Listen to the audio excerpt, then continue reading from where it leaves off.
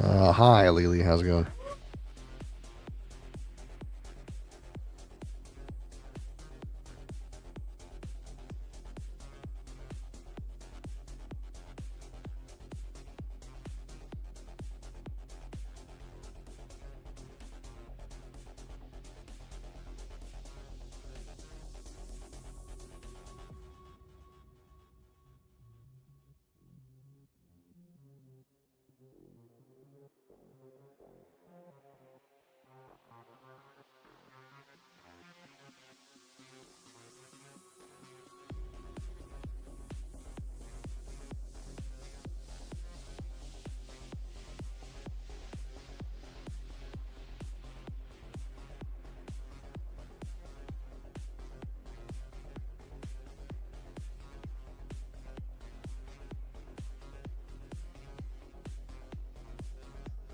Holy shit. This child. He was supposed to go to camp and now he's tormenting me. Holy frick.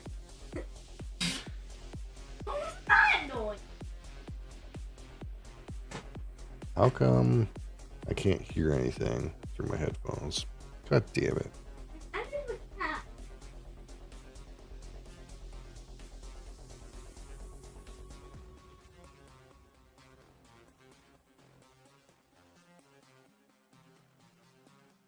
I have to fix audio, I guess.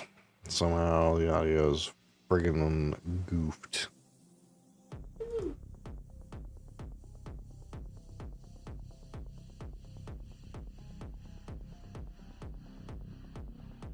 Oh, I gotta fix it.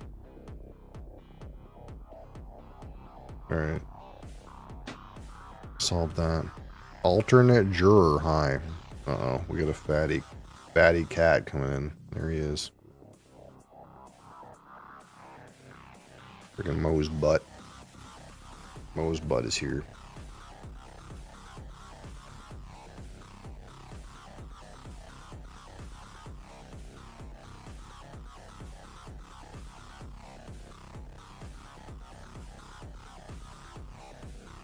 Oh, the ring on the camera is not cooperating. Hey. Hey, you. What is that goop? Get that goop out of there. There we go.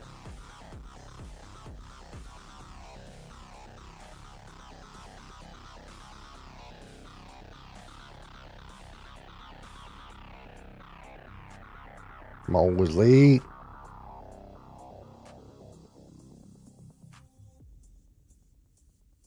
Are you gonna be good? Or did you just choose anarchy this morning? Did you choose anarchy this morning? If you choose anarchy, you're getting down, like yesterday. That's how this cat works, in case you guys aren't aware. This cat right here. He either is good, or he chooses anarchy. He wants to fuck shit up.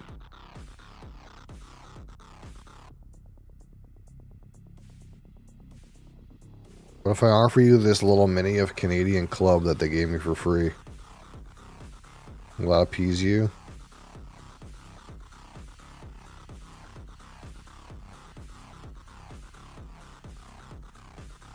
Oh yeah. Mosey loves Canadian Club.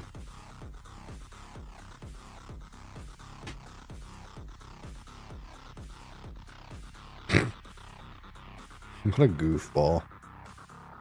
Me?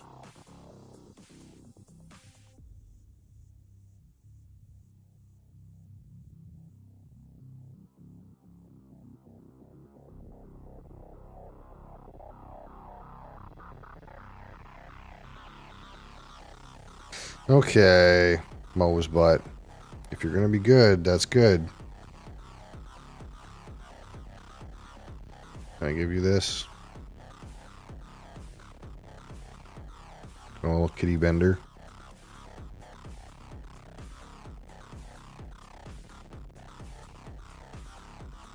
Where did it go? I don't know where it went. It's underneath him or something. What?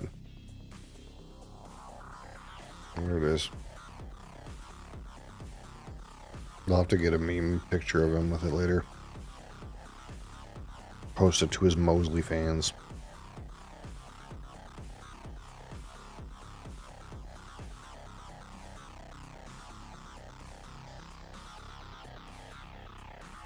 Oh, Loxy, hi. Nika-chan, hi. Well, I'm assuming that's not in reference to the Nika distillery, though. That would be too spot on, wouldn't it?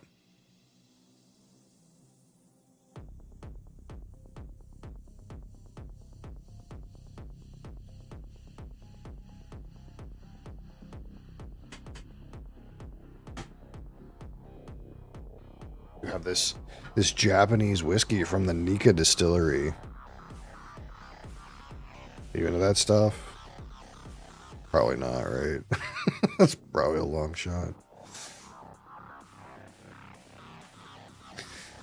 Love from Australia. Oh, Australia.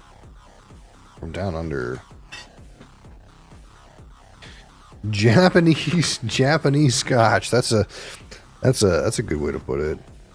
Some of it is Japanese scotch. You're right. It's scotch that got sent to Japan and then got product of Japan put on the label. You're right.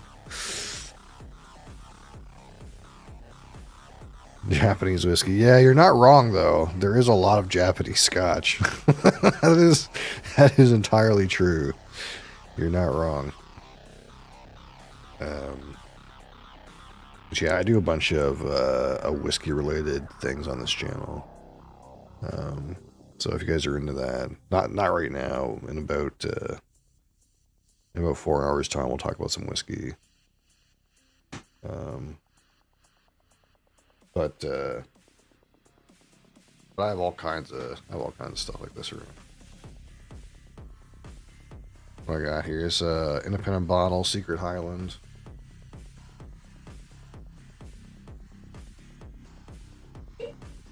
Loch Lomond.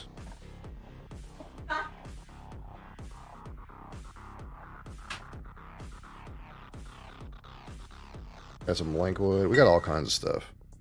I got whiskey for days around here. Got a jet. Best of luck with the stream. Thank you. Thank you, Rick. Thanks for that.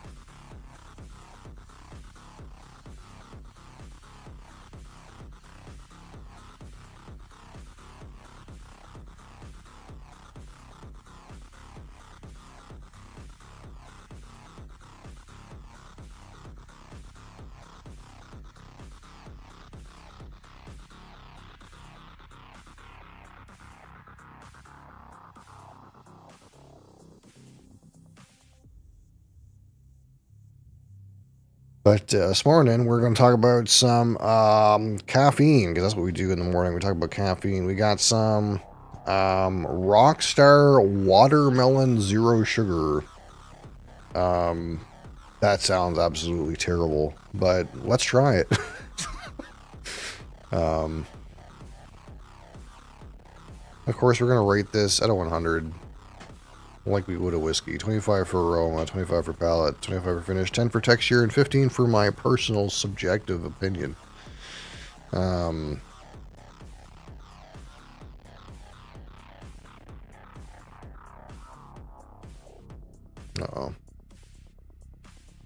We have a second cat. She's kind of like stalking over here.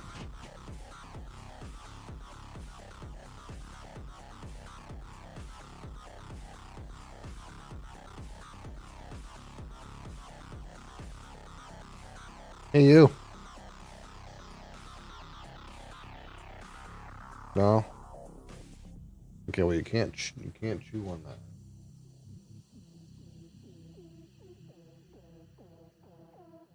Are you going over here? Probably not. She sees this fat cat is here and she doesn't want to come over here. Yeah, I know. It's a race for my attention in the mornings. And this one's actually being good today. He's just sitting there. Instead of choosing violence. Well, I know, baby.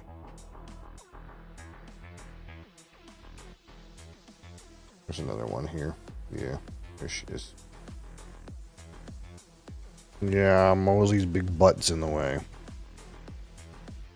For you to get your love. But his butt is being cooperative today for some reason.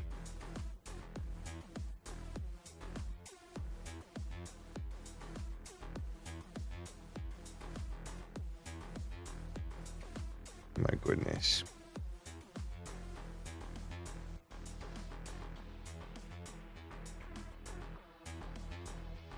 What? I know.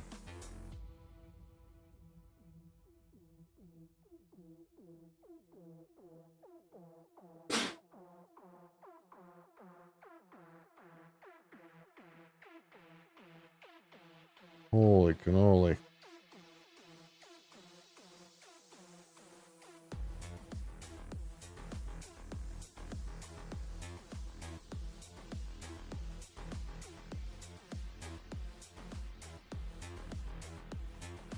Could you not?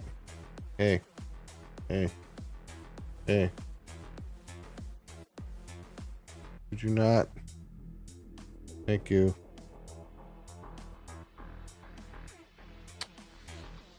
Alright, Mosley Butt. I guess you've won this morning. I guess you're the winner.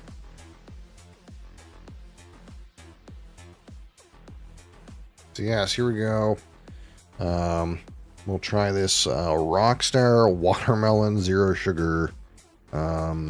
Sounds absolutely terrible. But we'll give it a try. 157 caffeine. Actually pretty low on the B vitamins. 83% B12, 118 on B6. That's like low. Has a couple other things. The Rockstars tend to be pretty low, actually, in random non-caffeinated ingredients.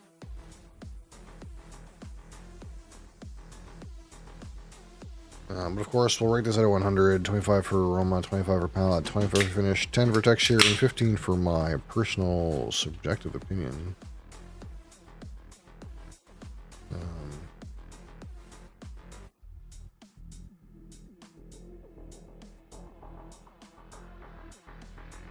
It is a watermelon color, I suppose. It smells like a watermelon. Look at that. It's actually more red on the camera, I think. In real life, it's more pink. More of a pink hue. Carbonation looks pretty good.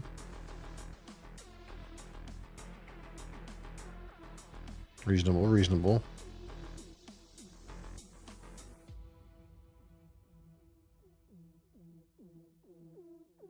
Yeah, it is very clear. The Rockstars tend to be more clear in my experience, whereas Monsters tend to be more cloudy. Seems like all the monsters we do are quite cloudy. And nothing that was ever quite like that rain we had, which had undissolved particles in it. I'm not sure if that's normal, but it did have undissolved particles in it. A super solution, if you will. Alright. Normally we use this turntable. I guess we can still use it. Mosley's big butt is kind of in the way today.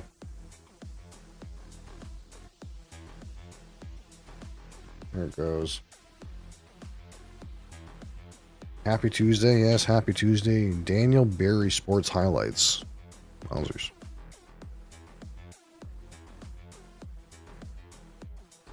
Alright, so... Okay, so, again... Aroma actually is kind of on the cherry side for me. I know, like, objectively we're going for watermelon, but doesn't always turn out exactly right. It does have a little bit of that kind of like green kind of likeness from like the watermelon rind, but to me the center like note of the aroma is more like a cherry rather than like a watermelon meat. Not terribly like complex though. I don't really get much else to it.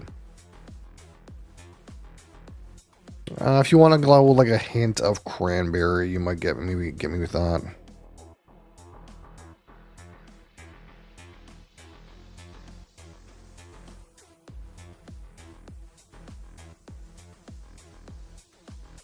Yeah, mostly like red cherry with slight greenness, slight cranberry note.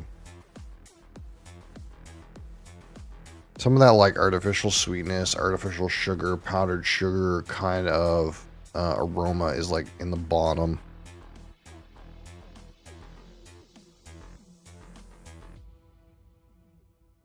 Overall, nothing too wowing, I suppose. What is happening? Oh, it's just your mother. Alright, so here we go. Rockstar Watermelon Zero Sugar. Cheers.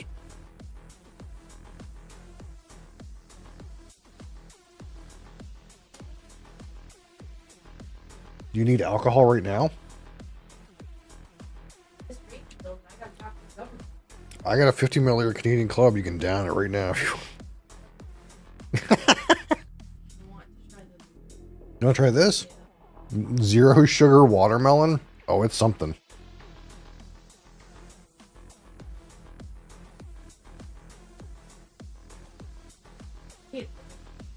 It's terrible. It's not good.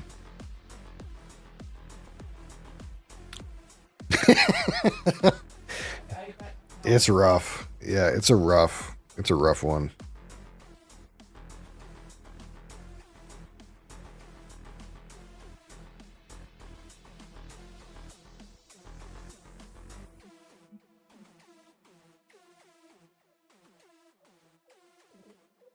It's like the core watermelon flavor kind of failed.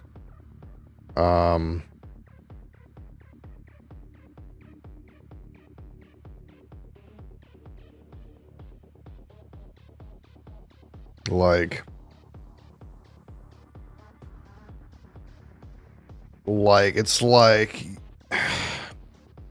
like it tries to get there, but it almost like collapses entirely into chemically artificial sweetener taste and green watermelon rind.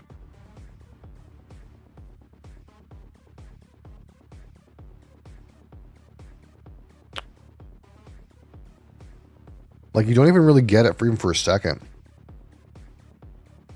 It's like the arrival is fairly flat, and then in the mid palate you get into like the green part of the watermelon, like the watermelon shell, the green part. But it's also accompanied by artificial sweetener, like chemically taste, you know, the chemically taste that comes with like artificial sweeteners. It's like that and like the green part of the watermelon together. And then like that kind of like pervades into the back palate. It's actually not good. To nail polish remover, not enough fruit. Yeah, maybe. I don't know. In whiskey, we would say if like they use a certain barrel or something like that, and it doesn't quite really meld right, and ends up with like a really like mixed or unclear flavor, we would say, I don't know if the whiskey worked. I don't know if this worked. And that's kind of like where I would go with this. I don't know if this worked. I think the idea was for it to be like watermelon meat on the arrival, maybe like cut with that rind piece, and maybe that rind piece was supposed to cover up the like artificial sweetener kind of taste. But instead, it just didn't work at all, I think. The, like, watermelon meat flavor, like the red part, the good part, it's really hard to get on the palate. It's there on the aroma, but for me, more like cherry.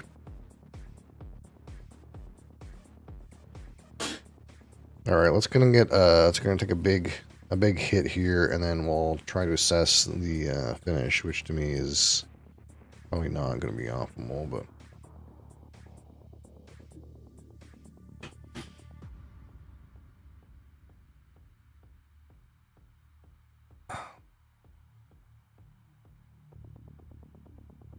You do get some of that, like, candy watermelon slices on the finish just initially. But then that kind of fades into the same watermelon rind, artificial sweetener chemical note. Which, again, with these zero sugar beverages, it's really hard to not give way to that chemical kind of a note. That being said, there are some things that I've rated quite highly that do have a good way to, like, they have a certain flavor that hits at the same time as that, like, chemical watermelon or chemical sweetener note that, like, covers it up well, or they, like, over carbonate it to, like, try to hide that part. This is not one of those, unfortunately. This is I feel like they tried to use that slightly green watermelon part to cover that up, and it really just didn't work at all.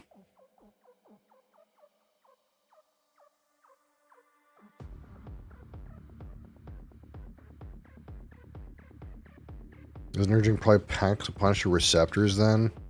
I don't know. This is definitely not as pungent as whiskeys that I've had. It's easy to drink, I suppose, in that way. Alright, so if we're going to rate this, we'll start 25 on the aroma. Which, again, cherry, to me, like almost like sour cherry, green watermelon rind. You get a little bit of cranberry. Intensity's okay. Not the worst.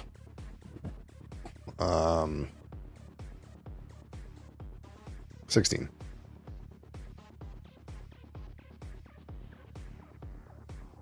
Alright, the palate at 25. Probably horrible, but.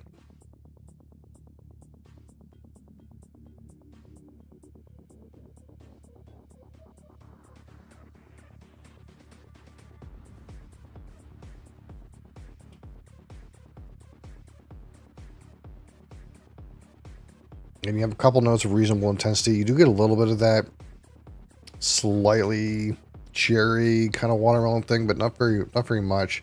You get more of a strong presence of that green watermelon note, which is still a fair note to have, and then backed up by unfortunately that artificial sweetener chemical taste. So I still can't give it a terrible ass score, but 13 seems fair. I want to make it a worse score, but we're being objective in this part. The subjectivity comes later. And of course the finish.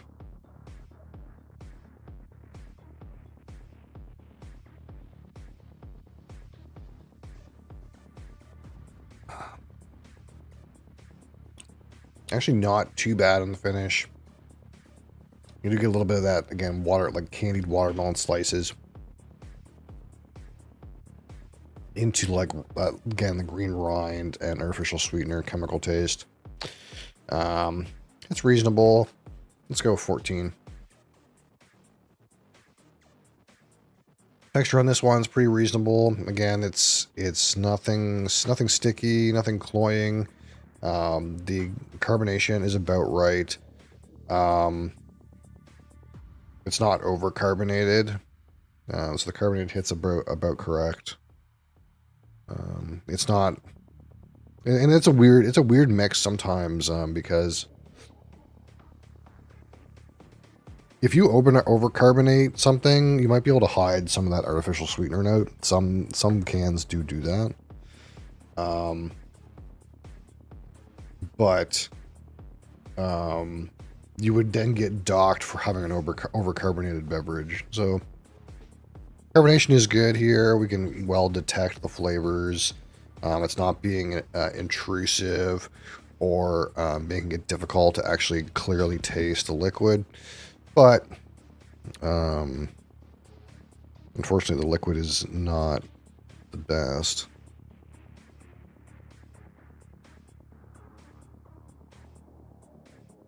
Like your fair yet strict review. Yeah. Again, we're talking about this kind of in the same way like I talk about Scotch whiskey, for example. So I do my Scotch whiskey reviews in the exact same manner. So maybe a little bit serious for something like a caffeinated energy drink, but I think it's interesting. Again, 7. We'll go 7 on texture. Texture is actually good despite the flavor issues. All right, so out of 15, my personal subjective opinion on this one, Rockstar Watermelon Zero Sugar, which is that simply, frankly, tastes horrible. That's my subjective opinion. We try to think about, okay, why would I go for this Rockstar Zero Sugar Watermelon over another similar beverage? In my personal view, I would not buy this again for any reason. Why would you want to buy this? Maybe you absolutely really love watermelon rind. You like the green part of the watermelon. That'd be the only world, I think, where this makes sense. And again, we're not going to rate something based on whether it has sugar or not, just the raw flavor. And unfortunately, zero sugar, in order to get that same score as a sugared beverage, you really got to nail the coverage of that artificial sweetener chemical taste, which this did not do. And the actual flavor reception for me is really not good, and I'd rather forget it. So out of that, out of 15, we won't call this utterly pointless. We could call it utterly pointless if it had no redeeming qualities, but I guess the one redeeming quality is maybe if you love honeydew melon or the green part of watermelon. You might get along with this can. I suppose I can't call it utterly pointless, but for me, we'll give it 3. I think 3 is fair. 3 out of 15 for my personal subjective experience. Which, if we add ourselves together, 16 and 13 and 14 and 7 and 3, this is still 53. This is still 53 out of 100. Which we do call good. It is good. It is still a good grade, and that is because, despite the fact that I hate the flavor, it did quite well in texture, and, you know, it did present some reasonable flavors on the aroma, especially the finish was reasonable. So if you like this flavor profile, it's actually not that bad. Just not for me. We'll say it's not for me. But of course, I will drink the rest of it because I still need to get my caffeine. Can't afford to waste it. Okay, Mosley. Mo is butt. Mo's butt's still here. Being good. You're being good this morning. My goodness.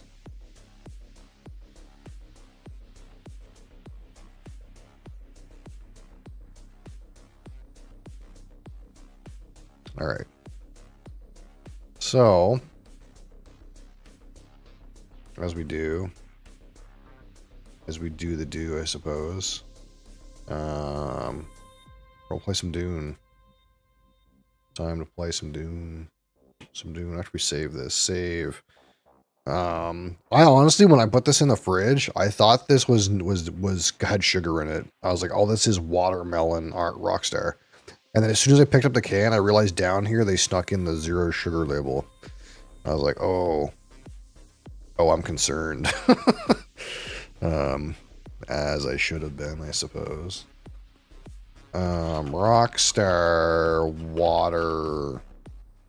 Water. Okay, Mosley just saved my document.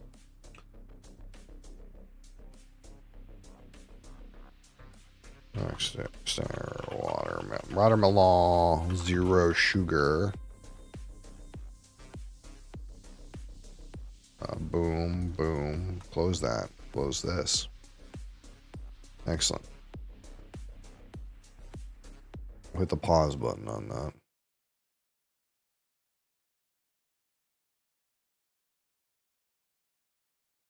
Yeah, if you guys weren't here, we finished Riven yesterday. The ending was okay. The game was great. The ending was like, whatever. So it's our little Tuesday, Wednesday, Thursday stretch, which I guess has nothing necessarily allocated to it. So I guess we'll play Dune and see how that goes. And we didn't do live review yesterday. Instead, we looked at brand new whiskey stuff I got in. So we'll do live review today. A random whiskey, Scotch, bourbon, rum, whatever happens to be on the wheel. And that'll be in about 3 hours. What alcohol would I mix with Rockstar? I don't know. I'm not a mixed drink person. I don't really ever mix anything. I'm a straight shooter, if that makes any sense. I don't shoot, but cute cat, and yeah, he's okay when he's not being a fucking menace. Sometimes he's just chooses violence in the world.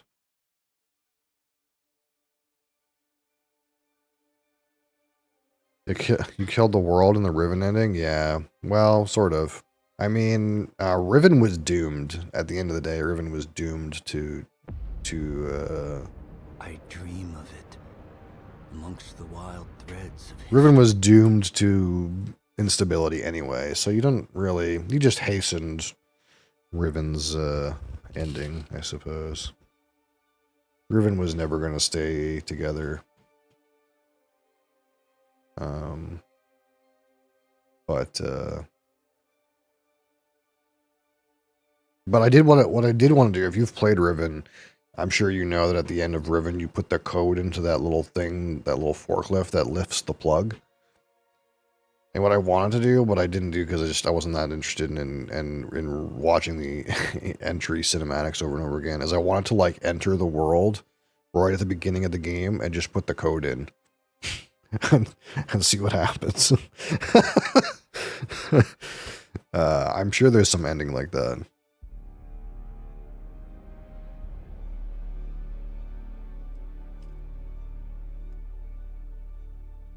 Unless it's like a different code every game. That might be the case. I didn't think of that. Maybe you can't do that. I mean, you could brute force it, but...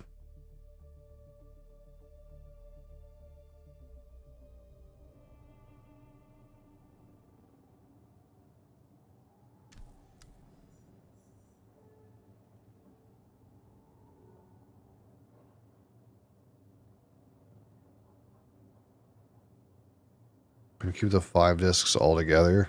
I'm not sure what you mean, but... Alright, so we did play some of this on the weekend. So I'm a bit further progressed than we were, but not by that much. So what we got to do is we still got to go... Hey, OCD, how's it going? We still got to go back down here and do, like, this, like, proving grounds thing, unfortunately, which involves crossing the fucking desert gap again.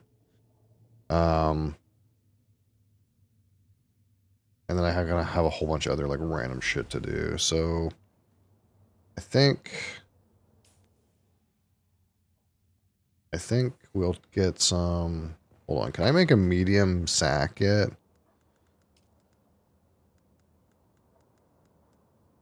No. Oh, I can. Hold on. Let us make a couple of these. And then we'll, There's 5 discs on PS1. Oh, you mean you played Riven on PS1? Oh, wow. Yeah, no, I played the new one. So there's a new remastered version of Riven where instead of it being like flat pictures that you click through, it's all 3D environment with ray tracing and everything. It's quite beautiful, actually. I'd totally recommend. And the puzzles are a little bit different. All right. Is there anything in this bike? Hold on. There's some chance that I blow this bike up, so I'm just curious if there's anything in here. Oh, there is. Let's get rid of this stuff out of the bike. What's it doing for gas?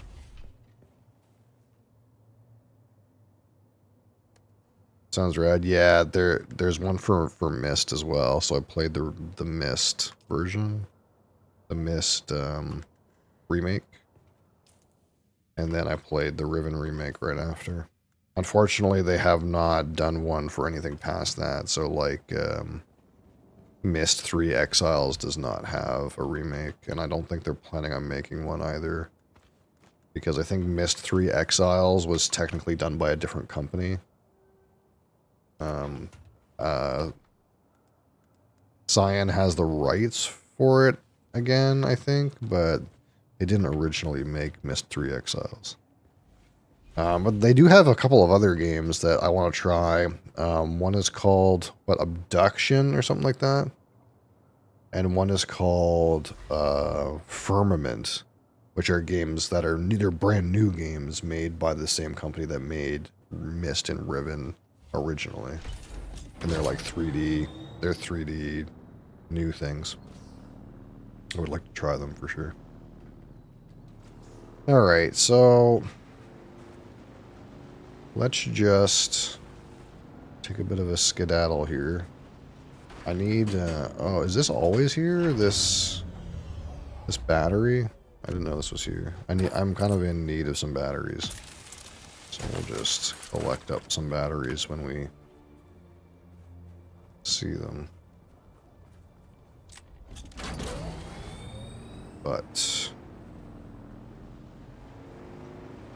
we kind of need to do our little stupid quest I totally forgot about down here. Which means, hopefully not getting eaten by a worm.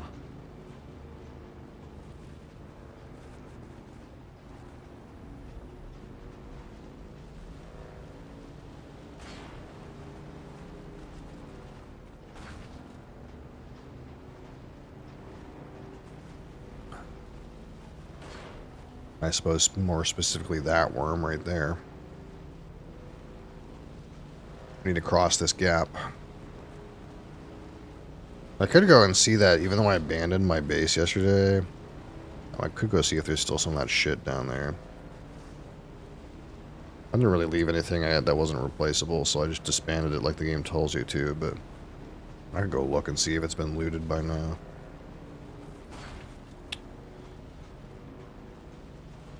Oh, hold on. More of these fuel cells.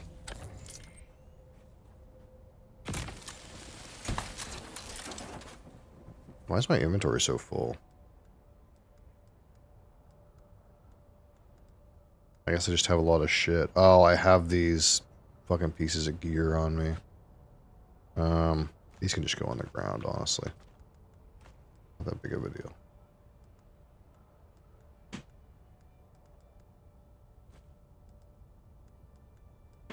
I don't need to be carrying all of that.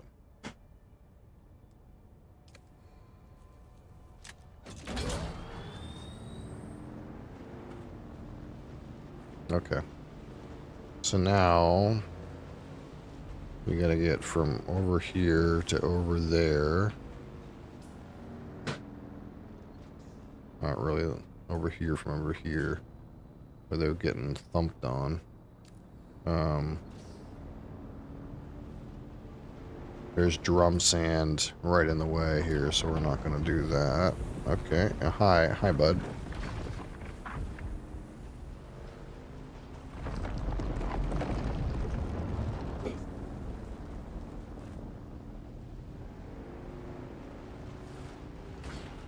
Trying to not cross when there's a worm literally right on top of us, I suppose.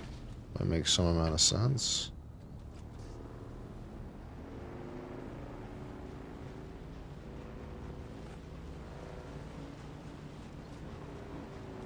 Hey, no backspace is needed. No backspace is needed. Always he's pressing keys on the keyboard. Oh. No backspace is needed. Thank you. Okay. I'm still looking at drum sand.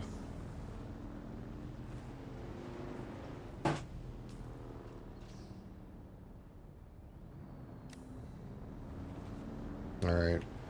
Fucking YOLO.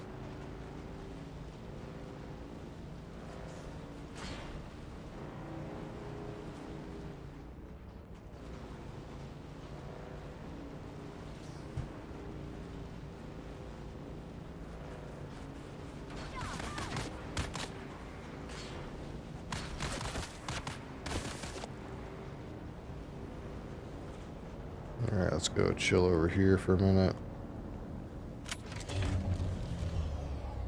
These guys coming back for me? Hold on, I'm gonna ban this idiot. Whoop! See you later.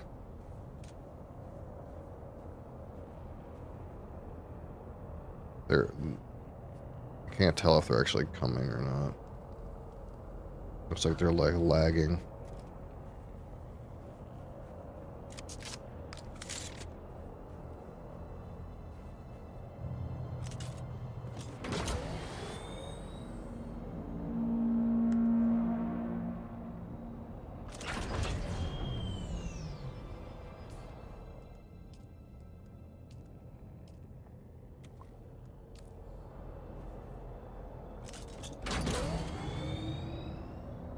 Okay. So this is the like tricky part. Is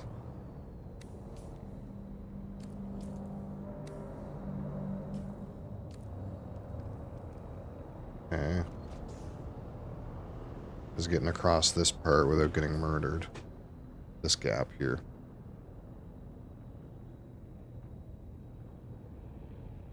I think the last time we did this, I crossed here because it's like the closest distance. Maybe I should go over there.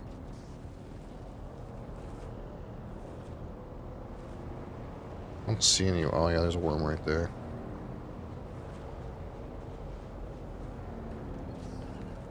Let's get some water here.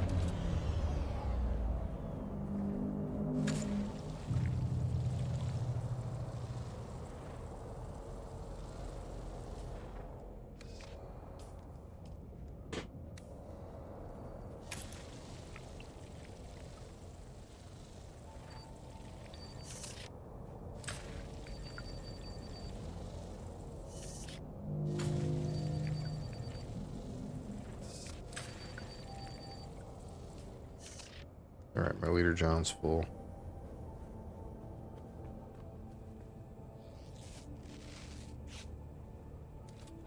Alright. Maybe we'll just do as we did before. We'll go over to this spot.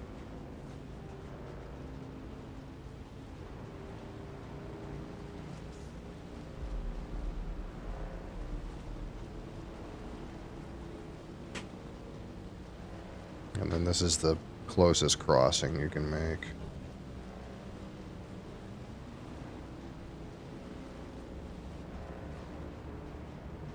Obviously you don't want to get pinched by the Sardaukar.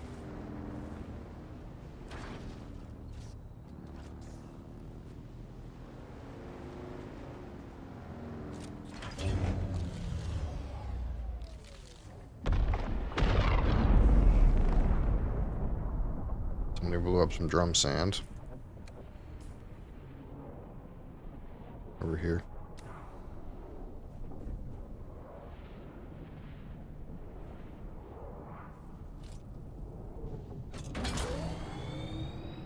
Sector weather alert. A Oh large shit. sandstorm is We gotta go. Hopefully the worm will be attracted to that fucking shit over there. Probably a good time to go anyway.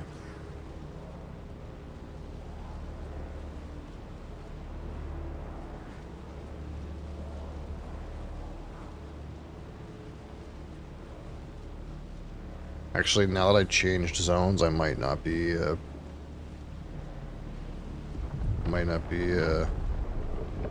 there's Buddy right there. Might not be in the sandstorm area.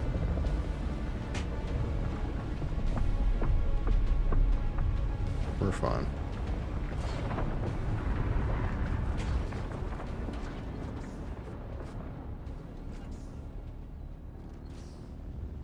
Okay, so now we need to go back this way.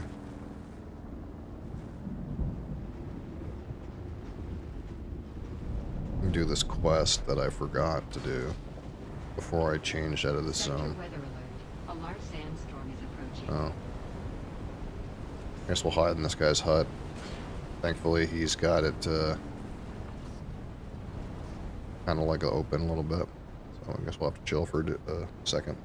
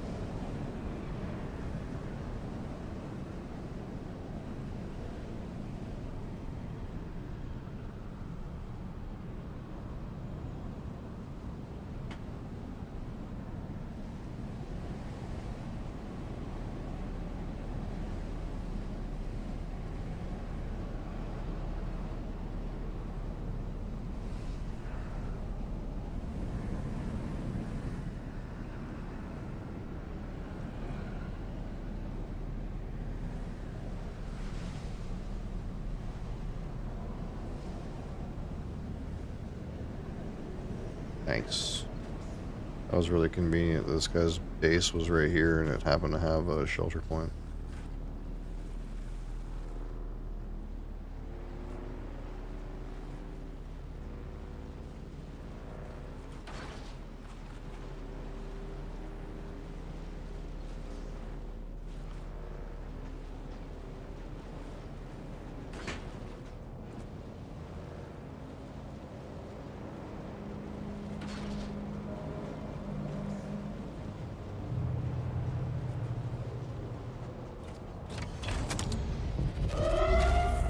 God damn it.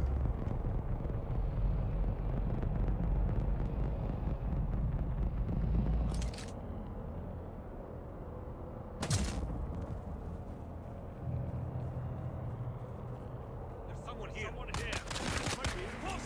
Interloper.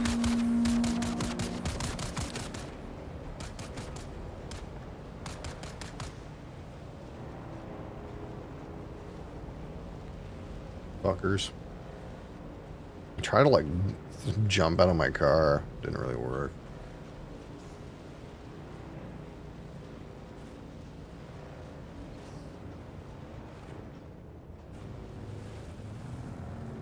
You need to get across.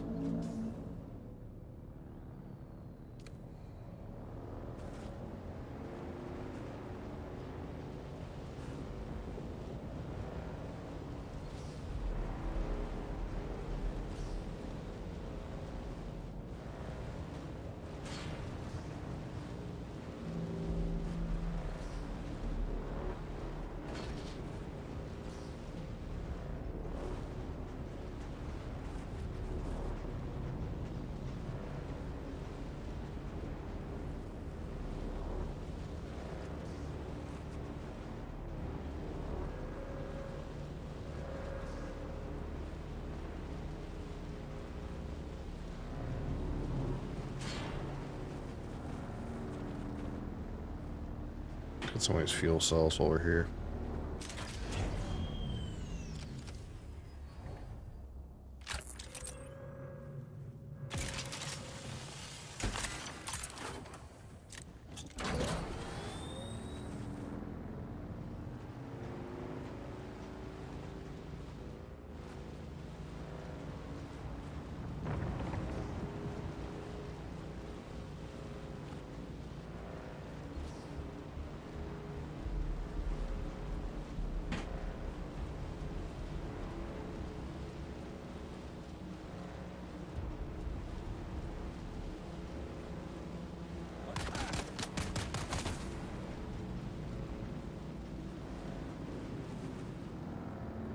Okay.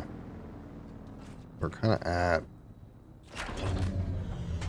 roughly the place. Check up here.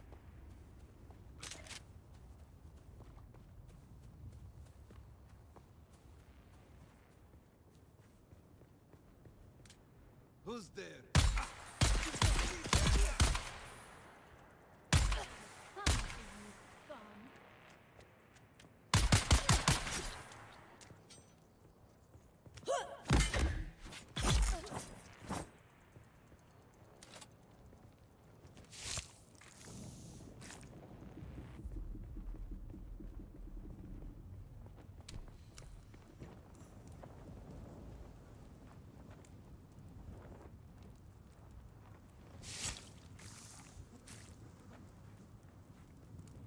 I will take your blood.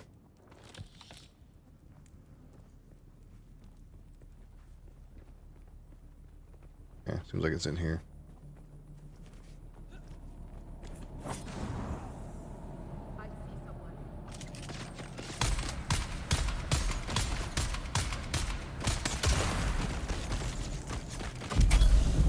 Oops, that's not what I meant to do. Shit.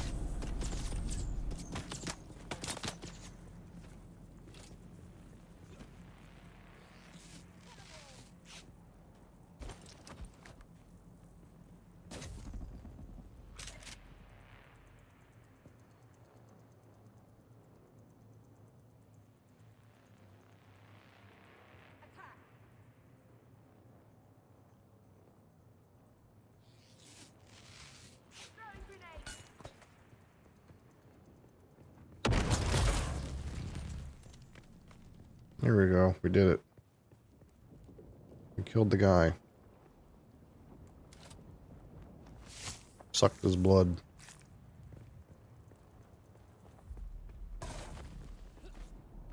What else is in here? Anything?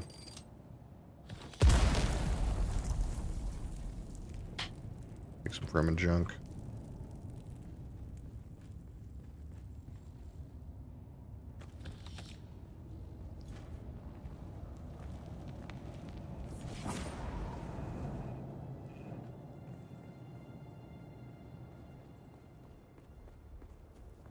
Okay. I need some fibers still. I'm gonna go kill somebody else. In some other hidey hole, it seems. Oh, next bit over. You're Jaden Mastros. How's it going? Not too bad. I'm not doing too bad. Whoa.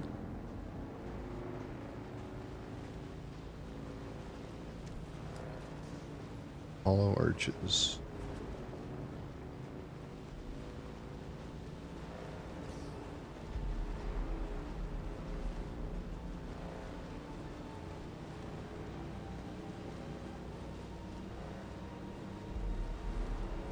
W stream, thank you. For Borka. Have you heard of the Night Raiders? Depends on what you're talking about. I get the feeling no.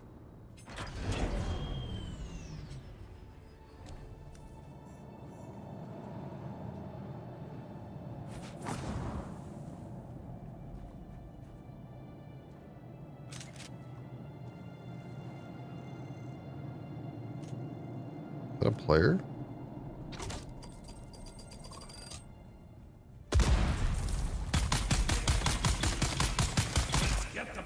No. I was jumping around like he was a player. I was like, is somebody already in here?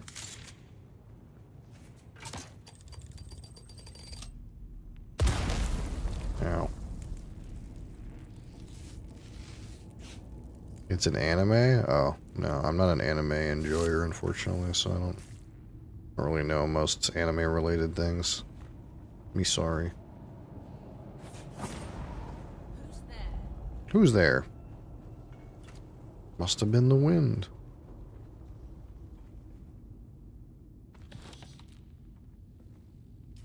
Okay, now we gotta go south.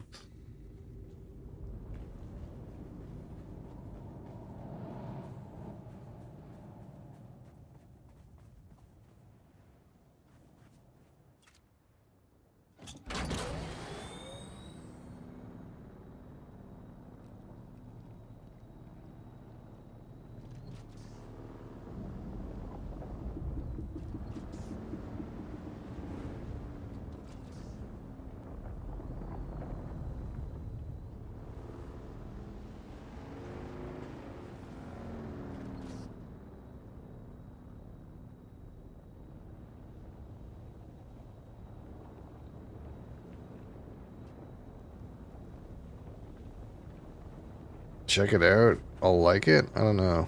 I have a hard time with fiction. I don't watch like very many TV shows and stuff.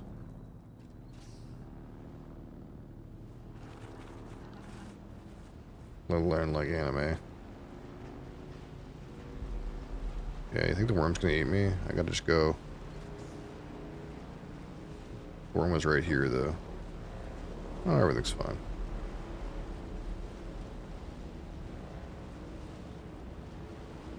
There's a worm over there. Mr. Bee's Knees, how are you? I'm doing okay.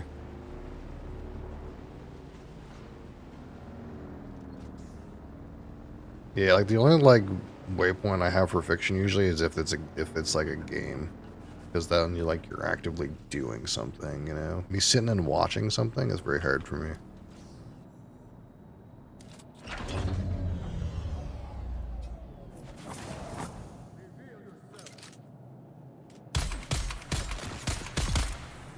Fucking got him. Assassinated.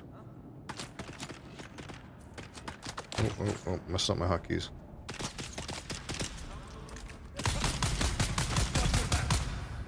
Where's the big guy? That wasn't him. There he is.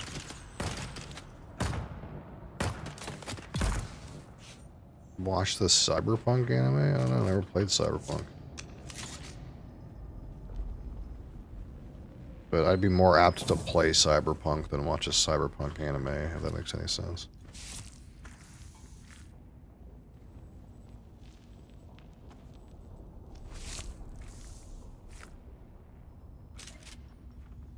It's the like sitting and watching thing that's the hard part. And not doing something.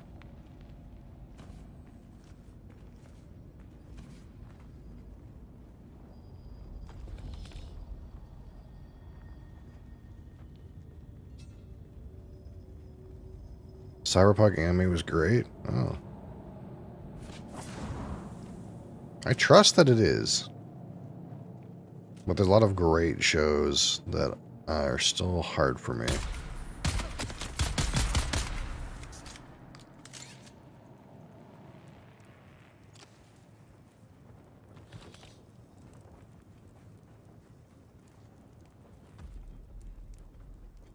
No, I don't have ADHD. Believe me. I know what ADHD looks like. It's not a matter of not being able to pay attention. It's a matter of it not being too engaging. Hold on.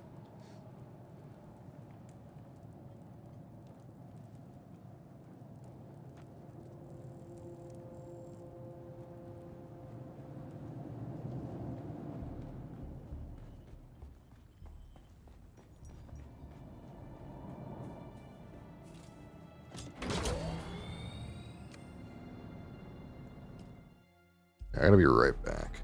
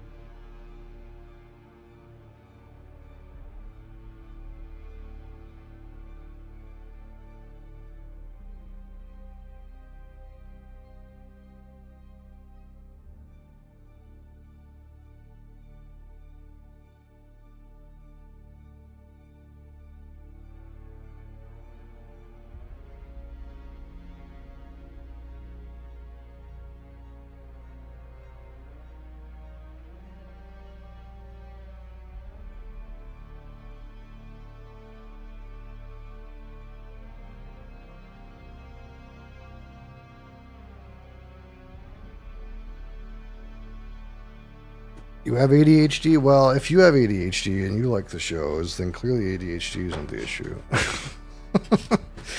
No, it's not an ADHD issue. Believe me.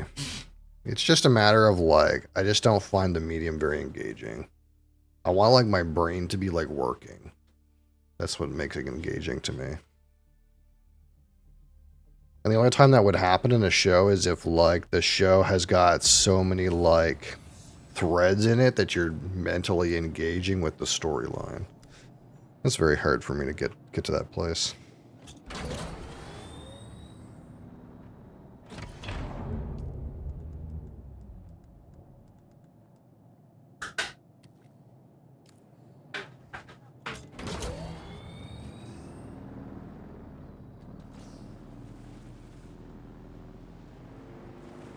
Sometimes I can get on if it has like a really good atmosphere. But for me that atmosphere is like very specific.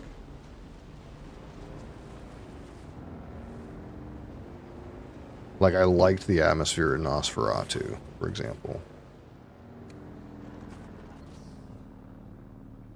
In the same way that I kind of like vintage horror atmosphere. If that makes any sense.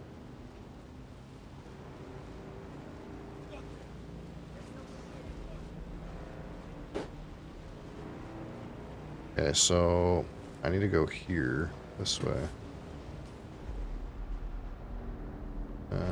We're headed for Griffin's. Oh shit, oh shit, oh shit, oh shit, oh shit, oh shit. In a bad place. In a bad place.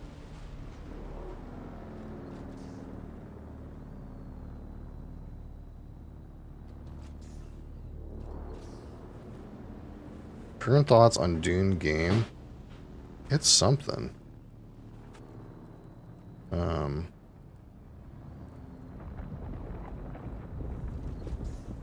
Despite the fact that I'm not engaging with other players. Oh, I'm still under food and drink? Really? God damn it. I didn't save or something.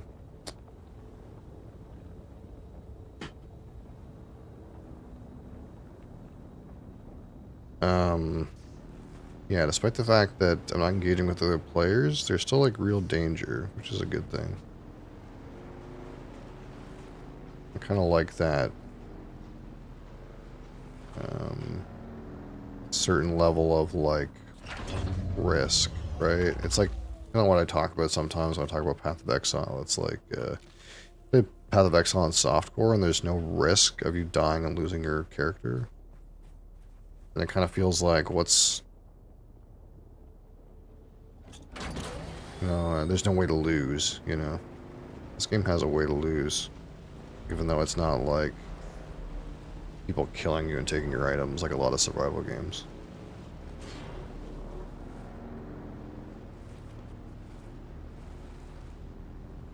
I wonder if this has anything. Oh, I'll take refined copper ingots. Somebody's old junk. I'll swap it a fuel cell though. Let me drop this one on the ground.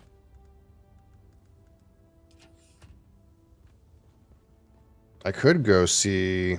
Actually, how far am I from my old base location?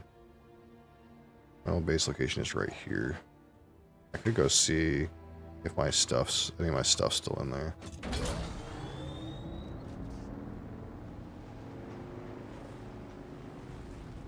I've watched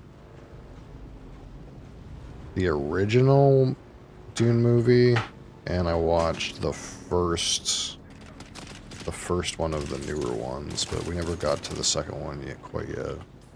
Which we planned to watch, but we never kind of really got to it yet. Because it was kind of weird, like it was like delayed and stuff, and like I kind of just lost track of it.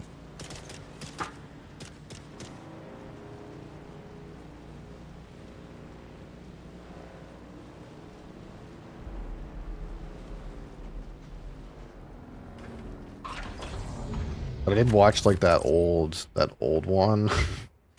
That's like a mess. I don't know if you've ever seen that one.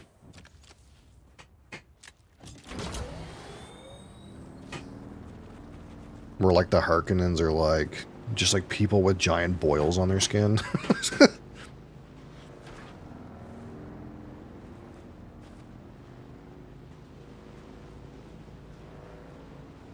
And what, like David Bowie's in it?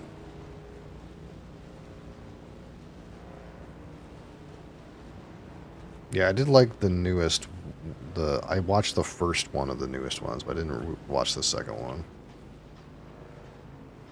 I'm not sure. Are they doing? How many movies are they doing? Is it just 3?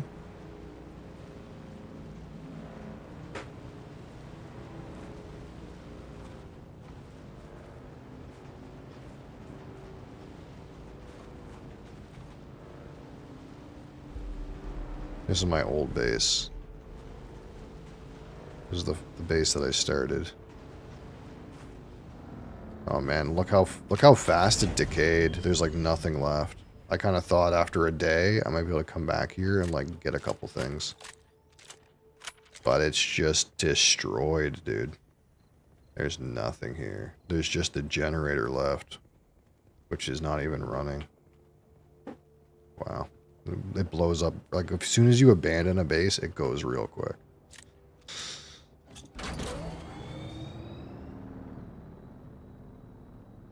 Thought it was just 2? Oh, I don't think so.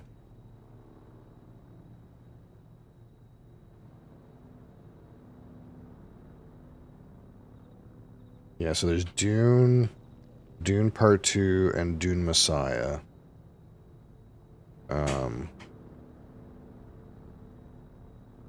So, like, the first 2 movies are supposed to be the first book, and then the third movie is supposed to be Dune Messiah, which is Herbert's second book.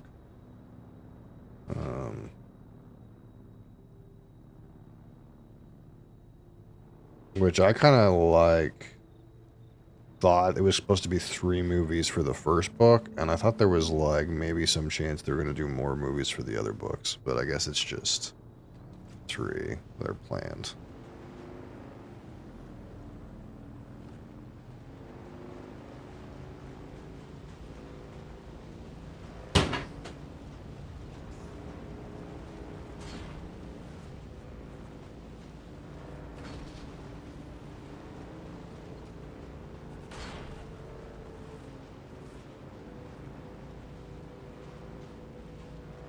Because, like, when you think of the, like, what I know of the storyline, like, the first 3 books are, like, the core storyline, right? Like, the Dune Messiah, and Children of Dune.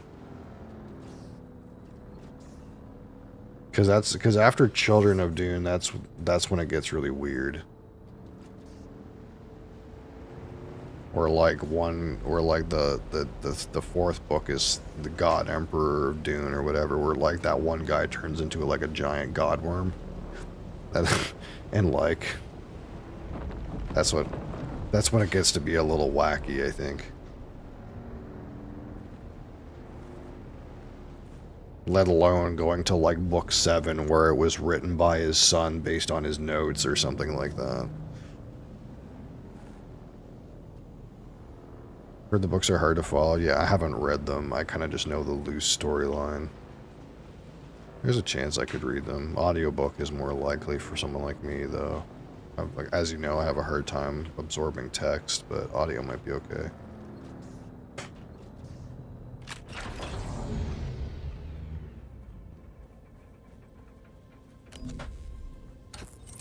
You gotta like harvest these vehicles when you see them. They're not permanent fixtures. They happen. They appear randomly.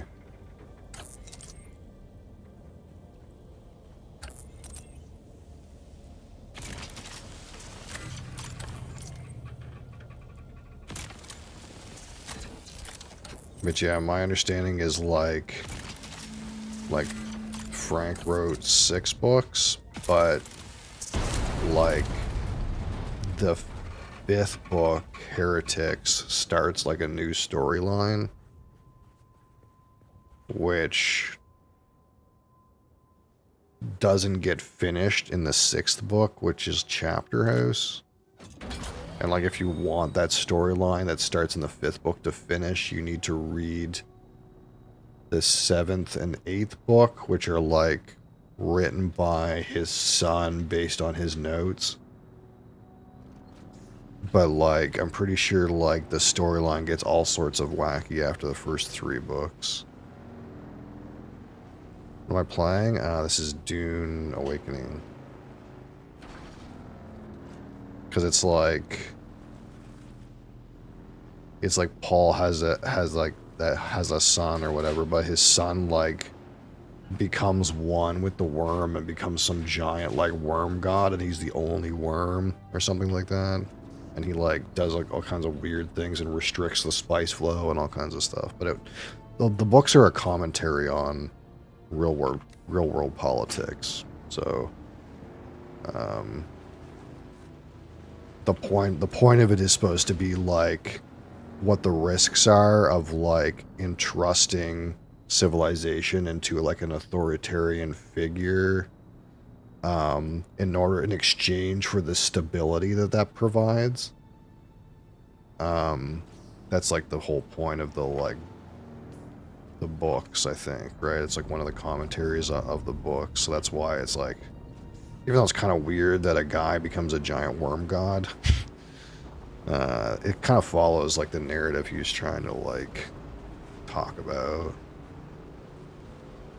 What the hell combo did I walk into? Just doing things. How does this game fit into the timeline of the story? Basically, this game, when you boot it up, it basically loosely explains to you that this occurs in an alternate timeline, which that's the cop-out for not following all of the shit that happens in the books, right? It's an alternative timeline.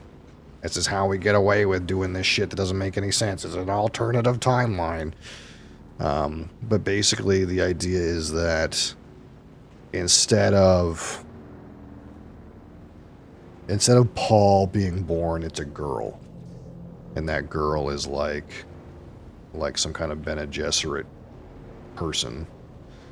And this is kind of like what Dune would look like if Paul was never born. That's like the timeline.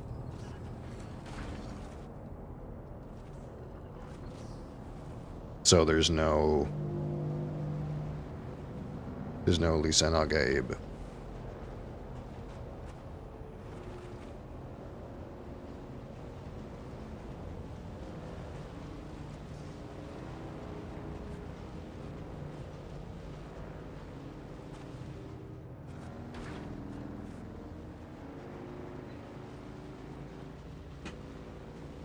But it's in the same time frame as like the first book. But there's no Paul.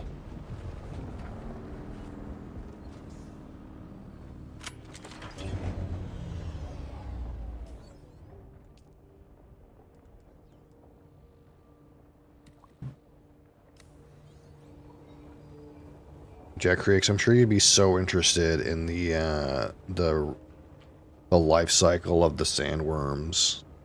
I know, like, you're a real Shia fucking enthusiast. I'm sure you would love that story. Like the sour tang of rancid wine. It's over then. Good. Did they deserve to die? Who knows? But the deed is done regardless. They took me to a bar. Got me drunk on spice beer and plied me with Samuta. When the battle started, I could barely walk. They were your drinking buddies. Aye. Killing them changes nothing of who I am.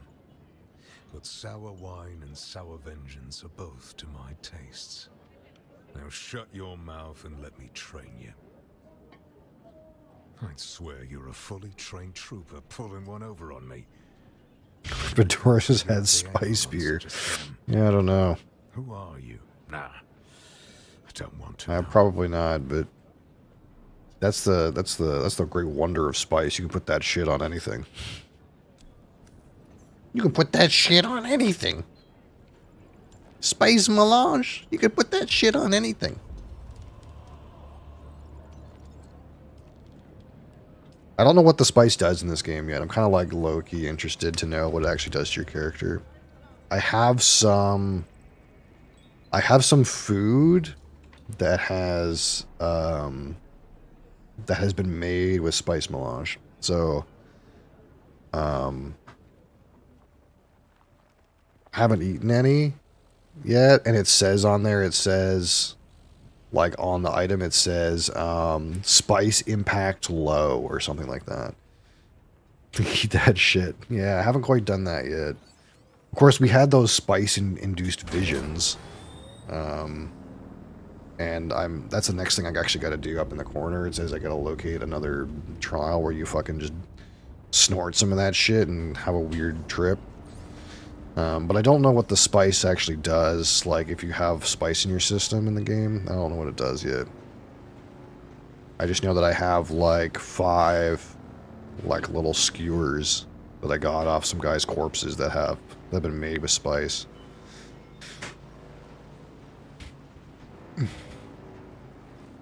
What if it's the drug spice? Oh, it absolutely is the drug spice, but way better drug spice than you have ever known. That's what Dune is about, Kriex, in case you didn't know. It's about narcotics. This whole game and universe is based off narcotics.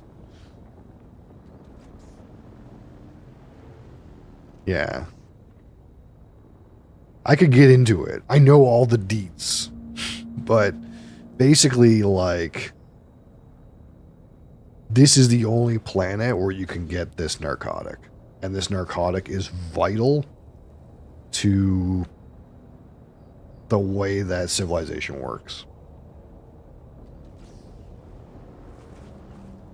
And the spice comes from the worms. So it's not like oh they find this drug mineral, but there's a danger, there's worms. It's the worms make the drug. So it has to coexist. There's no like hidden danger. It's just the worm's life cycle creates the spice. Play that drug dealer game. What is it, Schedule 1? I might sometime.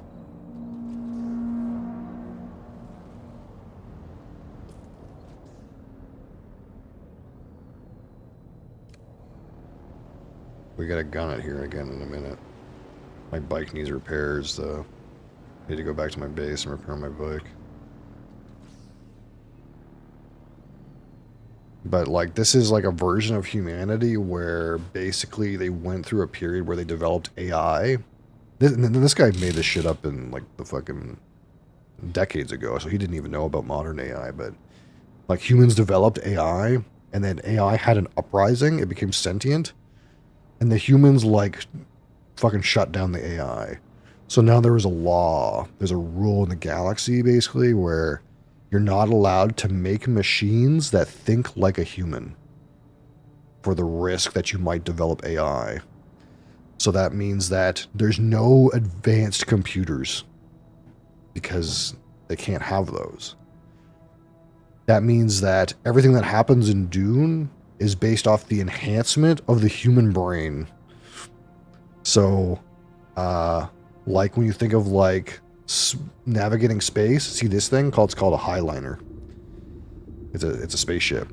Well, how are you going to navigate space without a computer? And basically how it works is there's guys who take so much of this spice drug that it like warps their being into a fish. And they're like high, super turbo high on this drug all the time and exist in an anti-grav chamber full of gas that's made from this drug, such that they can see the future and navigate the ship. That's actually how it works.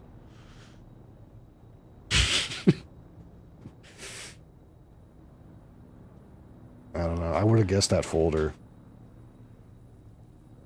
Oh. You're telling me I should come look, is what you're saying. Right.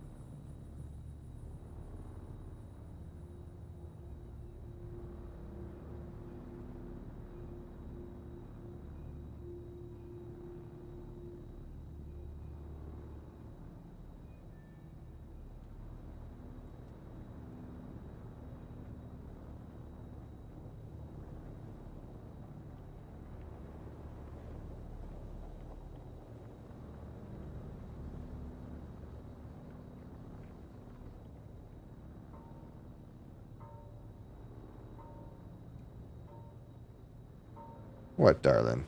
We gotta cross the sands, dear. So you can't get in the way. Yeah, you can't get in the way. No, you can't get in the way. We can't get eaten. We lose all our stuff. Yeah, it's not a good time, actually. Oh!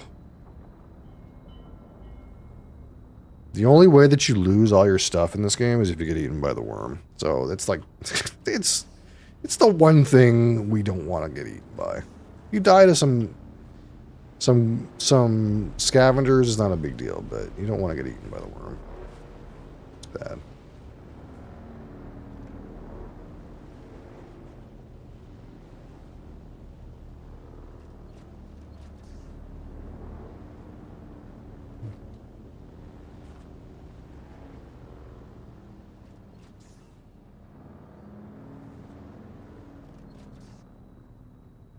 You just went that way, but you yet to see a worm. Oh, there's worms all over the place.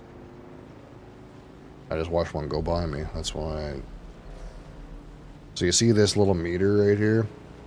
This is basically vibrations I'm making, and the more red that is, the badder that is. Because if you make vibrations on the sand, that's how the worm tracks you. There it is right there. See?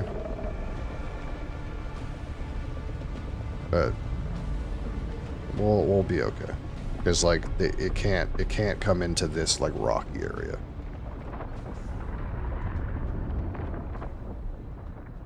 Can you ride a worm? Not right now. I think that's a planned feature because that is a real thing. Looks like Star Wars. It's cooler than Star Wars. Enemy found.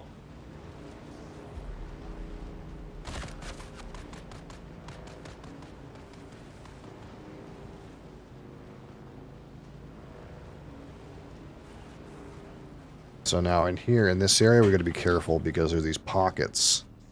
In these pockets, which I can see because I've used a probe to scan this area. That's why I can see this area, is because I climbed up here and I shot a probe to like scan the area. These pockets are called drum sand. And they don't look like anything. Right? They don't look like anything at all. It looks like nothing. But I know that it's there. And basically, if you ride over this, you run over this, it fucking explodes. And drives the worm crazy.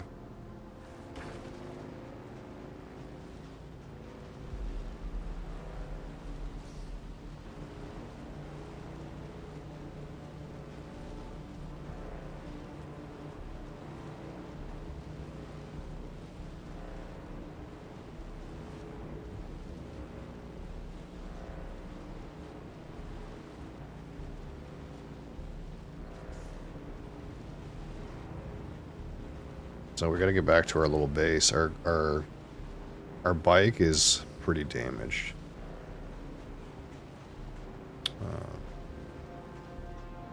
This is not the way that I want to go.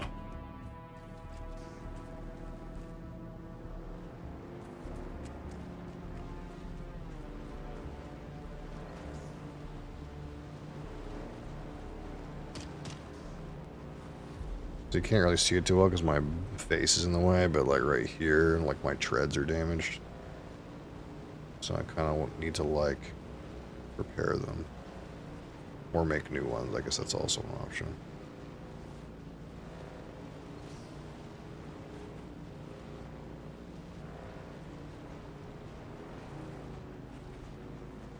But my base is like up here.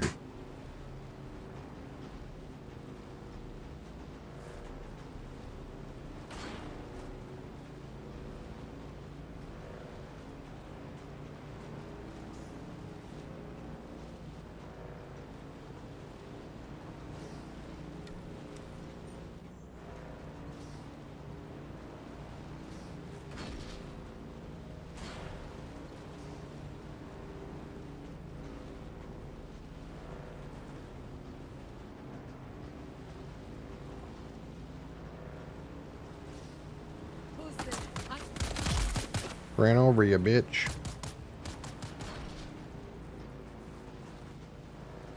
So I just really remade this base, so there's not a whole lot to it, but at least it'll provide us shelter for a time while we sort ourselves out.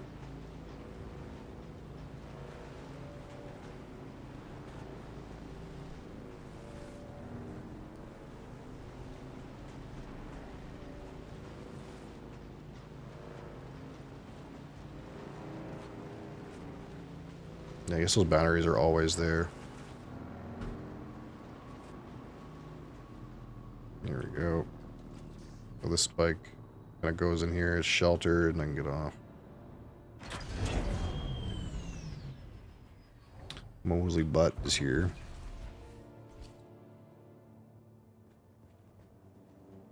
We got some blood. And we have to purify that blood into some water. No, you chill.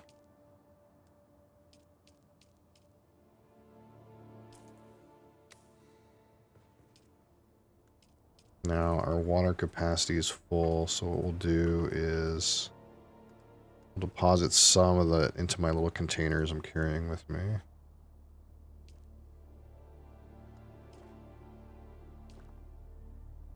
Then I'll start running again. But I should probably make a reservoir here.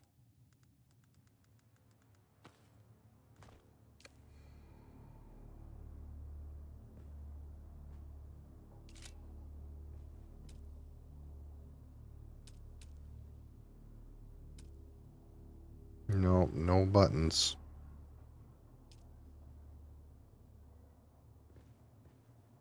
That we can drink from. I'll put this downstairs. That makes more sense, right? Have the reservoir to drink from be kind of like right when we get in.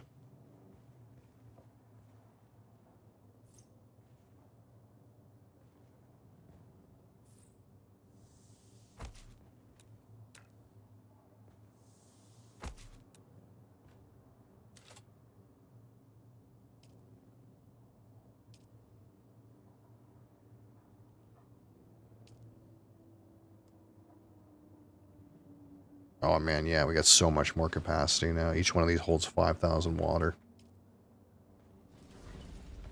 Now we can get an upgraded purifier now, but these haven't been too bad. I need more power is the thing if I'm going to put anything else in this base. I guess I should just make another generator. Should have the batteries for it. It's going to run for another 2 weeks as it is. So I can probably get along with getting some more power in here.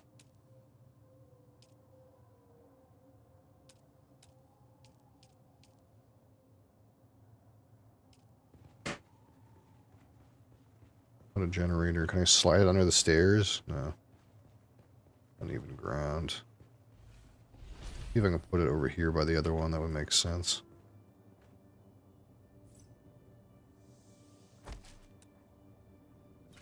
Okay.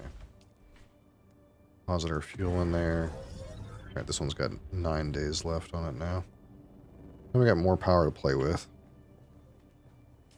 I would like to build a repair station if I could. What am I missing? 2 iron? Let's get our refinery booted up.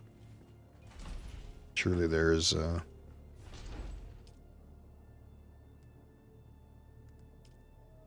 I'm out of iron ore. Okay.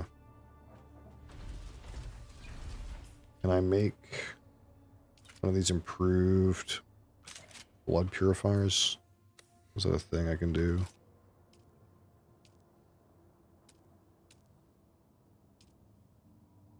Take silicone blocks. Yeah, I don't have any of those. I have some complex machinery for it, but... Okay, we still got some more blood we can dump in here. We'll just use these crappy blood sacks until, like, they blow up, maybe. Or I'll just throw them out. Not sure. One of the two things will happen.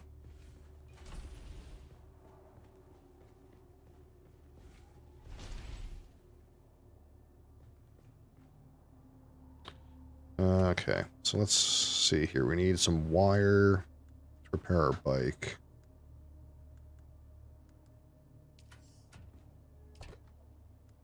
Put this stuff in here. Copper, that can just go on the ground.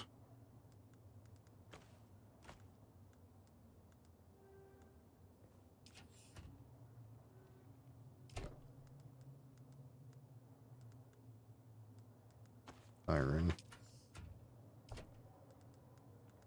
Granite.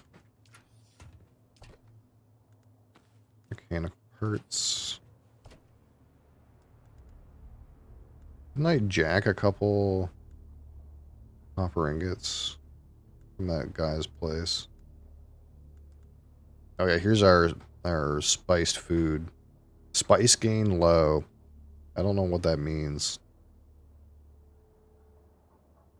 Like it says, it will raise the amount of spice in my blood. I'm not sure what that. I'm not sure what that means, but we're kind of like saving it until I have more. You know, I'm gonna get kind of get a better high off of it.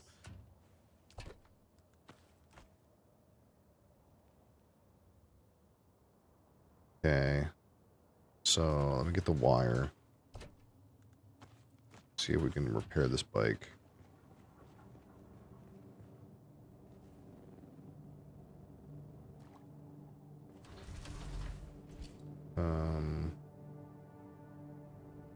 Where's my thingamajig? Welding torch. Okay. Repair.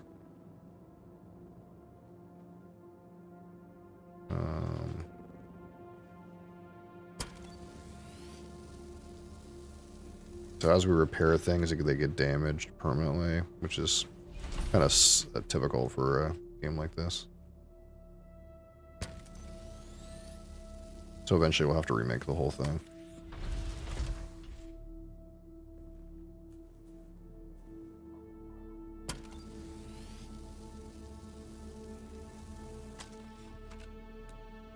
Okay, so what's the situation with this? Manage vehicle. We repaired the treads. We're in good state. The PSU is fucked up, but this PSU is fucked up when I made it because I like got it like as a piece of junk. But that's the only way I could make the bike with a used PSU. Okay, so let's refuel.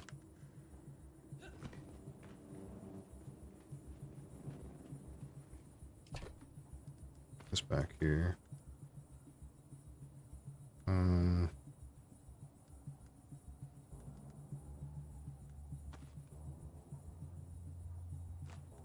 guess we're kind of good for right now. We can go on our little spice trip.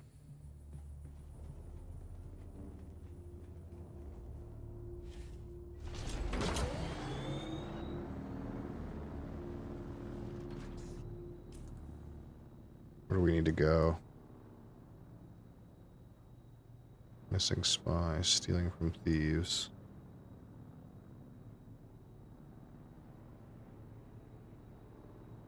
game is a bad influence on Mosley. You think so? Think he's looking strung out? Oh, we got more skills. I should be able to get this now. Ranged weapon damage, which is kind of what we're doing.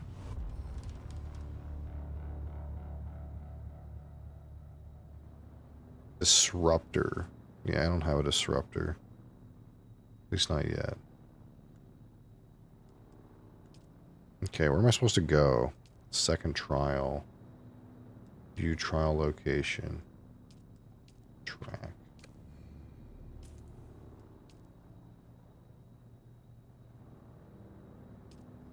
Where's that on the map? Like here? Like here? I guess I don't know. Is that the intent? I'm not supposed to know where it is? Locate the second trial. Yeah, I'm not supposed to know where it is.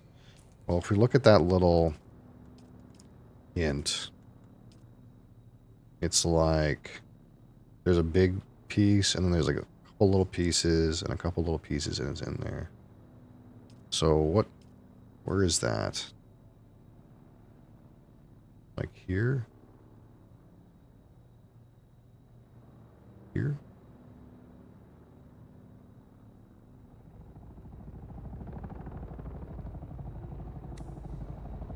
Can't tell. This looks like the Sector corner. weather alert. A large sandstorm Oh, is approaching. sandstorm. Hold on. We'll just sit in here for a minute or 3 minutes while we figure out where we're going. It's not quite, doesn't quite look exactly like this, but it kind of does. It's like this is the corner, and there's like a mass here and a mass here. Like this is the corner, mass here, so like in this area, I'm guessing. Like near this Aaron's post. How do I... Okay, I sent a personal marker. Yeah, that's what we're going to try. After the sandstorm.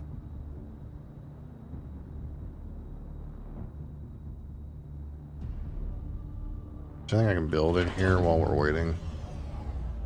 Sector weather alert. A large sandstorm is approaching. I did add some more power, so we can build more stuff. Maybe.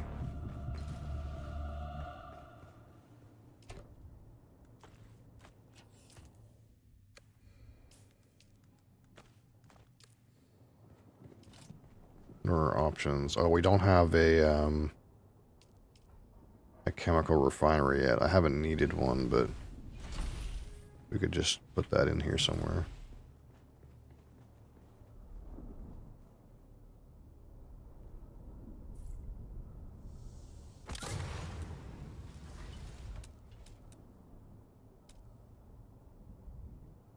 And we're missing what? Iron for this thing?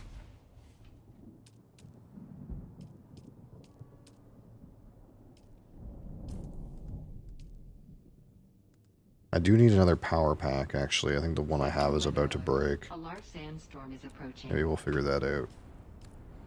And make one of those, a new power pack. What's the state of mine? Mine's like almost broken, I think.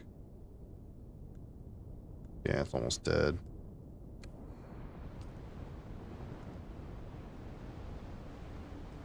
Okay, I'll make one of those.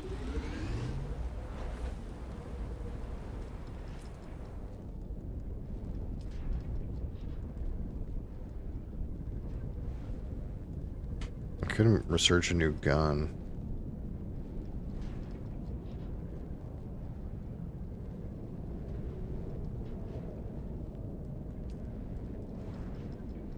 Disruptor.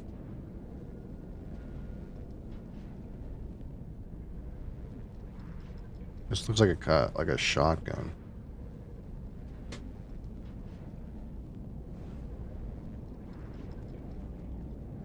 Karpov standard. Oh, I have a shitty Karpov, and this is like a normal Karpov. 6 mechanical parts and silicone. Yeah, I don't have any silicone. We'll have to sort that out. I left my mechanical parts and plastisteel in that shit base that I like abandoned, so I don't have any. Sword. Unfixed Christ knife. Made from a sandworm's tooth. Wonder how you get a worm tooth.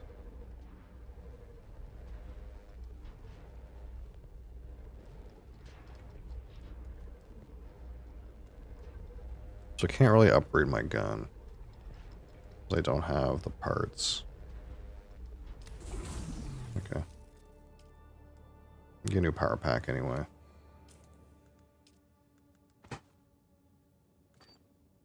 Just throw my existing one on the ground. I don't have a recycler yet, so I'll just throw that shit on the ground. Recycler or a repair thing. It's not a big deal to make a new one. Alright, let's go.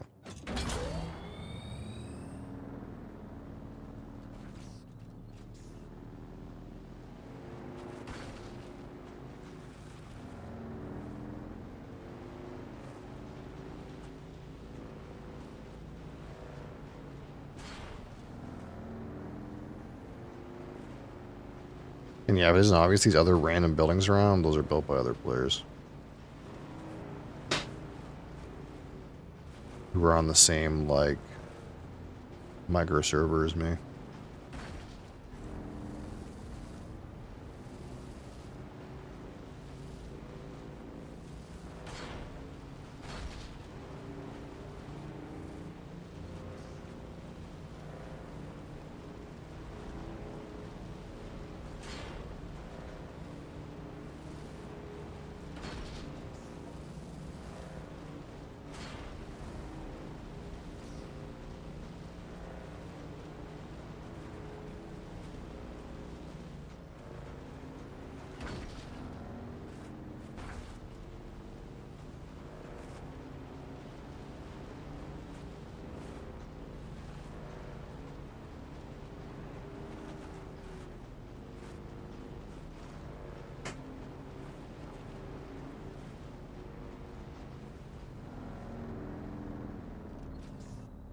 Okay, how should we do this? We could cross into the wreck and then come over here. Or we could just cross straight into this. I'm looking at drum sand right now. I need to not do that. So this is a straight across. What I could do...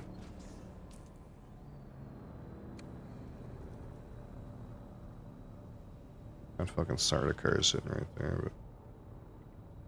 Or I guess it would be to go to this thing here. That would be the other path. No, not like that. It would have to be this way, which that starter car is right on top of right now, so we're not going to do that. We'll go straight for this wreck of whatever that is. Action or whatever. That way we don't fuck up too badly.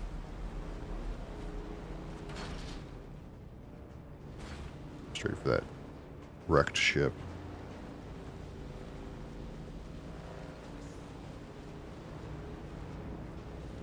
And then we'll just follow the line here. PvP. Apparently this shipwreck is PvP inside. Interesting.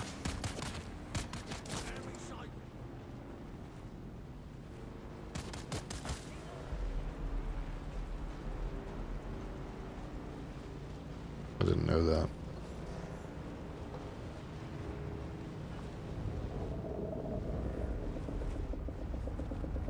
Worm popped over there.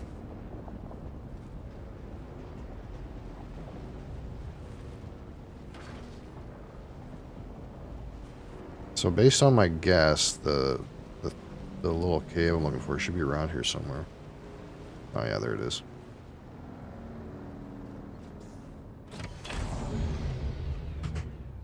This isn't a great place to leave my bike.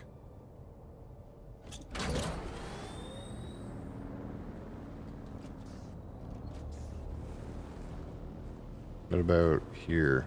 Okay, sheltered in here.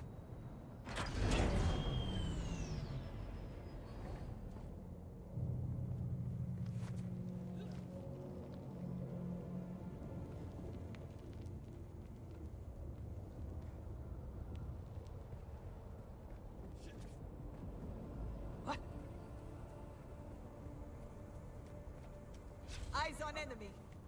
Reveal yourself.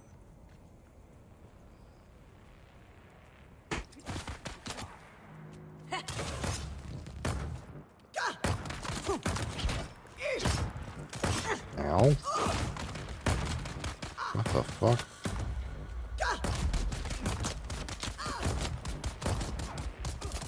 Fucking my device is hitting the guy with the Holtzman shield, so don't fucking do anything.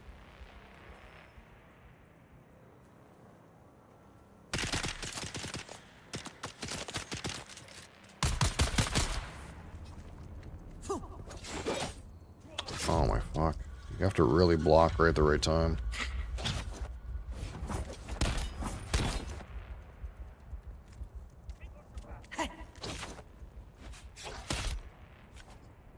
Shields on.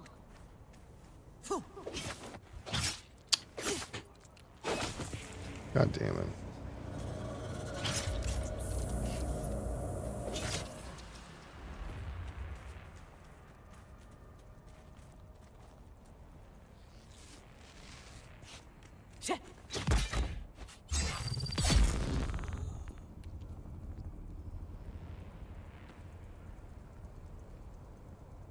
Yeah, I kind of like fucked up the way I was handling that. I like put my trap gun down first, and it started shooting the guy who had his Holtzman shield up, which basically means it's not going to hit him for anything. It's like there's these, oh, I also forgot to put my own shield up. But there's these like blue shields where like basically ranged attacks can't hit you when this thing's up.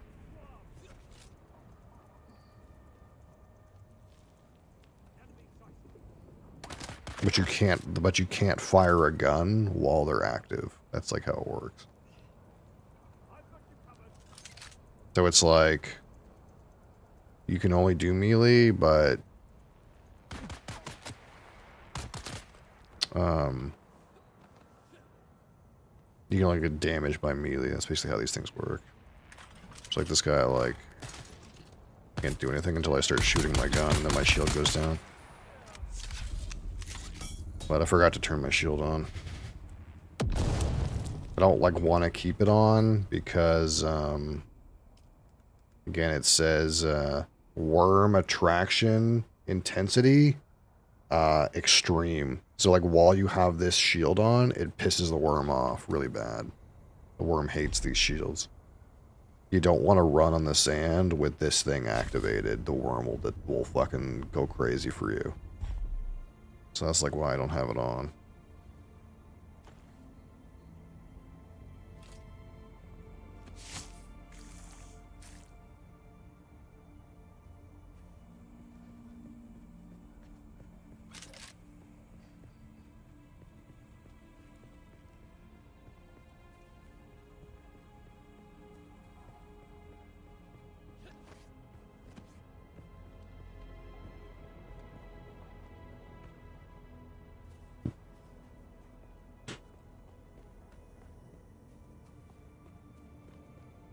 So, I guess this is what I'm looking for, this thing.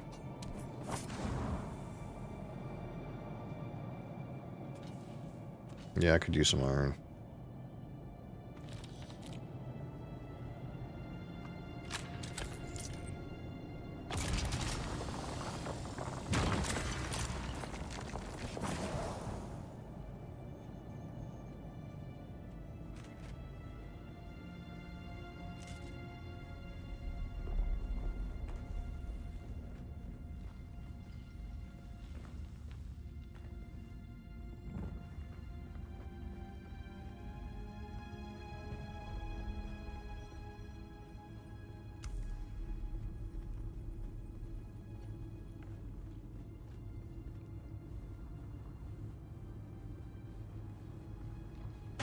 Alright. I'm gonna do some drugs, Grix. Is what you were waiting for. Inhale the spice.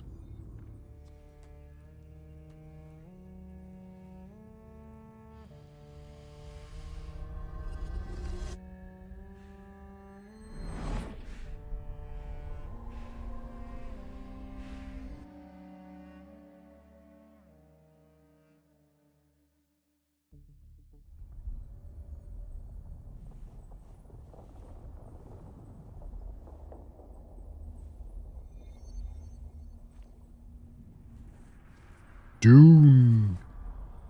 That's right.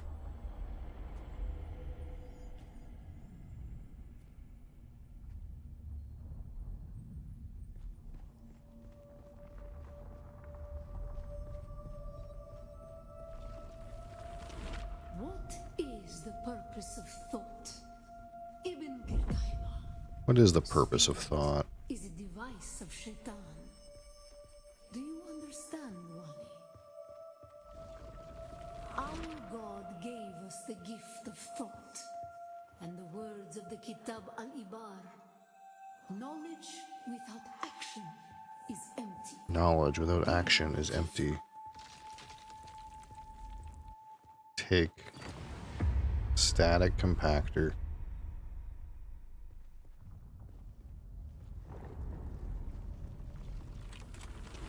Our wanderings brought us to Rossak. We were persecuted.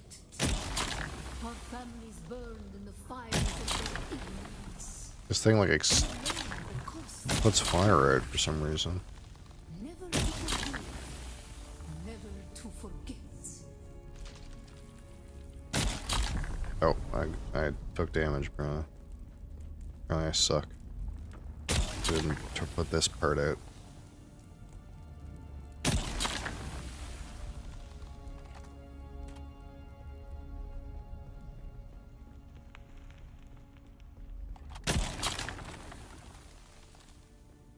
A weird weapon that puts out fire and shoots some kind of weird bullets. Some were sent to work in mines. The tunnels were unstable. Our work made them more so. We learned the cost of action. Never to forgive, never to forget.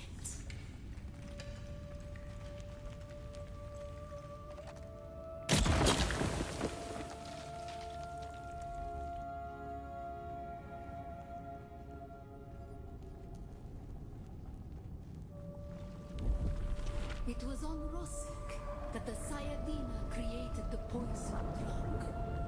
Words became memories. Through thought and action combined, we learned to create.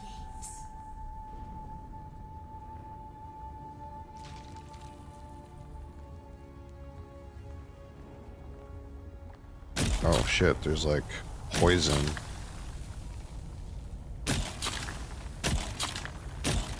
I don't really understand how this thing works. I can barely see the like little clouds, man.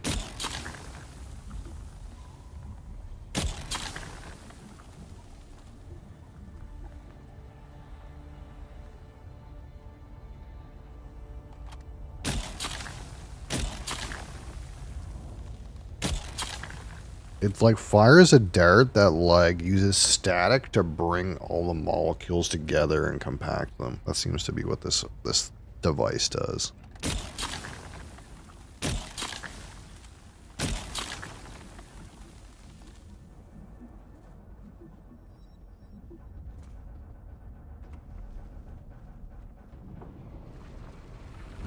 weight of a kindly God is a fearful thing. Did not God give us Shaitan to force action? And where does action lead? Where does action lead? Probably to defiance. Because defiance is thought.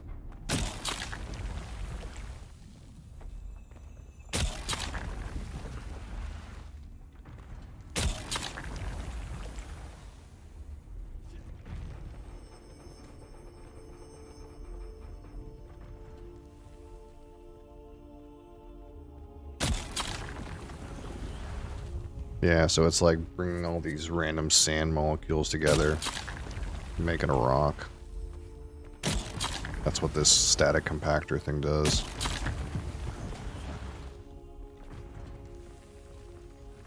Ibn Kirtaiba. Thought and action.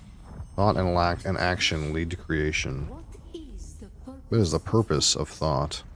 To honor the creator. Honor the creator. Remember Rosak. Bila Kaifa. Purpose of thought is to honor the creator? It's kind of weird. What is the purpose of thought? To honor the creator. To honor the creator. Remember Rosak. I thought the other one said like defiance is thought or something like that. Can't remember. It was like a week ago.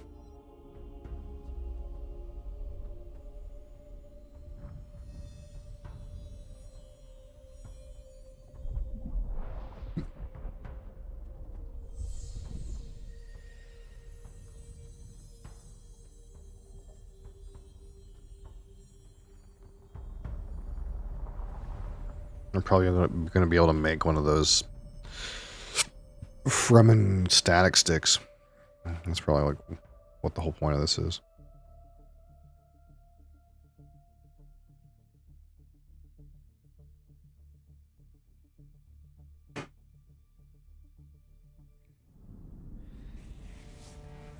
Oh man, that's some good drugs, dude.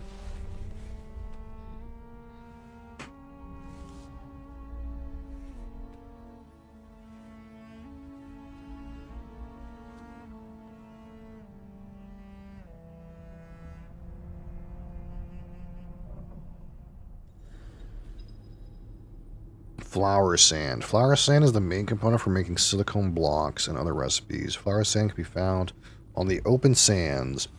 Look for a cloud of white dust to find a harvest spot. To harvest it efficiently, use a static compactor. Okay. Research the Cutter Mark 1. I think I researched the Cutter Mark 2. Okay, I'll research the Mark 1.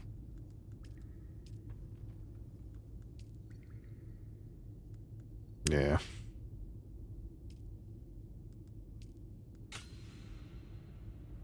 Yeah, I think I have wait, no, I have like some unique one right now. Sims Cutter.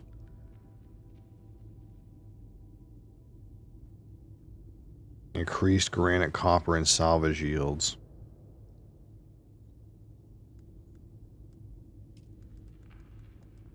Oh, here's the static compactor.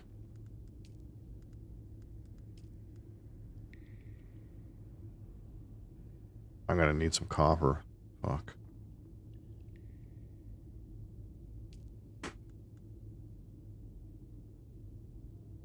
So this mine's 48 and 36. And the one that I have, mine's 63 and 48. Like, this is like a unique version. It's like a fucking purple version of that regular one you can make. That I found it. Okay, so we've learned about the flower sand. Research the Holtzman shield. Yeah, okay.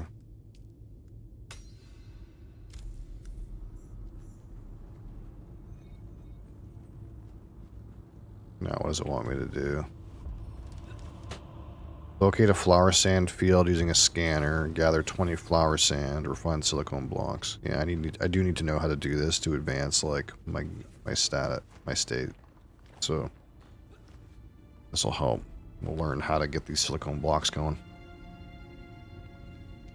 But it sounds like I need a static compactor, which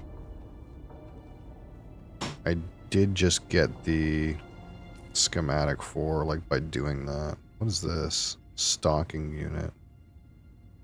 Instead of stocking units, can be used to expand your land claim. Huh, interesting.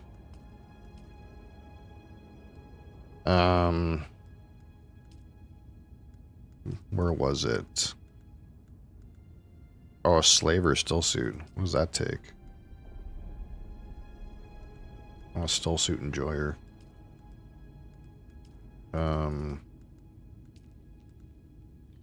Iron and EMF. Yeah, I can already make one of these.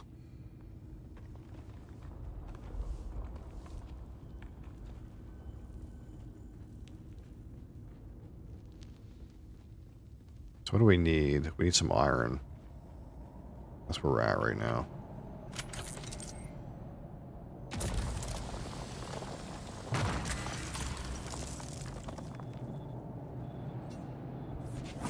Go over here and get this other micro sandwich fabric. Booby trapped. Yeah, we need iron. That's. Oh, we actually also need some copper. So we'll get this one over here.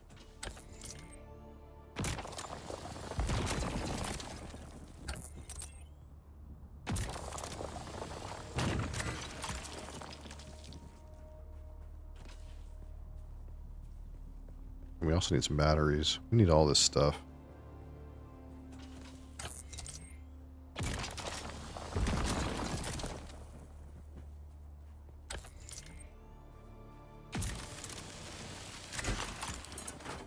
Backpack full.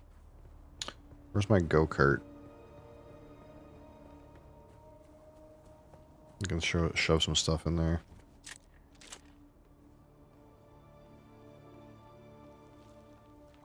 Drink some of my piss real quick.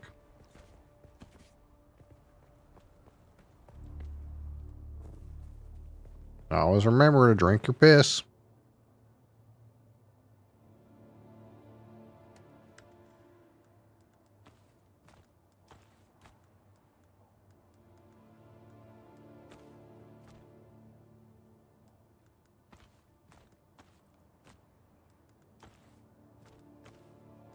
What's the heaviest stuff that I have?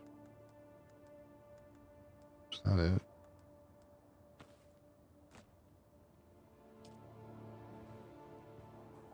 Don't forget to drink your piss. I need to get in the shade.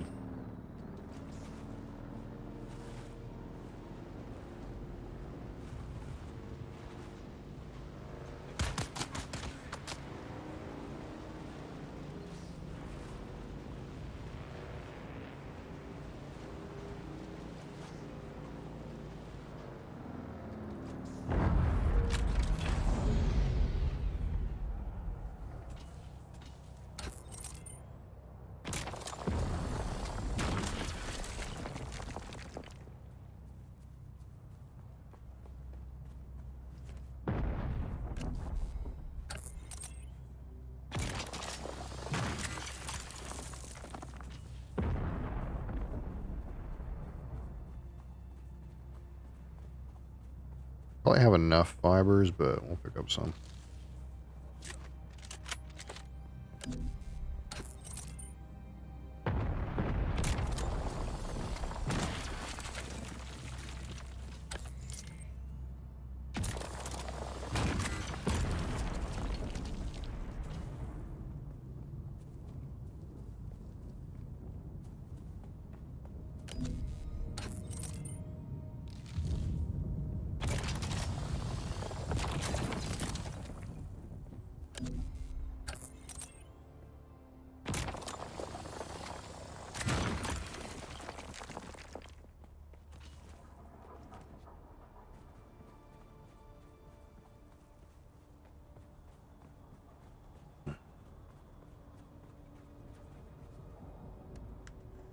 Okay, boom, boom,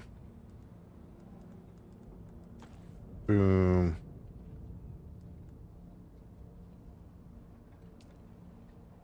Get some more.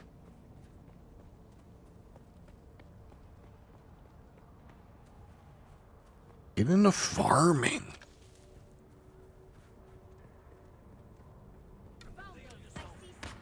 Oh, there's a guy over there. Like another player. Let's see what's in this direction. Nothing good.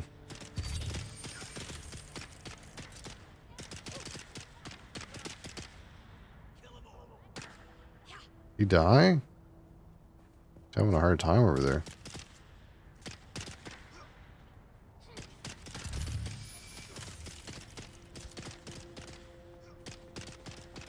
We're looking for a More ore. Oh, here's some. No, that's granite. Okay, here's some copper. I don't really need that much copper. I kind of like probably already have enough, to be honest.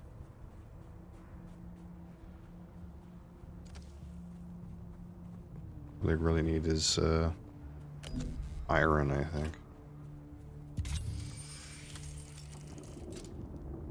Water? Right there? Where?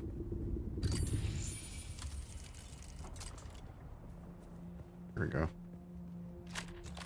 I'm assuming this thing right here, this is the flower sand. I can't quite reach with my scanner, but...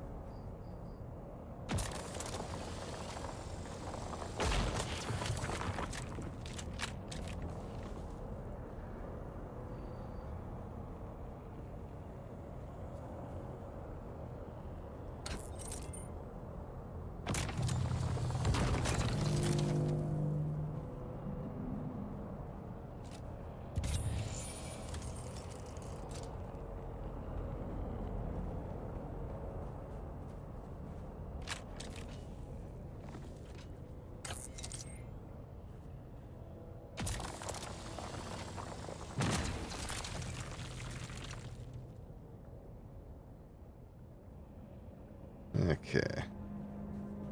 We're probably mostly good. Got a bunch of stuff. I think I have a shit ton of mechanical parts, but I guess it's like one of those things where, like, can you really have enough mechanical parts? Or salvage metal or whatever it's called. It's like probably one of those things you just use it up eventually, right?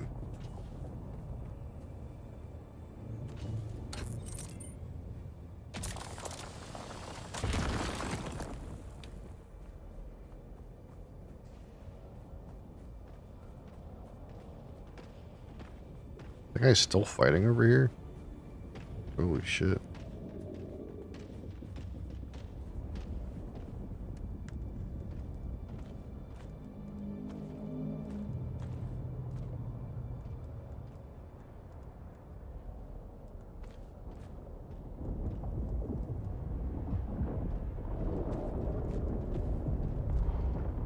Okay, too heavy for my bike.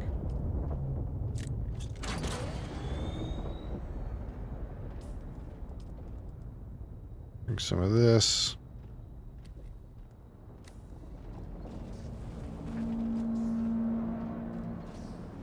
Let's go home. Let's go home, Moe's butt. We'll do this same, like, kind of little trick again. We'll go back over to this ship, even though this ship is, like, apparently PvP enabled, which is kind of, like, weird. This derelict ship, and then we'll cross from there. That seems like the flower sand, that stuff right there.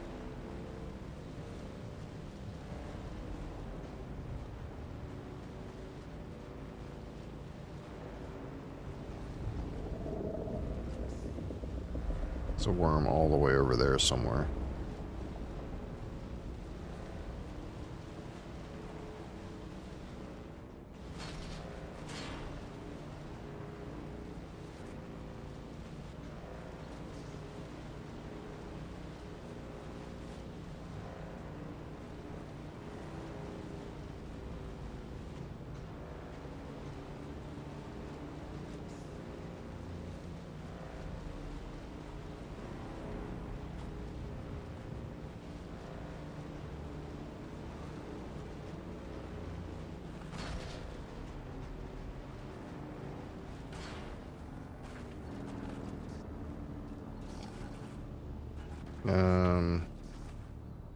What's going on?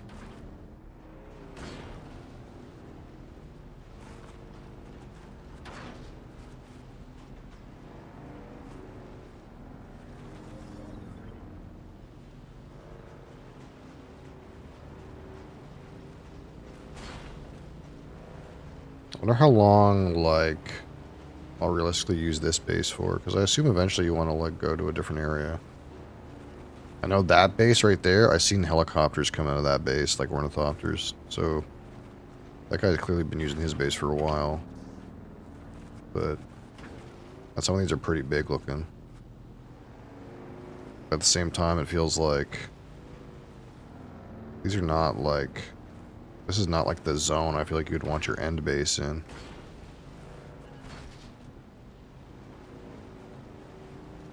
It's your birthday? Happy birthday.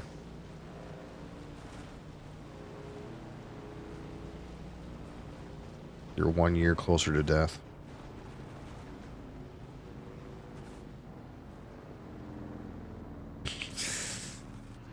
Soon children will look at you and scream. In fear they will become that thing.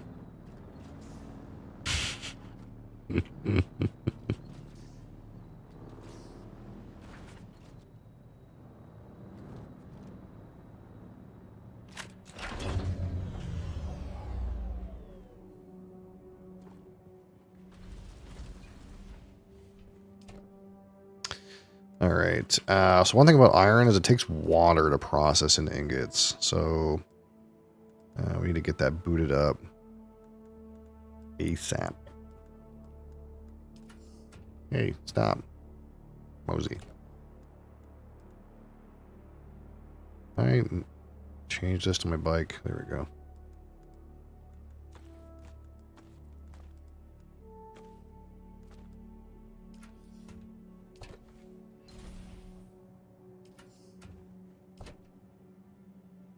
I think the bike has all the iron.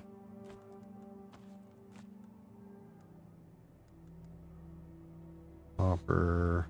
It fucking worked. Hallelujah! That was... I hate the government. You know what?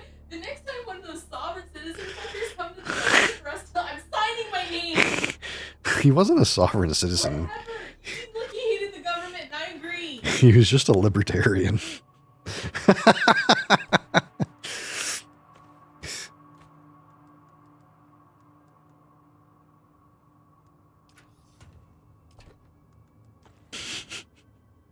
That's when Mom thinks of libertarians, that they're all sovereign citizens.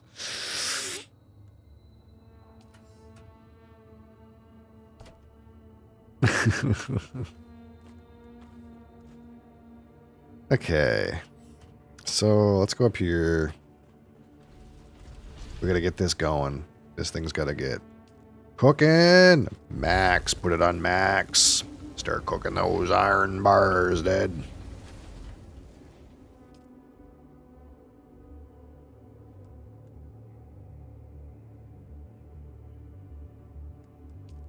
So if I cap out this, it starts going into the circuit, right? Yeah, that's what I want.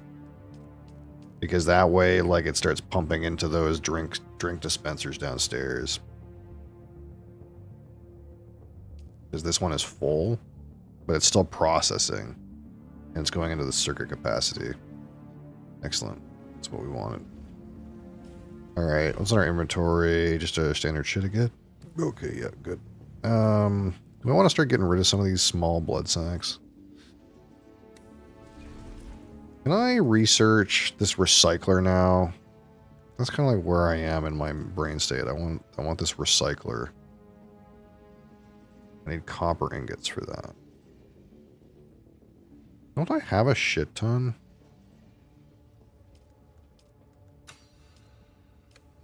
Like, what happened to my, like, I had like 100 copper ingots. Where did those go? Did I, like, use them all on something? I thought I had a bunch. But apparently I only have 8 now. I clearly used them on something. But I have copper flat around here somewhere, don't I? I guess not. Well, here it is. Um,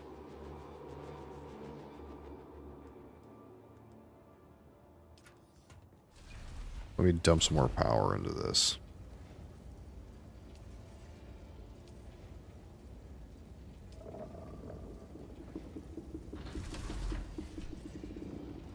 I can't. I guess what you can do is you could like go from like sand bike, put it in here, and then go backpack and put it here. That's like the faster way to do this. I don't know where the rest of my plant fibers went off to. Here they are.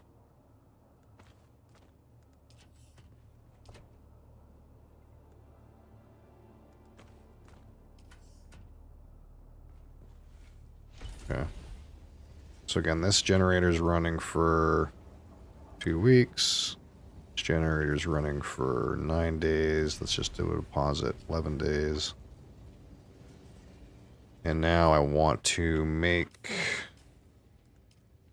a recycler. Where did I put that? Construction tool.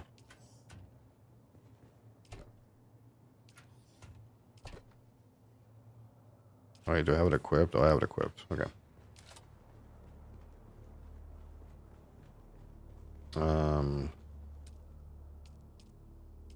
Repair station recycler. Oh, I'm missing copper. That's right.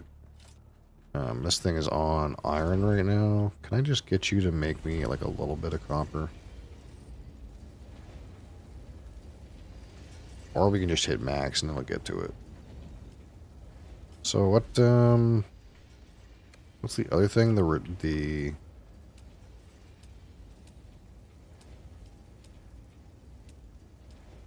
repair station. Yeah. Maybe we'll put this downstairs. Okay, Mosley, no backspace required. No backspaces. No grabbing the wire is required. Thank you. Maybe we'll put this here, like convenient, or here. I want to put it like where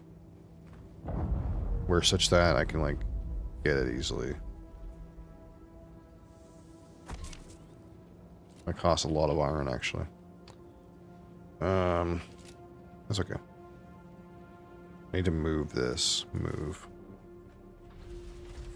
Can I put this under the stairs? Is that a thing I can do? Yeah, hide it under there. Not quite under the stairs, but good enough. Alright. So I want to repair this stuff.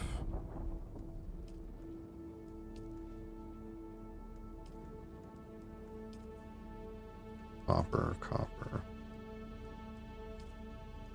It just takes an amount of metal, depending on like what metal it got used to make it. Except for like this unique one takes the spice infused copper. Ah, yeah, I forgot. I left some spice infused copper. Oh well. It's not the worst.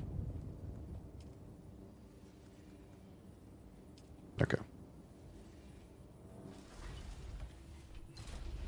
So, what are we waiting for now? We're waiting for our... Okay, can I make a static compactor? Gotta wait for our refinery, who's still chugging away. I need a Holtzman shield. I want one of these.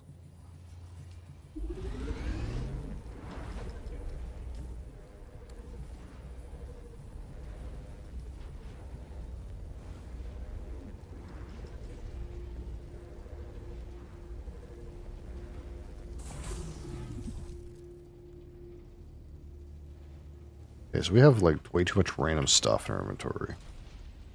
I'm gonna like recycle these things. That's okay.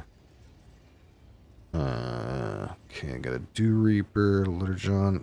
It's like I got too much stuff in this like part of my inventory. I got what, a gun, a knife, blood thing, the scanner. I guess the construction tool I don't need. I guess I could like put the binoculars in my backpack, but I guess these things don't... Do I need binoculars, really? I mean, they're kind of useful sometimes to just have. like see what the fuck's going on. I was taking up a whole like equip slot. You know? I'm trying to reduce the amount of like stuff I randomly have in my backpack. Like the number of slots. So right now I'm taking up like half the slots. I guess once I get rid of these small blood packs and completely replace them with medium blood packs, it'll probably be okay. Let's make another medium blood pack while we're here.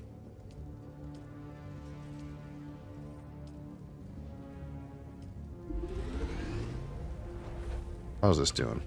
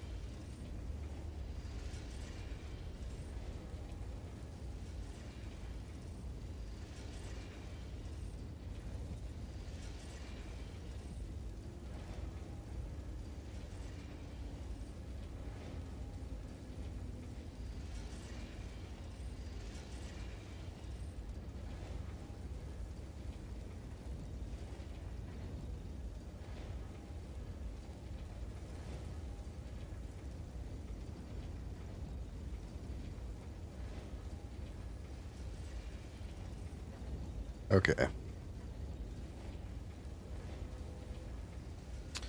Alright, so how much do we need for this recycler thing?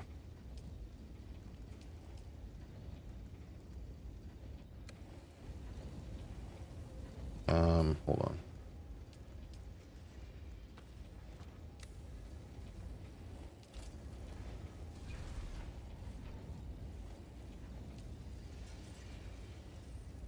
I mean, 30? Oh, this is in copper. That's right, that's what we're waiting for. If can I, like, change the order? This is the queue. It kind of feels like I should be able to just, like, grab this and move it up. You know what I mean? That's fine.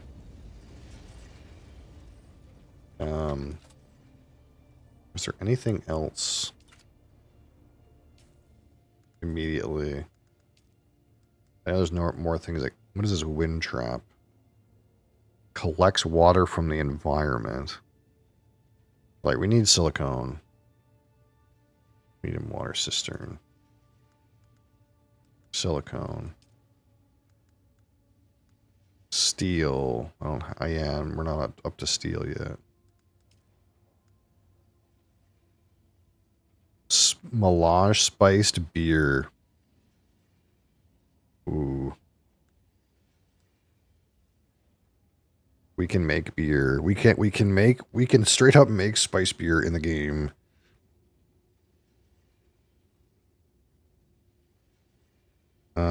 This food is seasoned with spice module, will raise the amount of spice in your blood. Yeah, I see that. What does it do, though? Can you get intoxicated?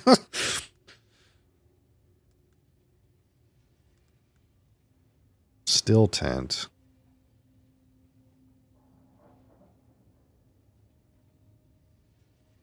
Yeah, that's kind of cool. Oh, here's a thumper.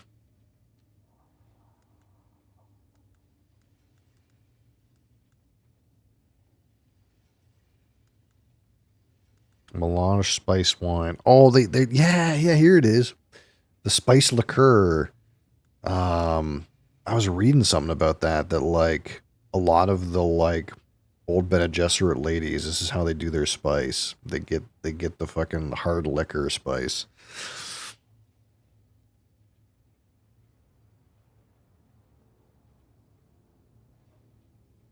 I'm curious what this actually does. Steel products. Yeah, we don't have a better bike yet. We still have a shit bike. Hopper bike.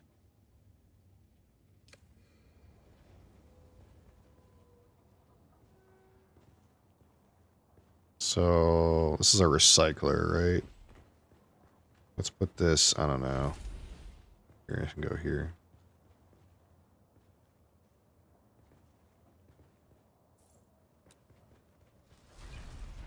We can't make it until this thing starts turning some copper out. I guess I could X this and then put it back in. Can you not? Mo's butt.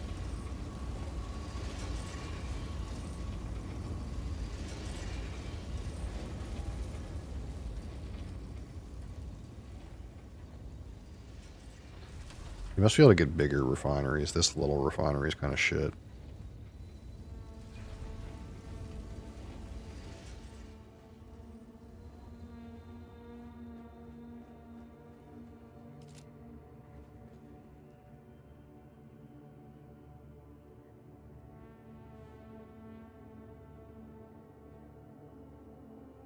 Don't forget to drink your piss.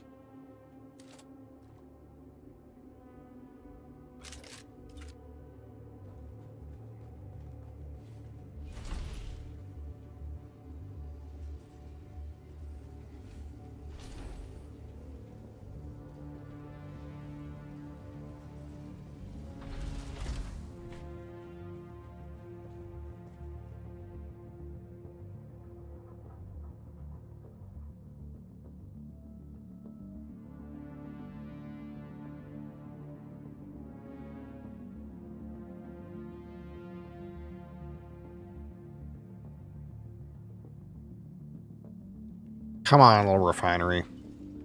Get her going.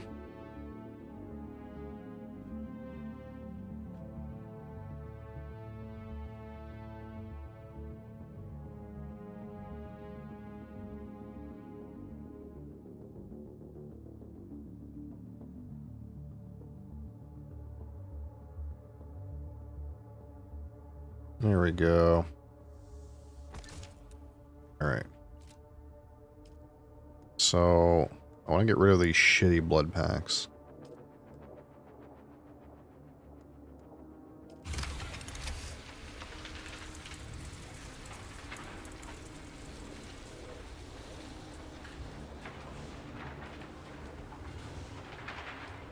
The way this machine was running, I thought it was gonna like take some amount of time to eat these. But it seems like it just eats them. Like immediately.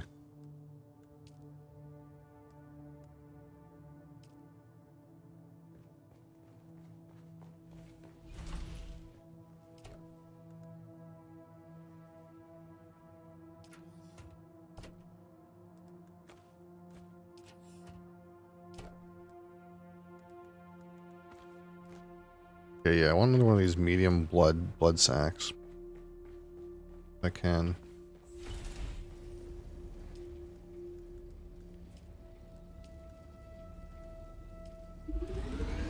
And then we'll go learn about how to use this.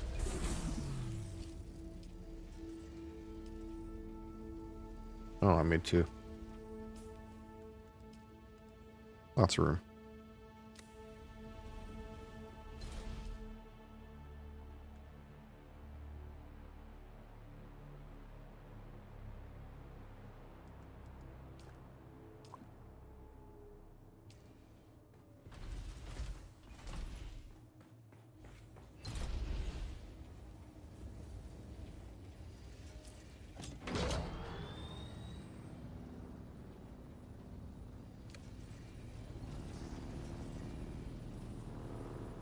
Alright, so we're looking for flower sand.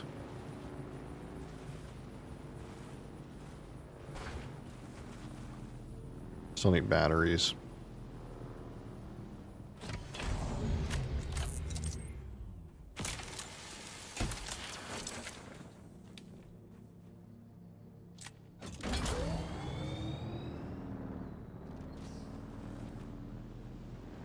Sector weather alert. A large sandstorm is approaching. Yeah, of course. Why the fuck not? As soon as I just decide I want to go somewhere.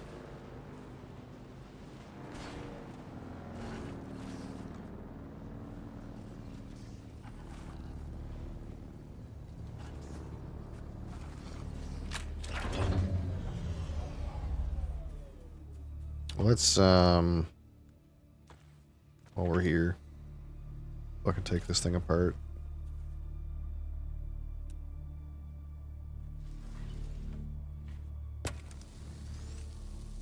Fucking scrap it, dude. This wasn't even my bike, it was a bike I stole from somebody else.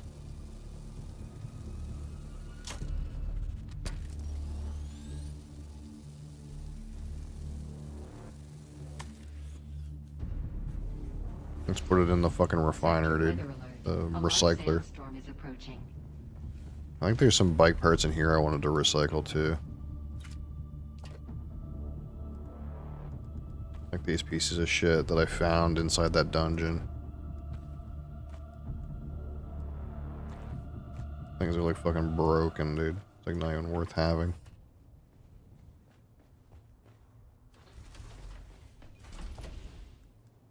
Maybe, do I keep these PSUs? Maybe, I don't know. Everyone has this game but me. It's a good time. Hey, what are you doing? What? What are you doing?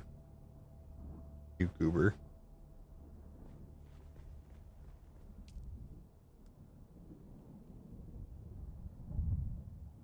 These things are broken. Send them into the scrap pile.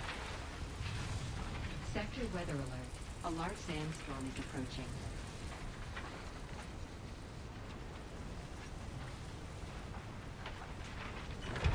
Well, we got some servos and stuff out of it. That's worth. Just a cute, fluffy boy. Yeah, he's been good today, actually. Some days he wakes up and chooses anarchy, but today he's been pretty good.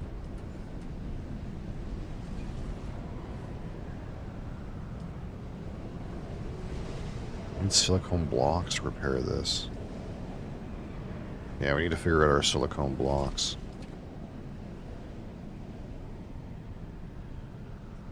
Anything else in here? I was throwing a lot of stuff on the ground because I just didn't want to wait to scrap it. It probably wasn't worth waiting to scrap it anyway. Anything else in here that it could get scrapped? This thing.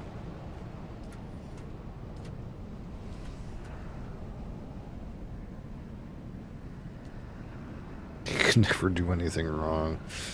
Yeah, that's technically the way cats are. They can't really do anything wrong, unfortunately. They don't really understand punishment, so you can't really, like, if they do something wrong, it's your fault. That's actually what it is. You shouldn't have allowed them to get into a place where they did the bad thing. So, if he fucks around with my shit on the desk, it's my fault. That's actually what it is, but it doesn't stop me from blaming him.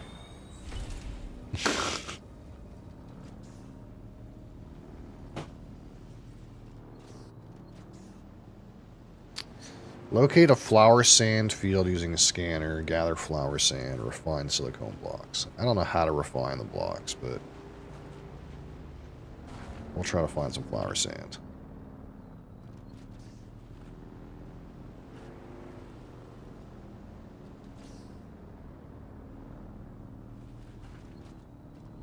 I think that looks like flour sand up there, that like mist. I think that's what it is. Everything I do is perfect. Yeah, for him, probably. What is that? What is that over there? This is a situation where I actually want my binoculars. What is that over there? Well, I know what that is. What's this? Like a beat up ship. I didn't notice this before, but this doesn't look salvageable, so.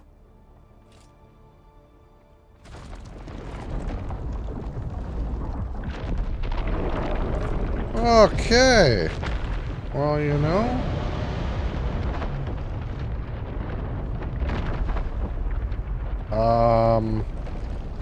Yeah. So there was a beat up ship there. Emphasis on the was. It's gone now.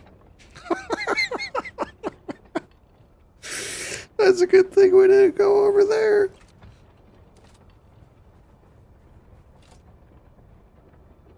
That could be flour sand too. I think my scanner doesn't go far enough to really see.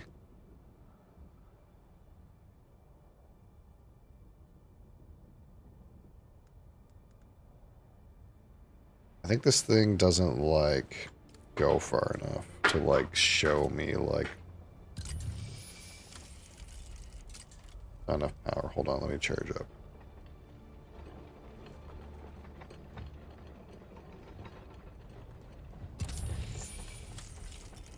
Yeah, it doesn't go far enough.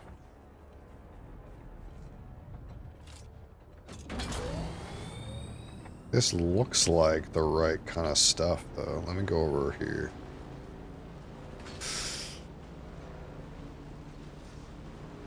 I don't know if it's that mist or this mist. You see there's like this smoky bit? I don't know if it's like this smoky bit over here or that smoky bit over there. This is the learning experience, I suppose.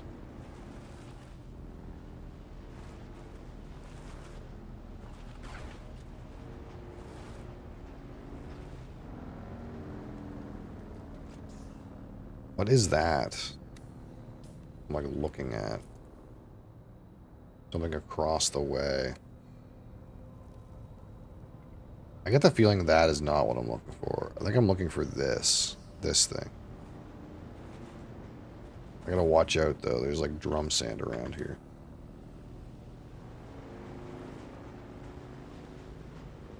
Yeah, I think it's this I'm looking for, not that. Oh, there's one over here. This is a lot safer than that one.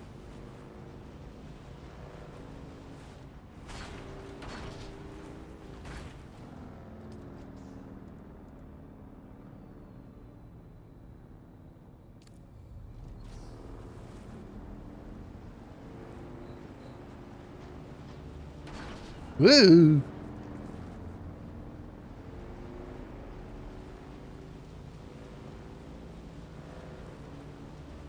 There's a hut right here. Do you think this hut is still manned? Yeah, it is. Someone still lives here.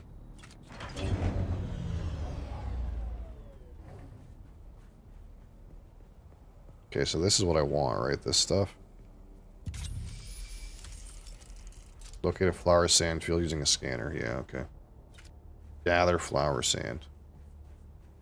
Okay, You know, we'll just waddle out here. This seems really fucking sketch, I'm gonna be honest.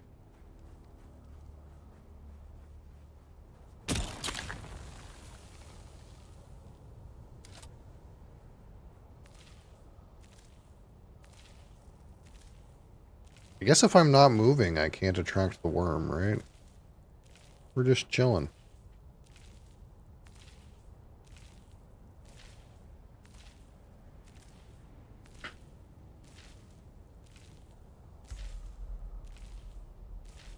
It must be refined silicone blocks, but we're just gonna get as much of this as we can carry, I think. Because this seems kind of chill for right now.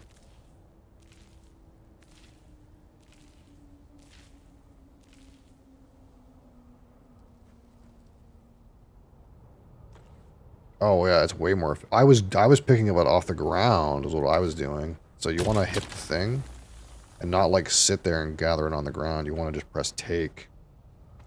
Then you get a whole bunch. Yeah, that's what we need to be doing.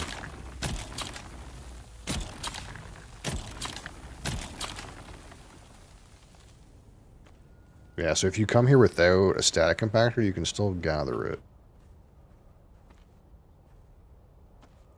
You're literally harvesting the white stuff out of the ground.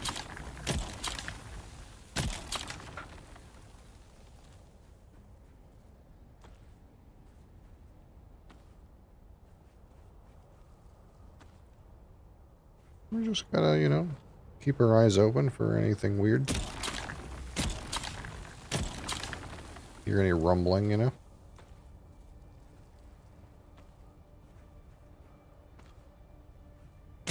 I guess the spots that like are very like white are more densely populous with the flower sand.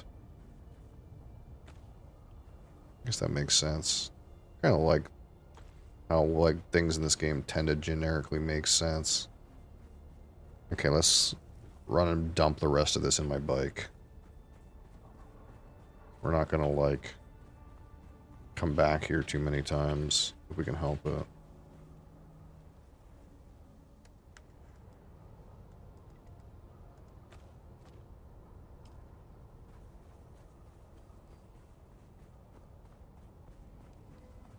Get a lot of this done in one sesh, you know?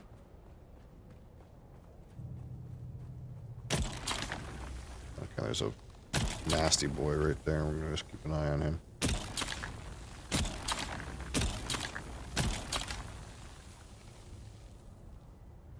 This is pretty chill, you know? I don't see any worms, you know? We're just hanging out. Picking up some flower sand, you know?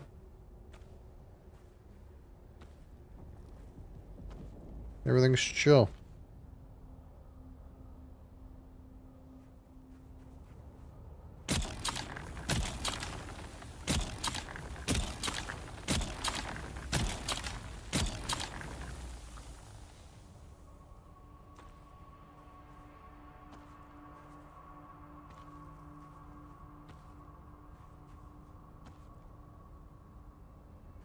He's just got some berries out of the fridge.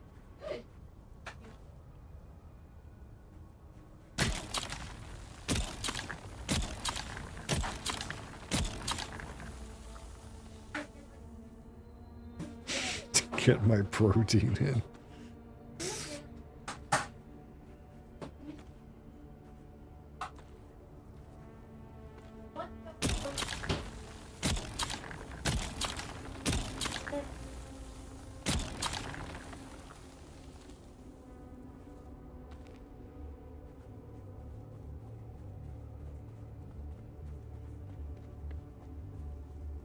I haven't seen any worm vibrations at all.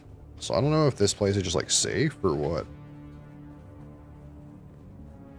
It seems like a goated spot to harvest. Oh shit, I don't want to deposit my letter johns. Hold on.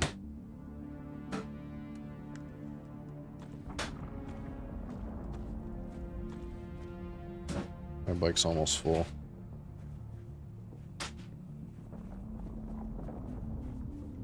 I'm hearing some rumblings, dude.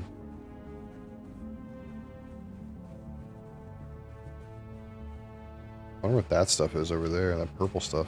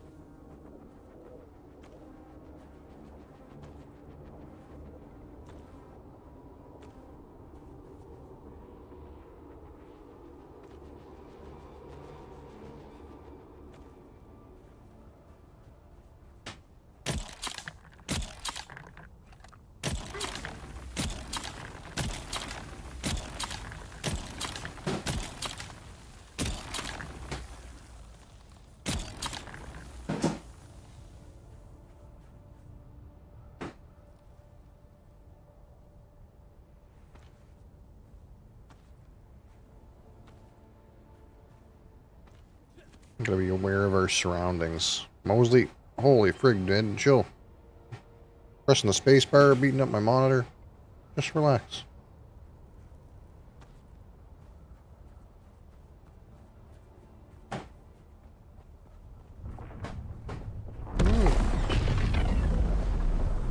What the fuck?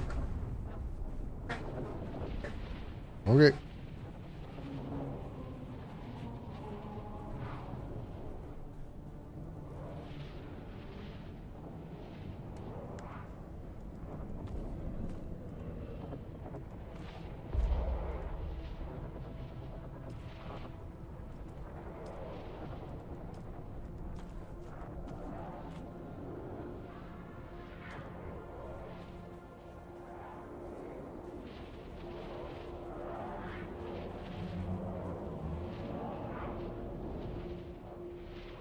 That's why Mom chose you, Mosley, because you're the Chaos Incarnate, and so is she. Someone fucking blew up over there. I don't really know what it was, but... We just gotta fill our inventory now, and then we'll get out of here. I'm gonna have like 3 or 3.5K. Oh shit, oh shit. Oh shit, you know, yeah. Okay, let me keep, you know, the worm wasn't even coming in my direction. He was going over there. Everything's cool. Everything's cool, you know. It's all cool. It's all cool. Everything's cool.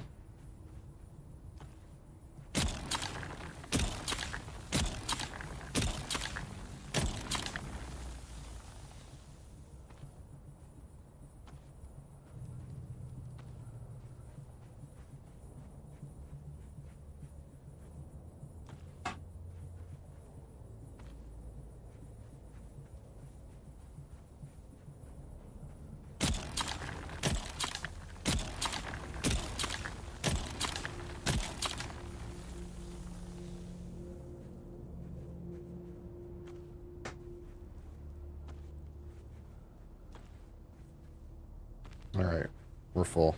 Let's get the fuck out of here. Don't forget to drink your piss. Drink some piss.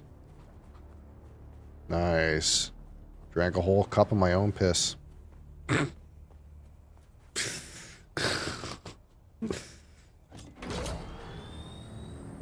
Get the fuck out of here, Batman.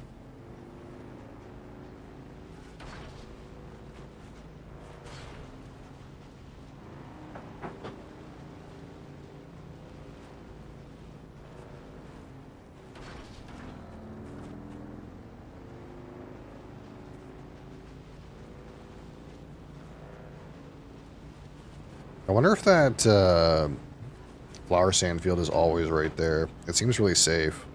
That one, for example, seems dangerous as fuck. I wonder if that guy's little hut is right beside that flower sand, because he knows it's a safe flower sand. Like, this one seems like horrible. Like, that's asking to die in that one.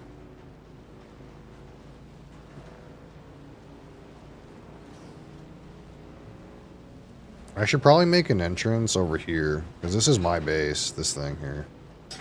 But I don't have an entrance on this side. I should probably make an entrance where I could, like, drive in right here. But I have to go around. It's, like, not optimal, you know?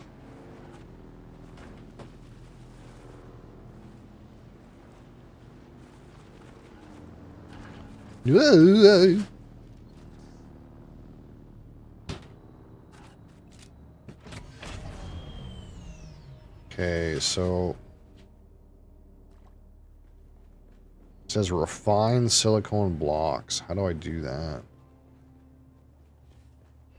Can I do that in this thing? No.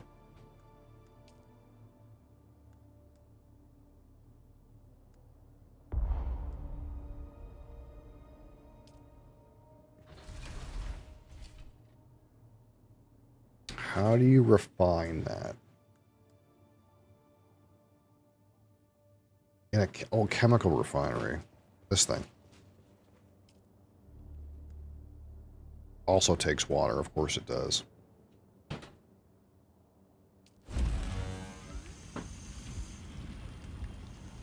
We actually don't have enough water to refine all this sand. Fuck me. I have to go kill some guys. Because that's how you get sand in these parts. Or not sand, water. You don't, like, you know, be a good citizen and extract it from the fucking air. Who does that?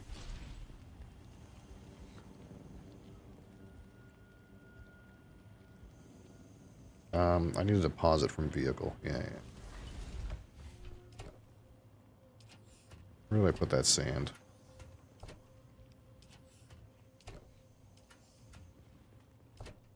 Here.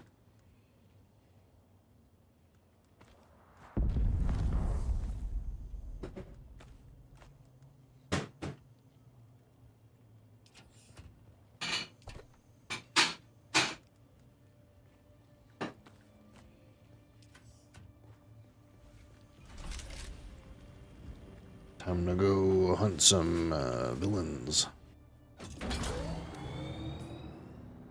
Where should we go?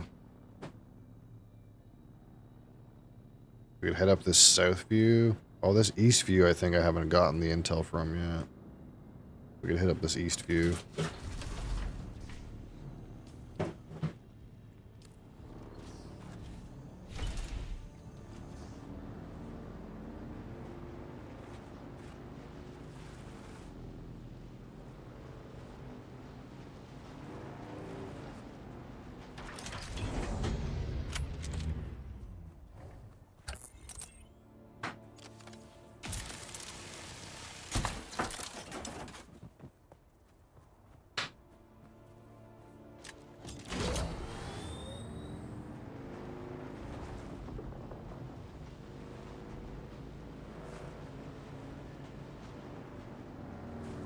Any of these bikes up for grabs?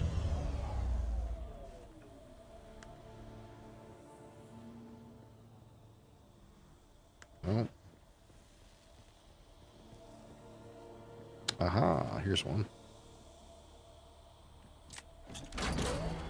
Yeah, it's supposed to be disgusting inside.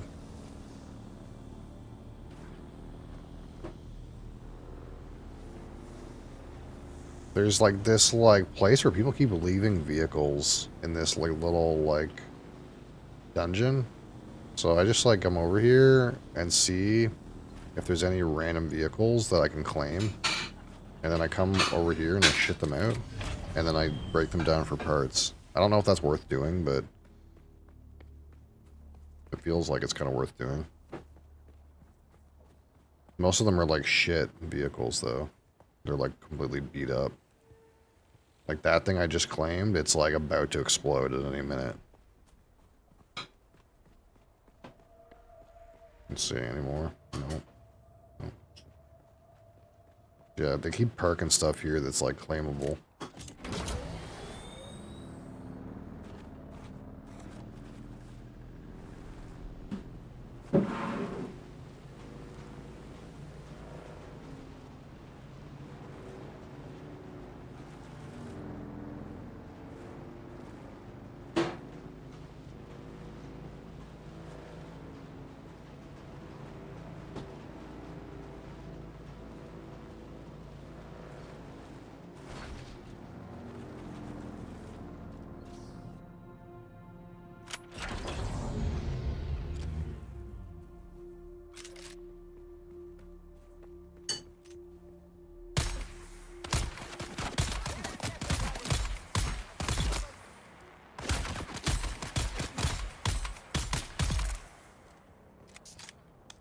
I'm a sniper.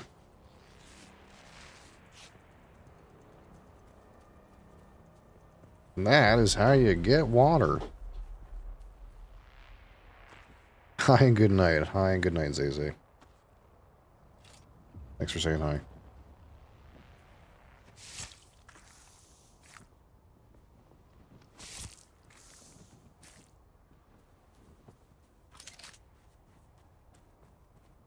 We're overheating. Let's get in the shade here.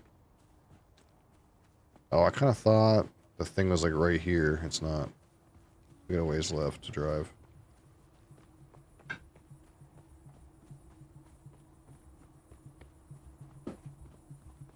Can you play Doom next?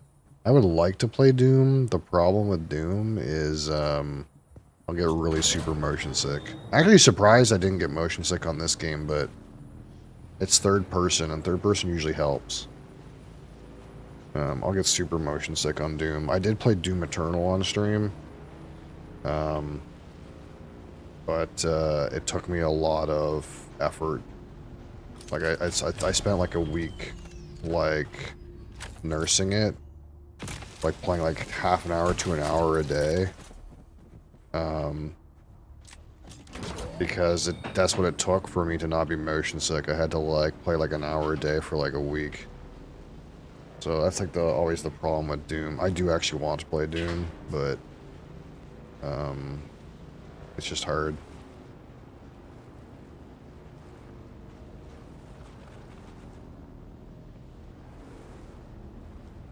I need to put this in the shelter if I can.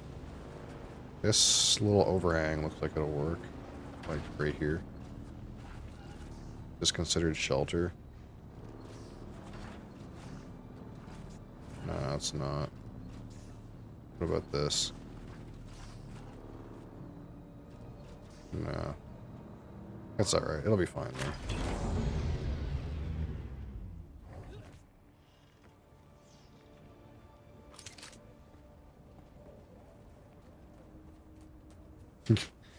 It's 6:35 a.m. You're a man of my own reflection, I'd say. That's when I would want to go to bed.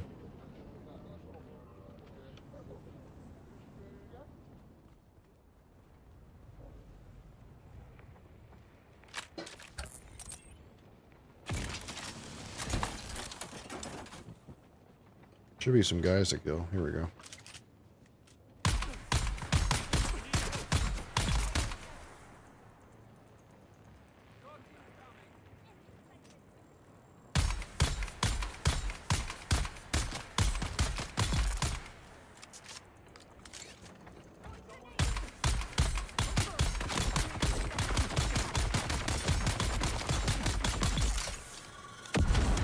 Ow.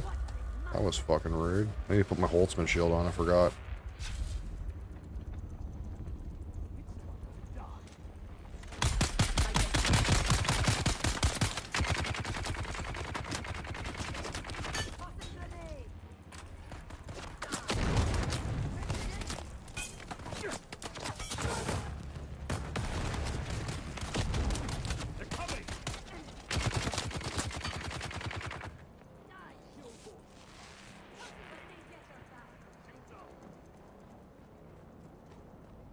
Take a quick drink of my own piss.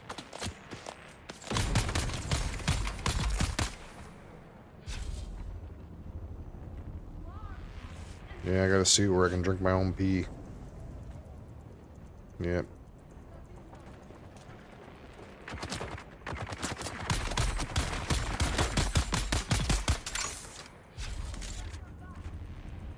There's also like tents that like let you drink your own like fucking sweat.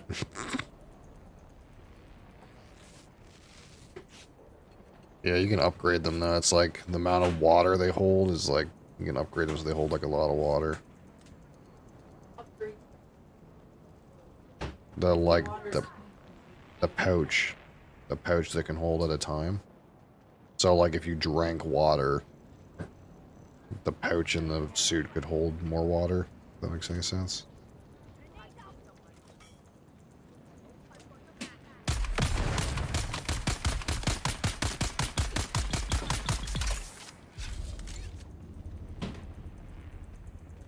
Okay. Is there anybody else around? Oh yeah, there's this idiot.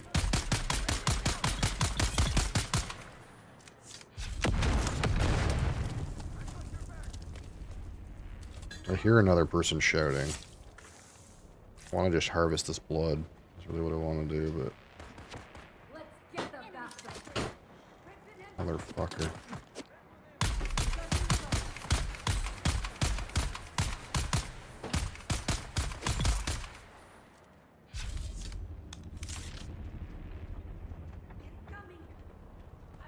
Oh, I hear somebody else.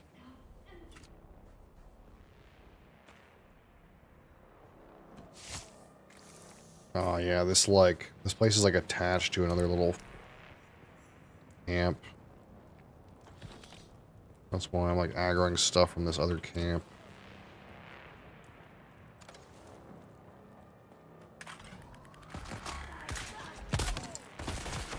Where the fuck are you?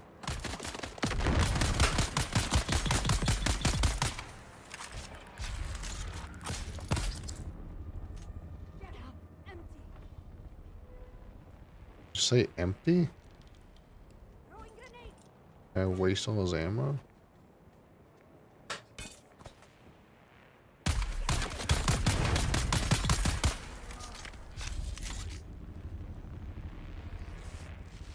Okay, can I like harvest this blood now? It's been a minute. You guys stop coming out of the woodwork like weevils, dude. Oh my god, there's another one.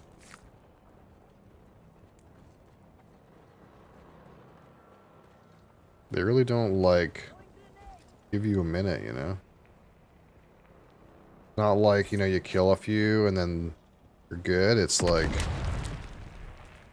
as soon as you enter this fucking area, you aggro the whole fucking building.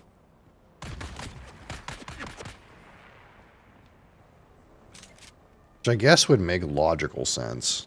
It's just that NPCs in most games are stupid.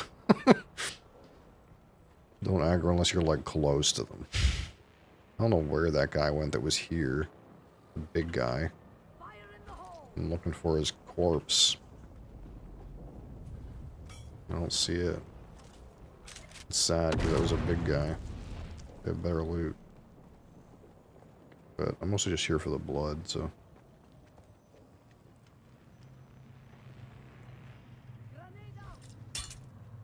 Grenade. Where are you? Yeah, I'm an interloper, alright. What we got here? Spiced food.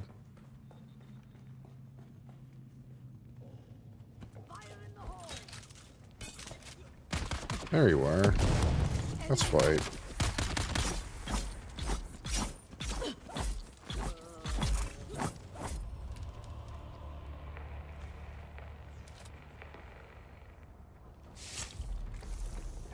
How's my blood doing?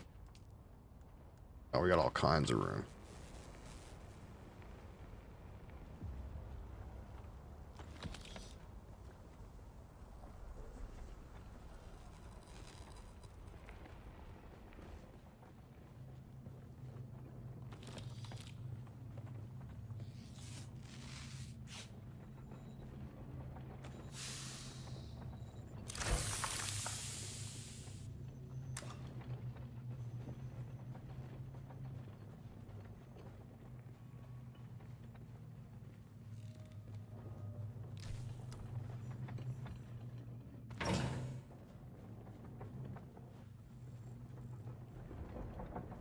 I think some of the corpses disappeared because I had to fight so many at one time. That's like really annoying. Like I killed a chick up here, but her corpse is gone too.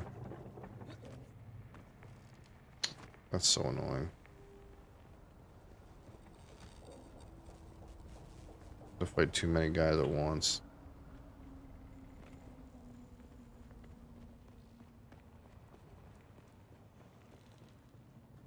I want their blood. I wanted their blood. I want to suck their blood.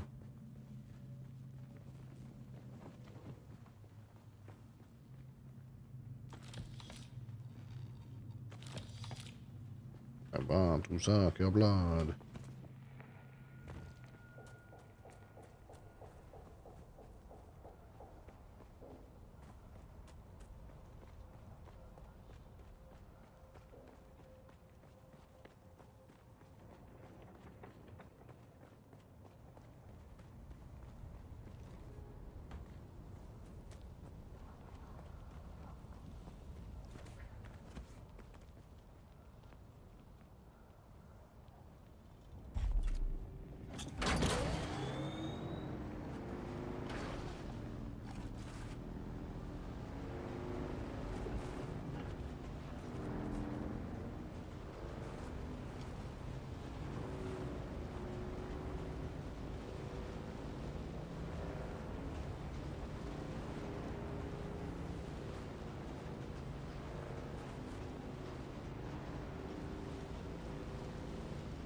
They're here.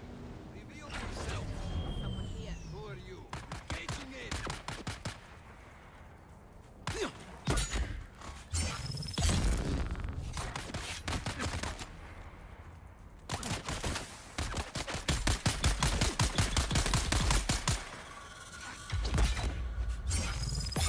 Welcome, boom, got him. I thought he was gonna get me. I got him. Allow me to suck your blood.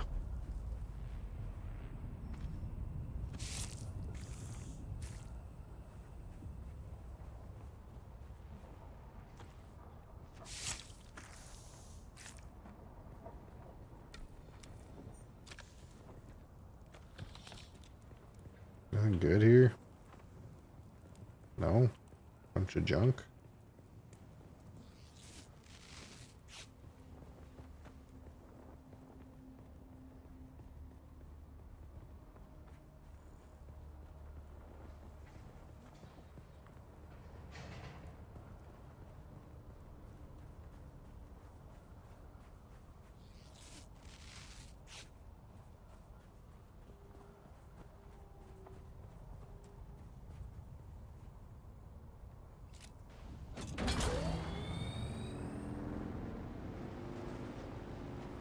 I guess now I'll have some silicone blocks. When I get back, I can make a real big blood fucking refinery. It'll help.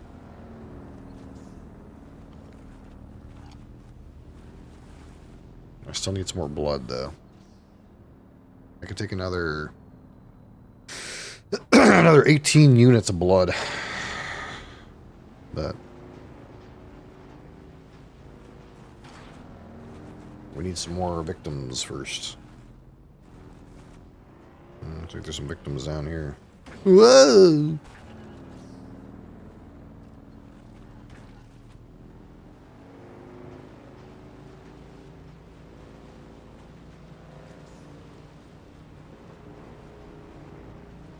Here's some victims.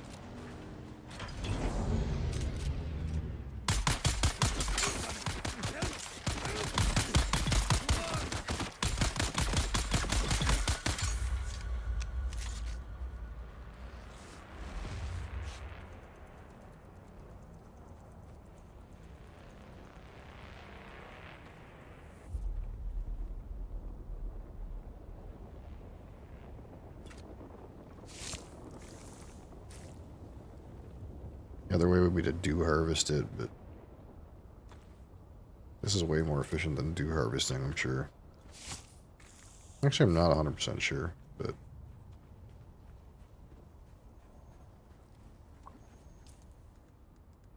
have any space in my leader Johns? No.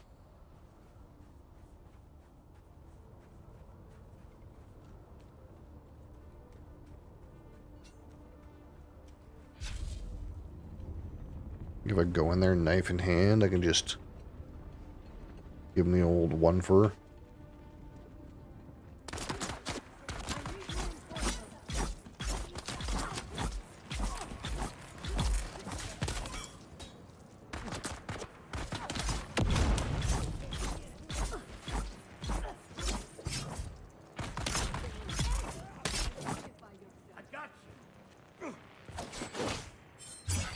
Guy's got a fucking sword, dude. That hurt.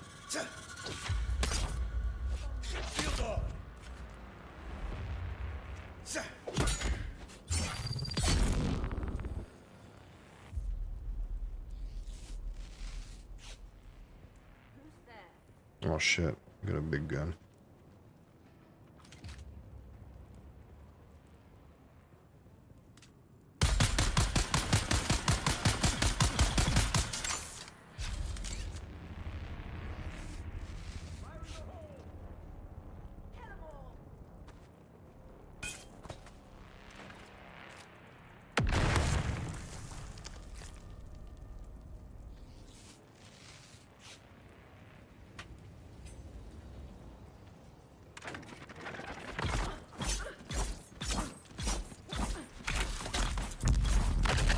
Ooh. Guy's got some kind of like PvAOE ability. I didn't even know that. I never tried to like fight them immediately before.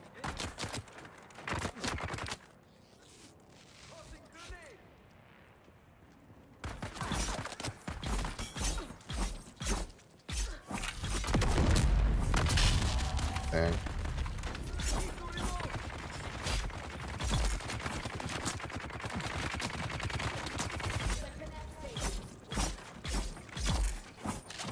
It was kind of easier than trying to like shoot them though, to be honest. Maybe I should become a swordsman.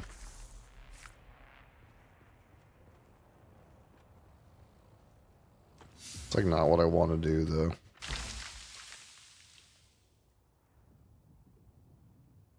I want to be like a guy that uses a still suit and shoots from far away. I think if you're a swordsman, you're going to want to wear heavy armor. That's kind of like not what I want to do. But we could try to just be like an assassin type, I suppose. And not like a swordsman. See how the game progresses.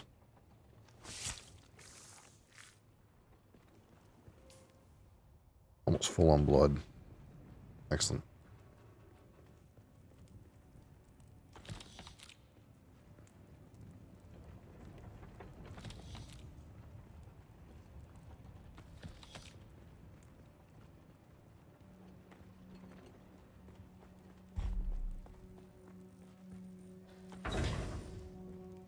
What do they got in their refinery?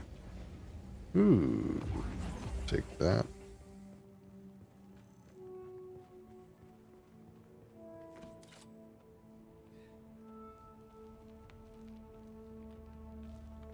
Look, I've been in here before. Do I have the intel for this?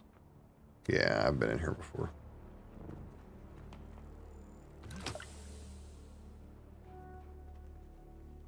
What can I drop? I really want those fuel cells.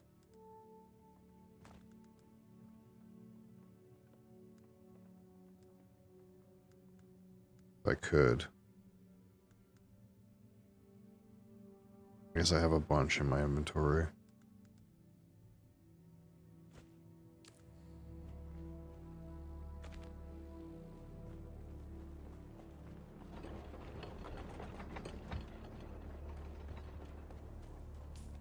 Alright, good enough. Good enough for a day.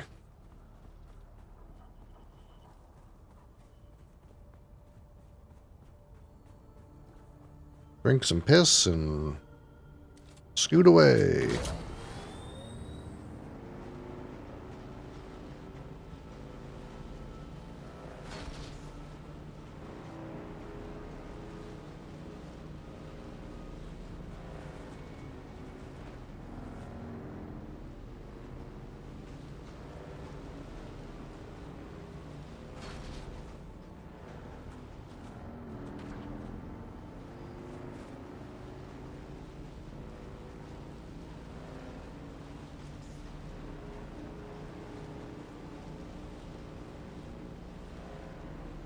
I'm gonna run your ass over. Oh, I missed. Really? I said I'm gonna run your ass over.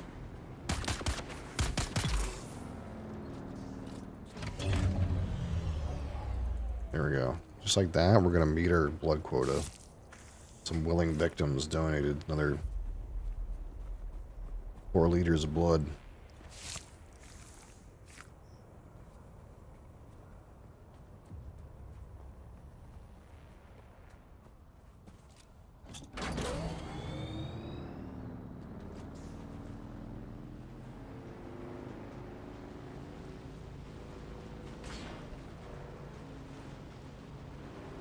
Somehow one of my treads is almost broken.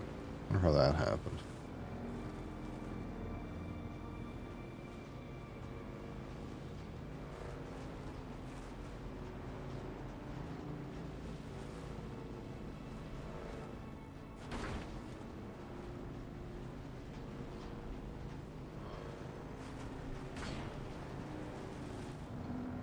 I guess I could just go in there for blood. Totally didn't really think about that. There's like a night market in there with a whole bunch of guys to kill.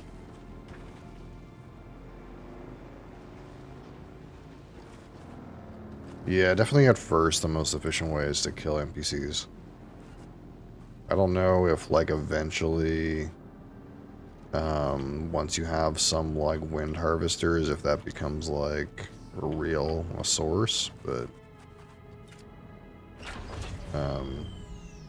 right now, yeah, the best way is to like extract their blood into these blood packs and then purify it. But there is like things that I noticed that are like, where is it? This thing, wind trap. Like it just like sucks water out of the atmosphere, but I don't really know how much. Like it says it gathers 0.75, but what does that mean? What is that 0.75 water per minute? Per second? I don't know.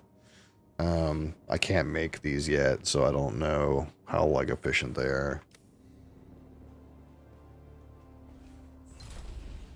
So we kind of just have these blood purification things. So we just shove the blood in here, and it starts to purify it and send it into my network. I had a shit ton of water, but it turns out like stuff takes water. Like in order to refine iron ingots, it takes water. And in order to condense silicone blocks, it takes water too. So I like just got done harvesting like 4K of this flour sand to make silicone blocks with, and then I like hit create all, and it just sucked all the water out of my network. So I had to go get a bunch more blood. Like it drained all my water just to make 46 blocks. But it's going now. I can make a better, now that I have those silicone blocks though, I can make a better water purifier. Hold on.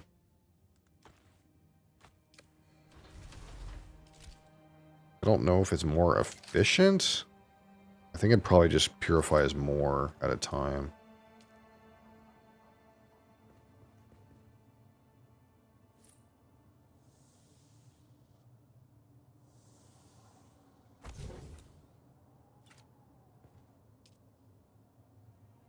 Oh yeah, look how much blood this one will take. Processes 8 milliliters per second. What do these ones do? So these ones, they take 6 liters and they process 5 milliliters a second. And this one takes 24 liters and processes 8 milliliters per second. So this one will take more blood and it'll process it faster.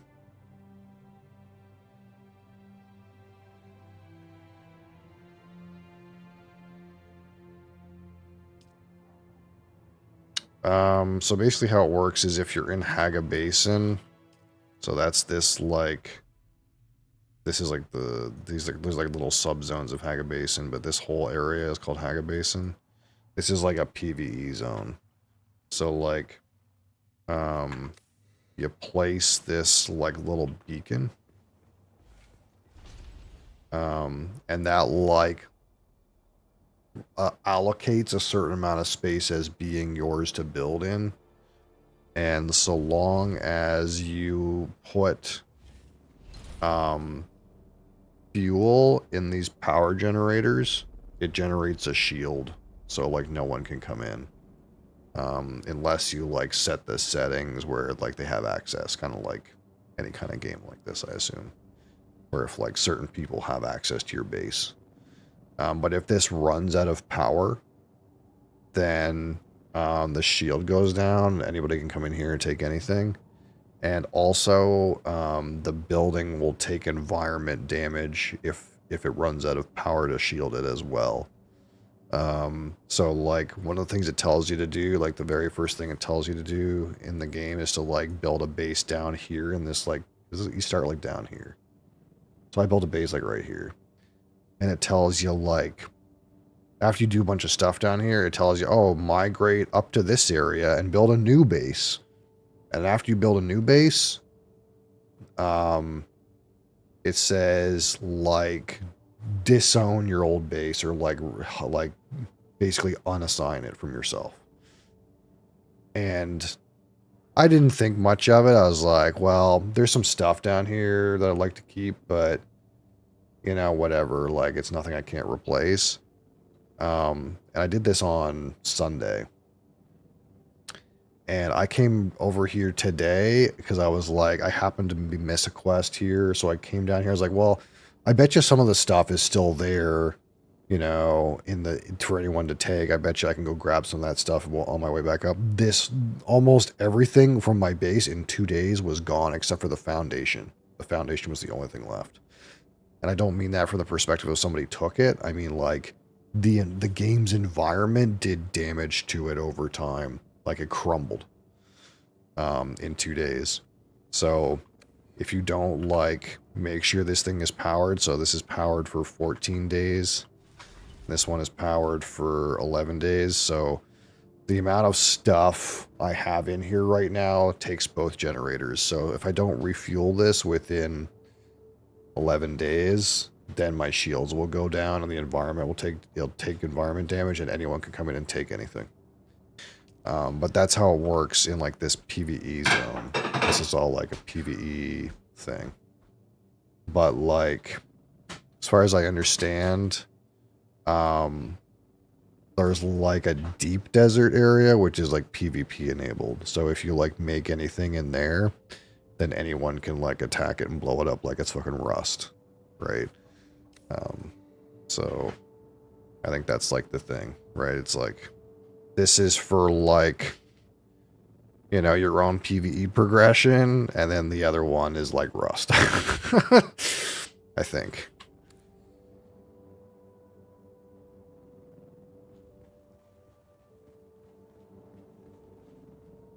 Let's just disassemble this bike. What time is it? It's about whiskey time. I'm gonna disassemble this bike that I'm thinking about it though.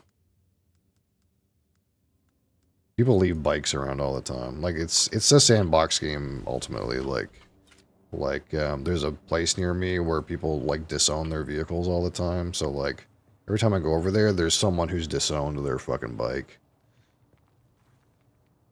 and I'll just fucking.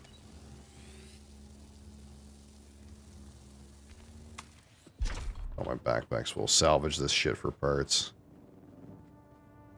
What am I full with? Random junk.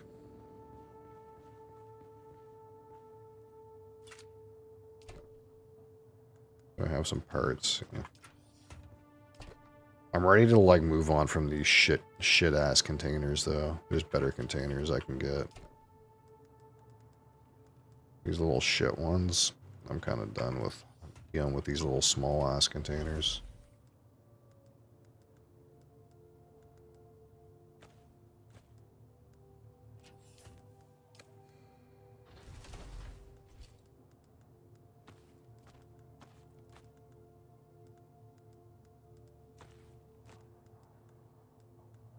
What happened to that complex machinery I got earlier? Is it in here? No. Fuck, I hope I didn't leave it on the ground. I don't see it, but...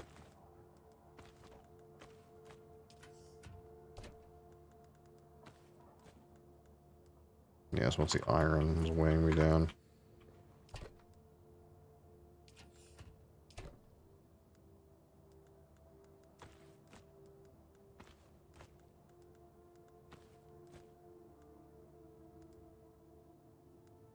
I'm gonna put these batteries. I don't know where I put the other batteries. This thing's full.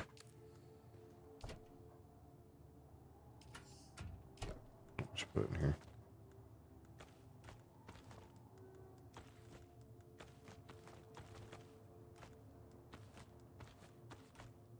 Okay, let's break down some of this nonsense.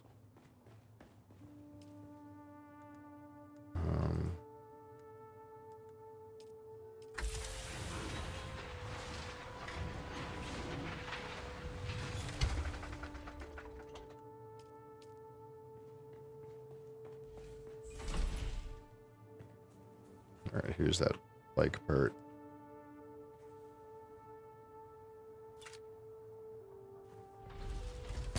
And we'll just scrap this whole thing for parts.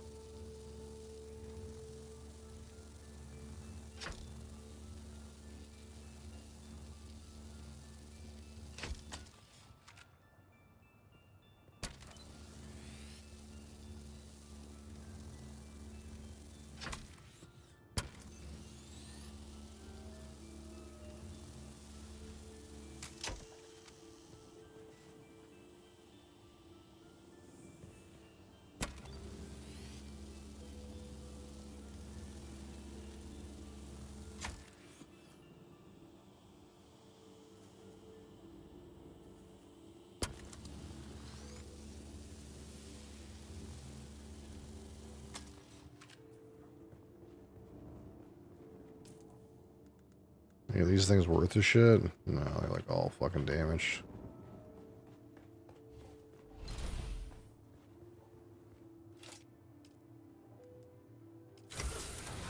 What's up?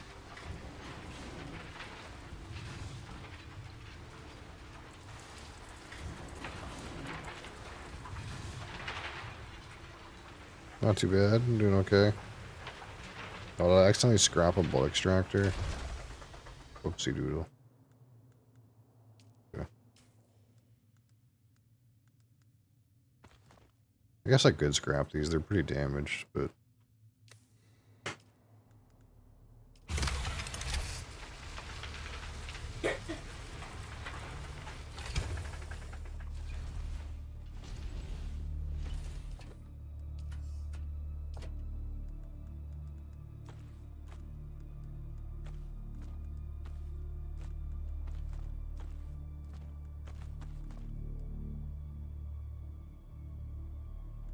No, you're good. No problem. Again, I'm here for you. You don't have to be here for me. Sector weather alert. A large sandstorm is approaching. Sandstorm? That sounds like a perfect time to log out. How's my, my water capacity doing? It's going. Am I out of blood? Yeah, I deposited all the blood. I guess this thing has still got a whole bunch of shit going on in it. Oh yeah, it's gonna be a minute.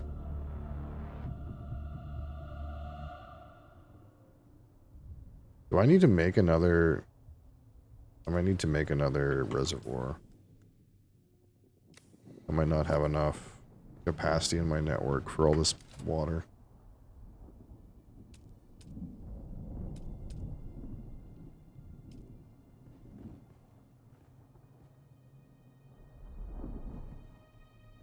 Sector weather alert. A large sandstorm is approaching. That'll help.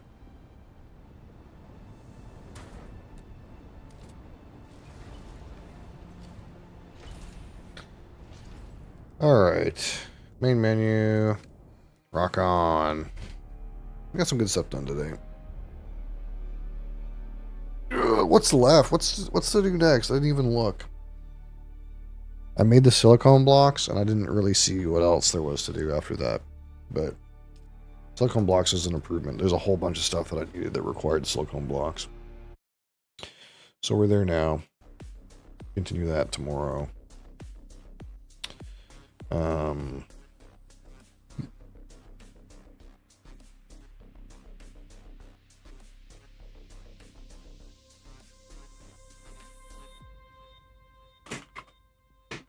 So now it's time.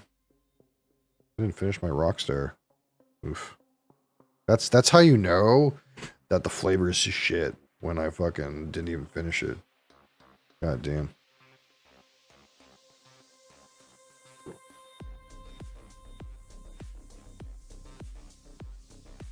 Piece of shit. All right. Let's go to food and drink. We didn't do live review yesterday because instead we got into the new bottles that I got, which I guess I can show again. Probably have time to show them again for you guys that weren't around yesterday. Now the most interesting one that we got a 50 milliliter shot of Canadian Club for free. I don't know what I'm going to do with this, but thank you for this.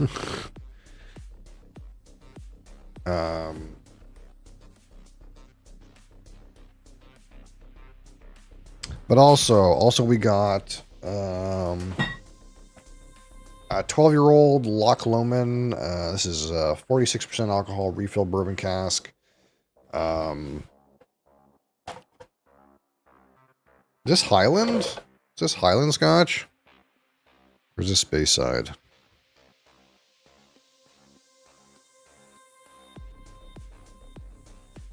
I'm not 100% sure. I think this is Highland Scotch.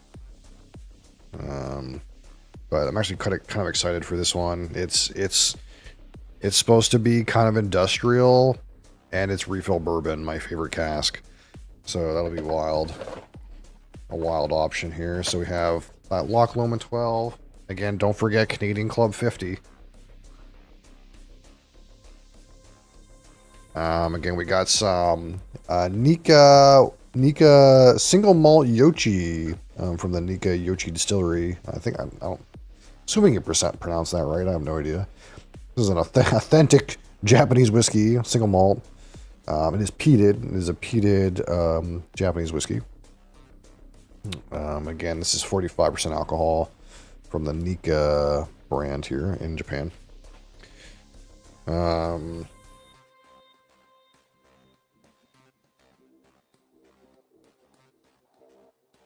We got this one, the Bira South Pacific rum. This is an independent bottler from Canada called Bira. This is rum from Fiji, 12 years of age, 55% alcohol from the, I'm assuming the distillery on Fiji that does the other Fiji rums like Bounty. You've ever heard of the rum Bounty? I think it's the same distillery, but this is an independent bottle, a selection of 9 casks at 55% alcohol. 12 years old, pot still rum from Fiji.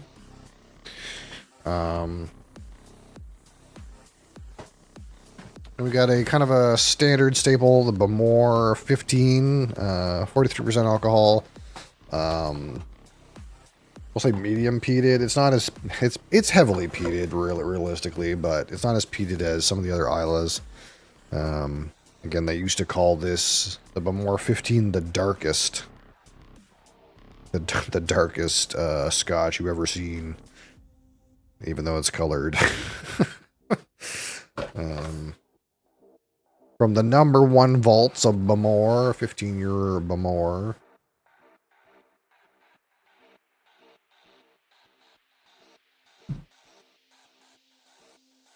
One, two, three, and yeah, and the only other one missing, which, if you're privy to the inside scoop, you know we got this fancy thing, the Ardbeg Smokeaverse. Look at this box.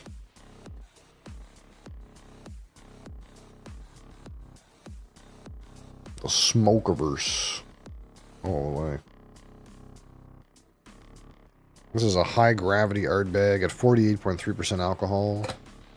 In what they call a high gravity mash. It was made for Ardbeg Day in 2025. 25 years of the Ardbeg Committee.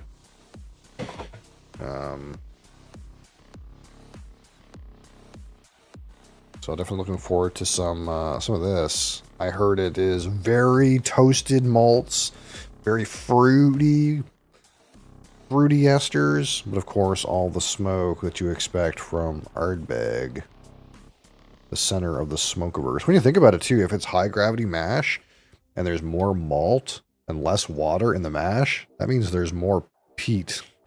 When you think about it, it could be more peaty too, or peated in a weird way.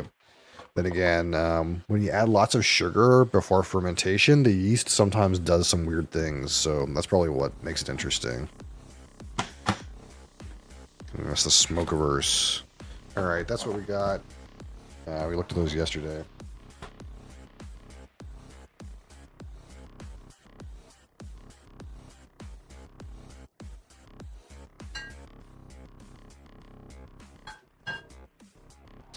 So today,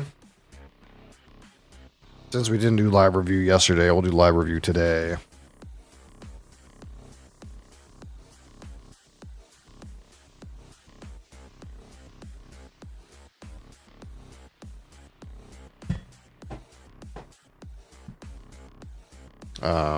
Which will be something random, some random thing.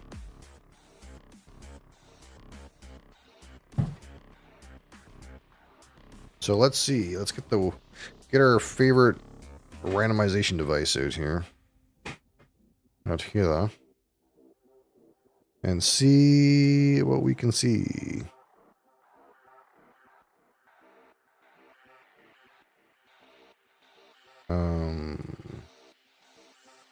My bookmarks are messed up.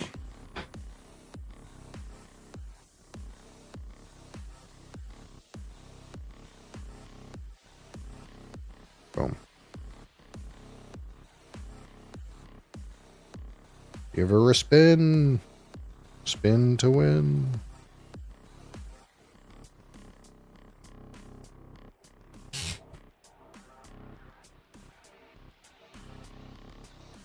Bushmills 10. That was reviewed like a year ago.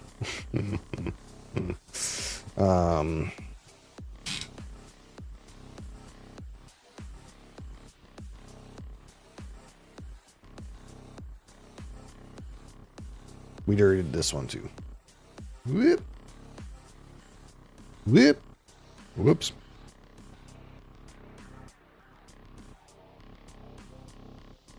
Come on, Wheel of Fortune. No. That's not a real. That's not a real.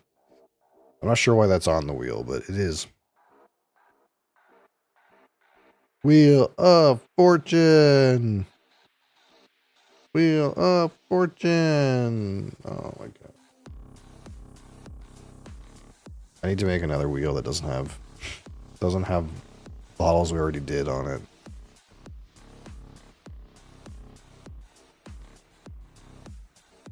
Oh my fuck. It's starting to get a little egregious.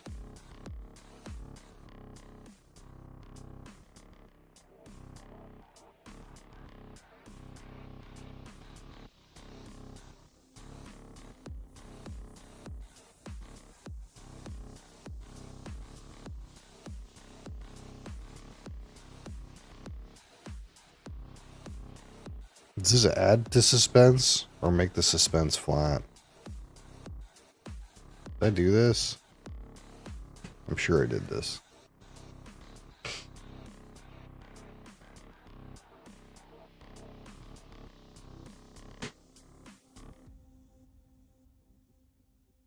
Holy fuck. Yeah, I did this recently.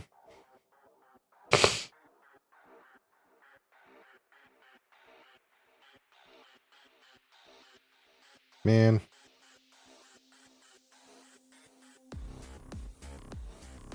I did this one like last week.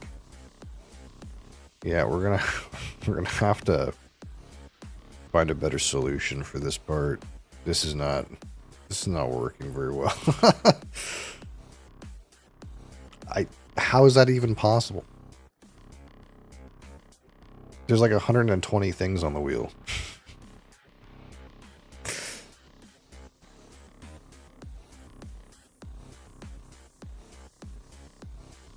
Okay, there we go. That's an interesting one to rate, but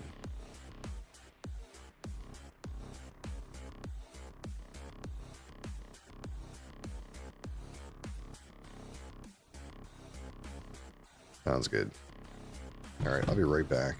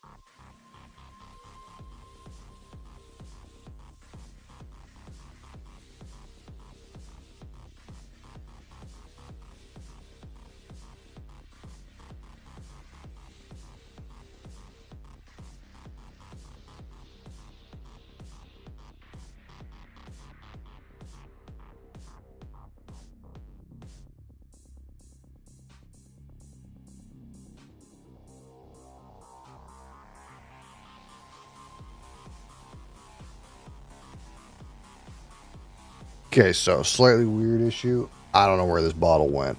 And I'm surprised this is the first time this has happened. But give me a minute.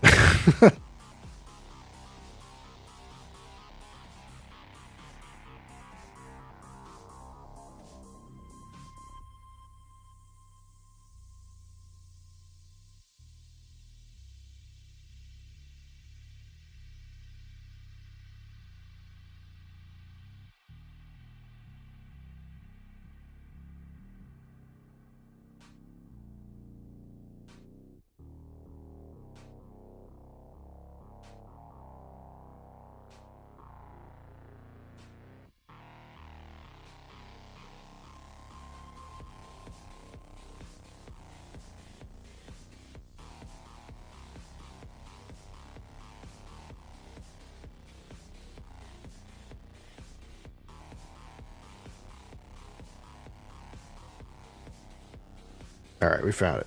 Wasn't so bad.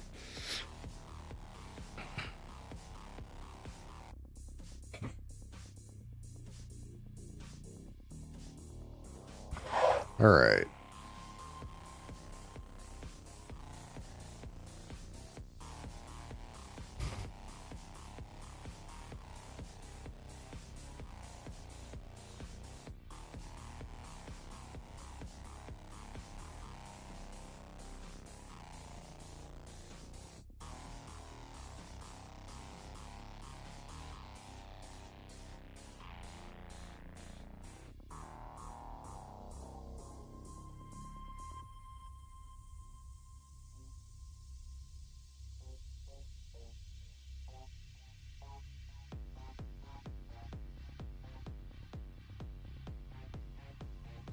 All right, today live review of the Shelter Point Whiskey Club release number 2 Seaweed and Peat. And this is a exclusive Whiskey Club membership product. I don't know if they released a regular strength of this or not. But this is a Canadian grain whiskey, 60% ABV. Wait, no, this isn't 60. This is 59.5. I'm not sure why mine says 60. 59.5% ABV. That's not quite 120. That's 119. 119 proof. This is non-chill filtered natural color. And this is a 50% Shelter Point Farm unmalted barley. So that's why this is a grain whiskey. Technically, it's half unmalted barley. Another half is British Columbia grown malted barley. It is aged 3 years in ex-bourbon, and then aged another 4 years in a barrel that has been smoked with local island seaweed and peat. So it is a seaweed and peat smoked barrel, roughly 7 years of age. But because half of it is unmalted barley, it's 100% barley, but 50% is malted, the other 50% is unmalted. So that makes this a single grain whiskey. Technically, if we're going to get technical. And yeah, this club release comes with a little bit of a pamphlet. Pretty much mostly just telling you what I've kind of already sort of said. It's a smoky barrel, not a smoky malt. So again, it's from Shelter Point, Nelson Investments. Own this, I think. And we'll rate this out of 100. 25 for aroma, 25 for palate, 25 for finish, 10 for texture, and 15 for my personal experience. And of course, this is sort of a like unobtainium bottle somewhat. Again, I think they tend to release these sometimes at normal strength, but in order to get this at cask strength, you have to subscribe to their annual membership and receive it that way in these kind of like half bottle formats. So if you're in the United States or really anyone who has say missed this point in the membership process, this may be unobtainium. You might be able to get a membership in the States. I have no idea actually. But it's it's hard to get these. You can't just get them. So, like that, a little bit of a perhaps exclusive review, but a review nonetheless. If anything, get on the train, get a yearly membership with Shelter Point. So far, I've been impressed with their line of products. Give that a bit of a spin, a bit of a light. Why not? Again, so this is 7 years of age, 3 years ex-bourbon, and 4 years in a smoky barrel, which I don't know if it's an ex-bourbon or a new charred oak. But this is natural color, 7 years of age cask strength. So that's pretty rich. That's a pretty rich color for 7 years. Of course, this has cask strength, though, so there's no water added here. Of course, we have our signature Shelter Point single malt whiskey, Glencairn, as is fitting for the moment. I'll have to check again, but when I was on there last, not that long ago, I saw that they had an Ultima available, and an Ultima is like a special release only available to club members, but you have to buy it, and it's a full bottle. And it was something aged in an Ardbeg barrel. I can't remember. I wonder if I can find it real quick.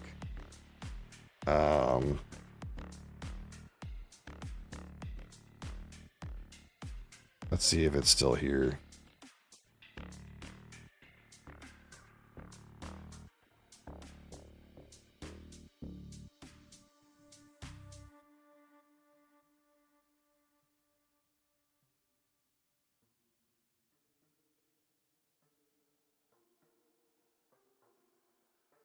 I don't know if it's still here or not.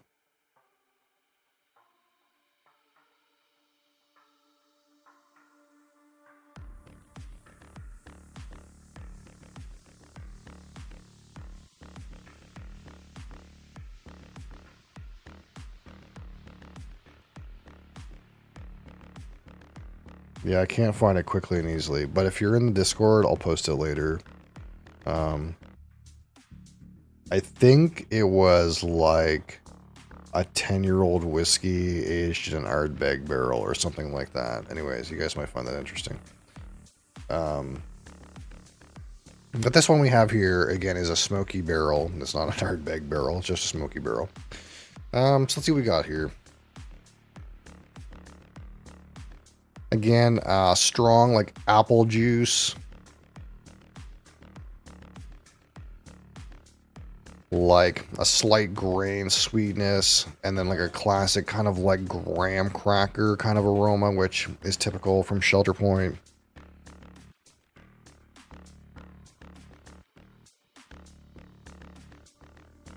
There's also like a bit of a citrus. It kind of just smells to me like right up front, like the typical Shelter Point profile. I'm not getting a whole lot of seaweed and peat right at the get-go. It has got a little bit of a brine to it, but nothing super smoky.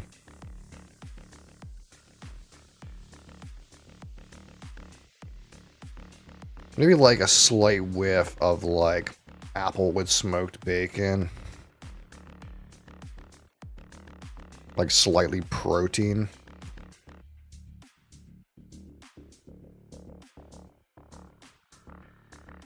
Oh, so good, actually.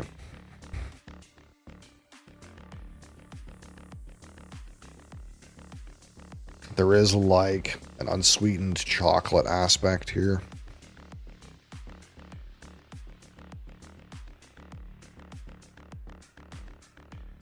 Yeah, and the way that malt kind of hits like toasted grains or like graham cracker is always like really interesting with this distillery.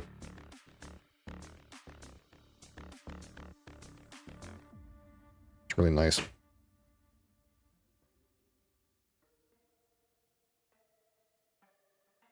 But again, it's not hitting me very much on the smoke peat seaweed level, at least not on the aroma. There is a slight smoked protein element here. but it's like a whiff at best. All right, so shelter point, cask strength, seaweed and peat on the palette. Cheers.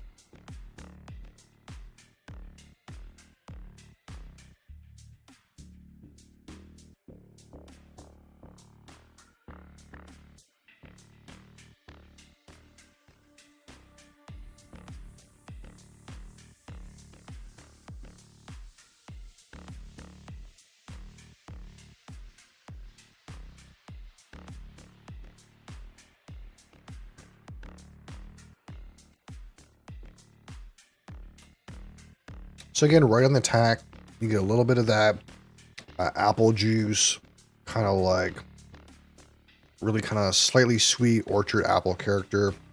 That's kind of like mixed with a little bit of that toasted grains. Then like comes a bit of a spiciness.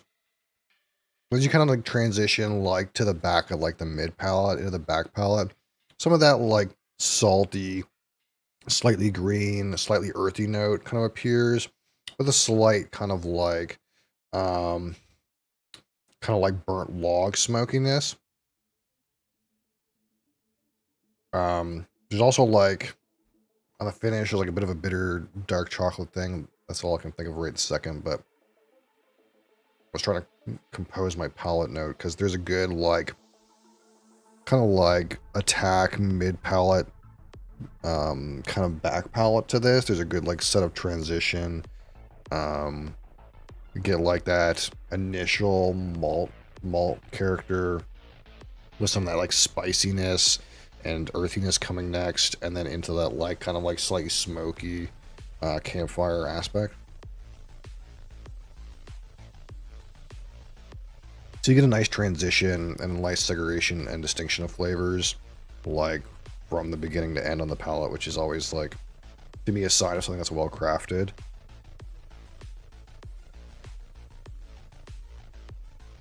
Nothing is like muddled and hiding and like stumbling over itself and being hard to get at. Bit of a honey sweetness on the aroma now. You know, like honey grains, graham crackers, obviously one that we always get here. There's a slight smokiness in there. And that smokiness and the sweetness, you kind of get a bit of that like maple bacon, a bit of that like applewood smoke. Quite lovely, yeah. This kind of feels like every Shelter Point like unique cast strength release I've tried so far, which I think I've tried 3. Man, it really nails the aromas in the palate for sure. Let's try to focus on the finish.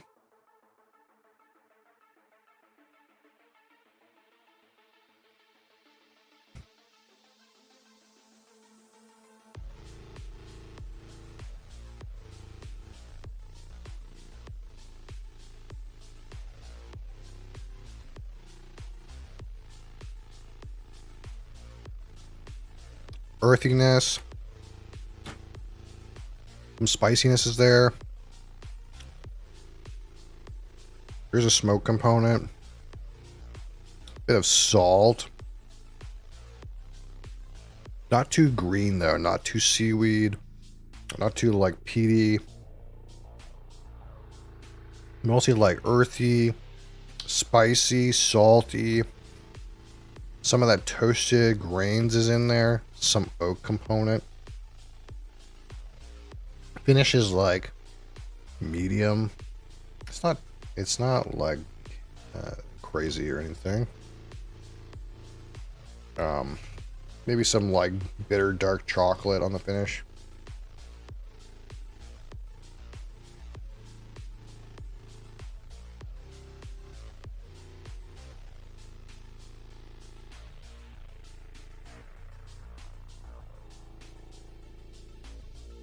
I'm not getting too much citrus today. We're not so much on the citrus today for whatever reason.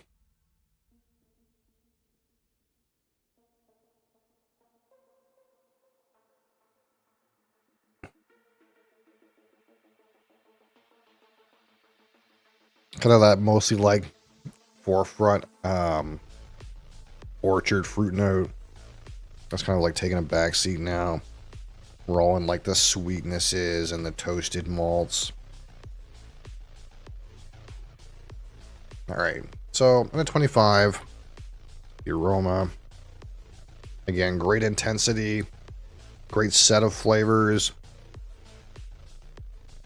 Aromas, I suppose. Not quite super emergent, but a little bit. You know, sometimes you get in there and you get the slightly protein components. Sometimes you get in there and you get like the maple bacon. Sometimes you get in there and you get the apple. Slightly emergent, not like super emergent. Aroma hit me with that 20. All right, so hey, remember me? I don't remember you, neighbor, but welcome back.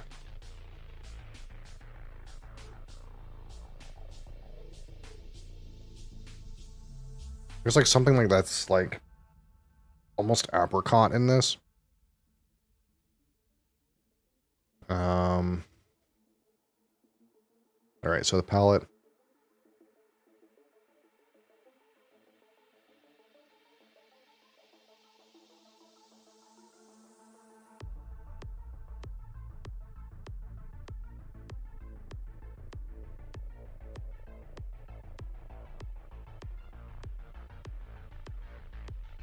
So again, first you get some of that slightly fruity, toasted grains, slight sweetness.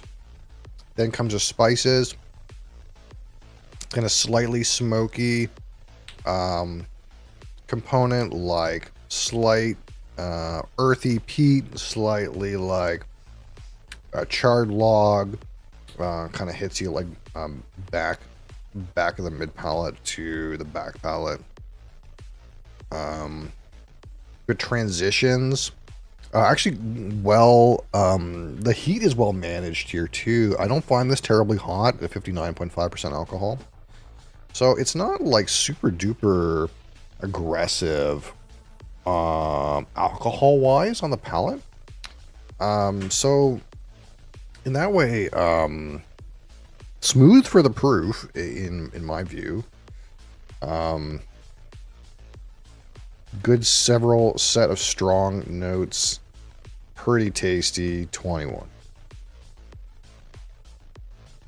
am I drinking? This is a Shelter Point Whiskey Club cask strength release seaweed and peat 7-year-old single grain from the Shelter Point distillery. Club release exclusive. So let's talk about the finish of 25.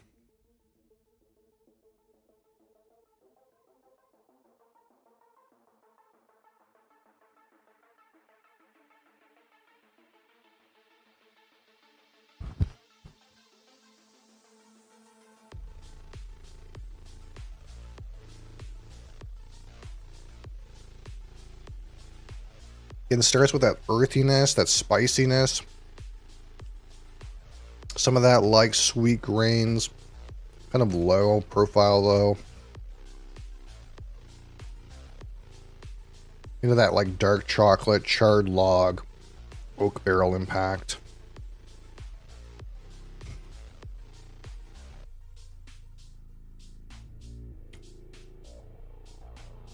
Pretty reasonable.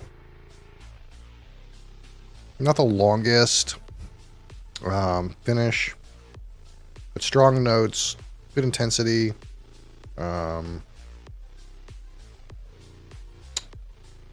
finish like 19. I want you to review a movie trailer. I'm not a movie person. That is an odd request. I don't think I've ever done that.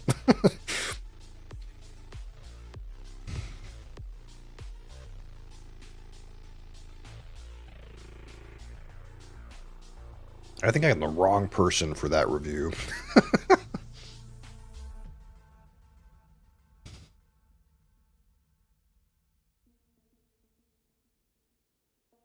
All right, out of 10, let's talk about the texture. which at this point hasn't been particularly notable. So it's obviously not thin, but the thickness doesn't necessarily impress me in any way.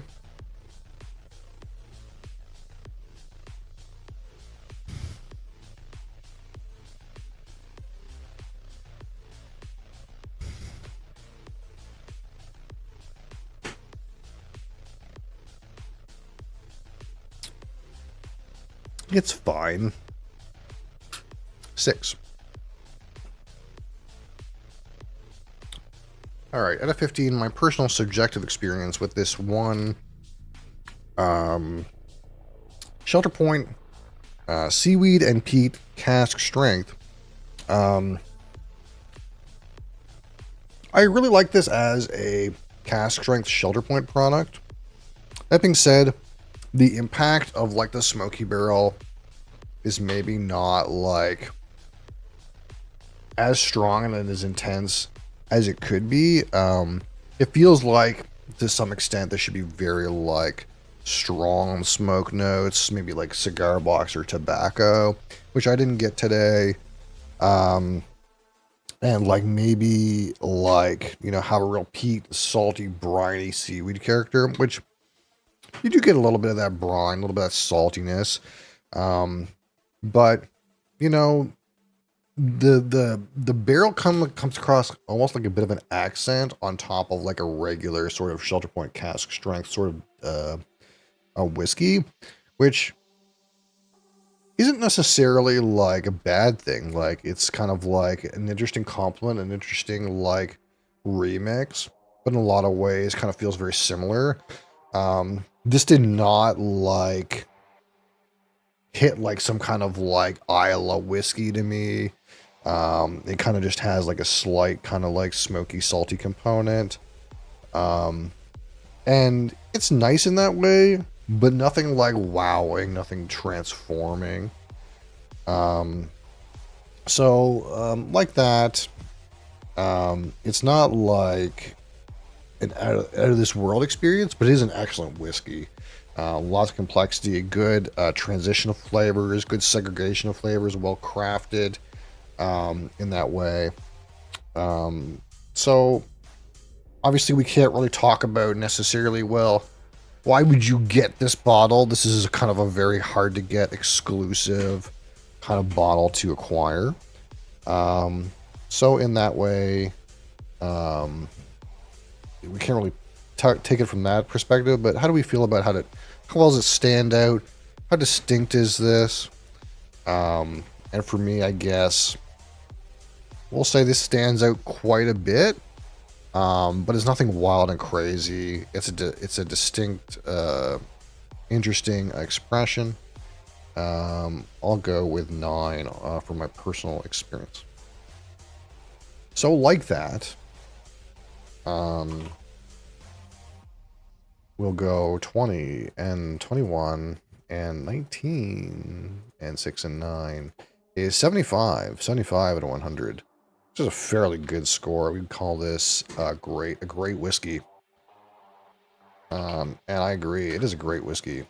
A nigh unobtainable whiskey, but a great whiskey nonetheless. What whiskey is it? This is the Shelter Point Cask Strength Club exclusive Seaweed and Peat. So this is club exclusive to the yearly membership at Shelter Point. It comes in these like half-size bottles. Sometimes they'll release these at a non-cask strength proof, but the only way to get these cask strength versions is through Shelter Point's membership program. This is about 7 years old. Again, 3 years in ex-bourbon and 4 years in a barrel that was smoked with island seaweed and peat. So pretty good in that way. Not chill filter, natural color, all the goods.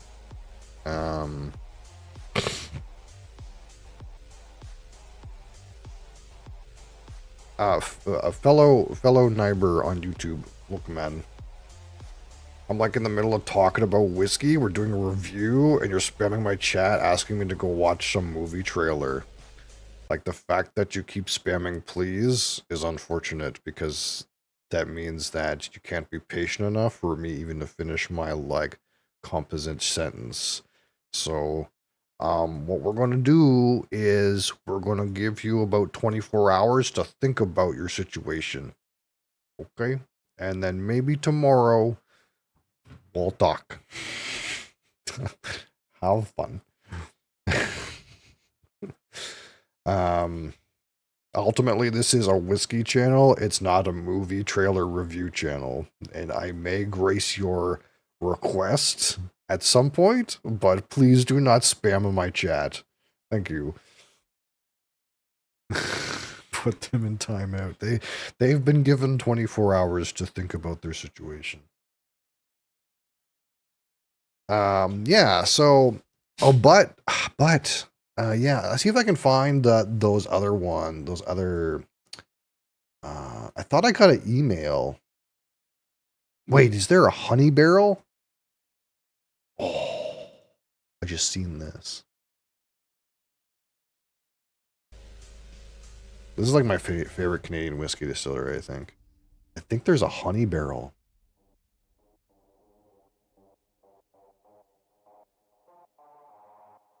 Honey cask finish? The team at Bulky Valley Honey wanted to use one of their barrels for a barrel-aged honey. I want the barrel-aged honey, too. Honey barrel-aged whiskey. 53% alcohol, single malt, honey cask finish.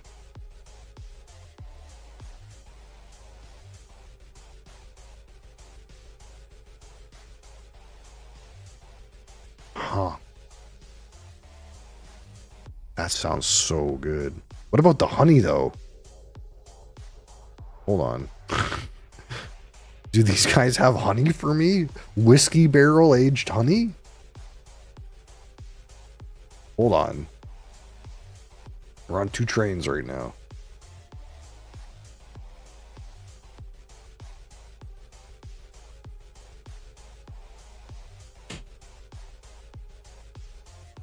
Barrel aged honey.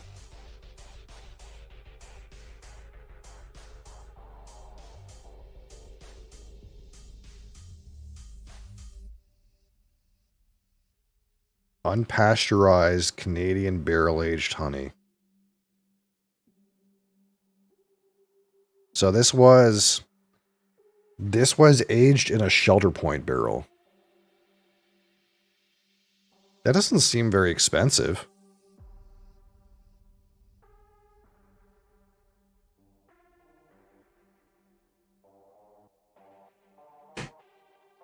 Shop wholesale. Am I a wholesale customer? I gotta log in.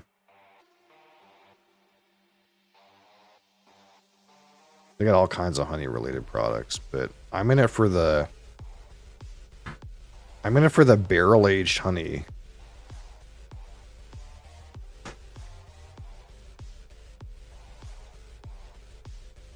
Nine reviews for barrel aged honey. Hands down the best honey I've ever put in my mouth. I've always been a black coffee drinker, though lately I've been enjoying this honey with a kick. Delicious. It's so good I eat it by the spoonful.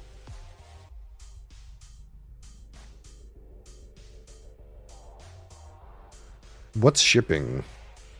What's shipping, though? Is it stupid? Ship within Canada, that's fine. How much? How much? Hold on. How much? How much for one of your finest barrel-aged honey? Shipping.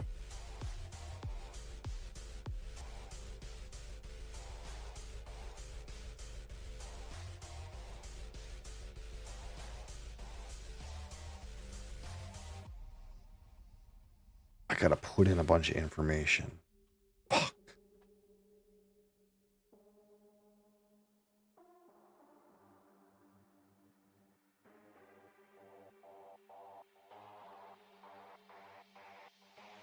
They want my fucking Name of my firstborn child, social security number, fucking everything. Too many maple bucks. I'm about to find out. I want this. I want that.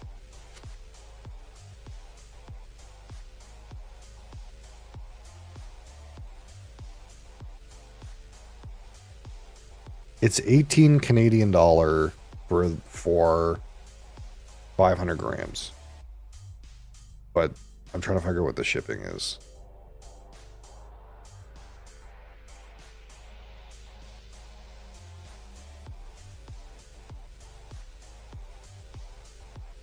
This honey may only be shipped within British Columbia. Fuck.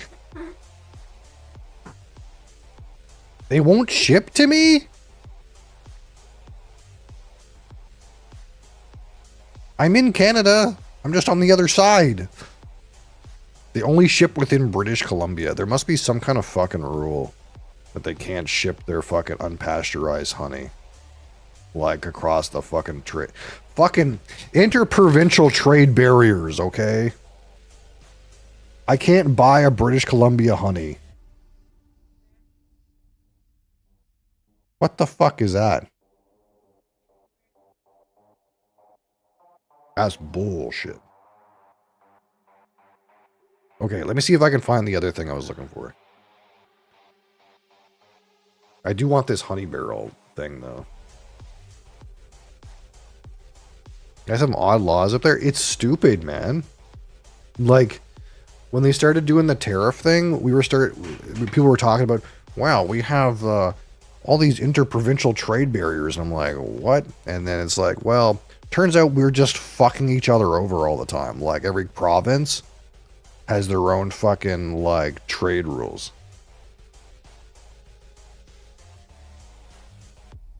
Like, to, like, the point, to, like, the tune of, like, $200 billion a year or something like that.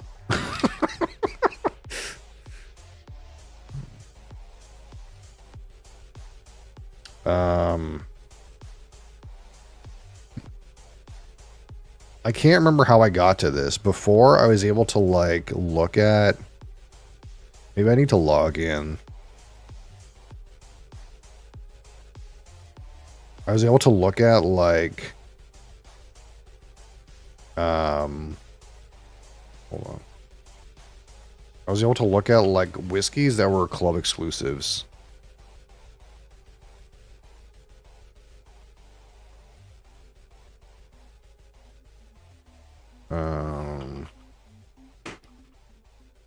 And I was thinking about getting something, but it's hard.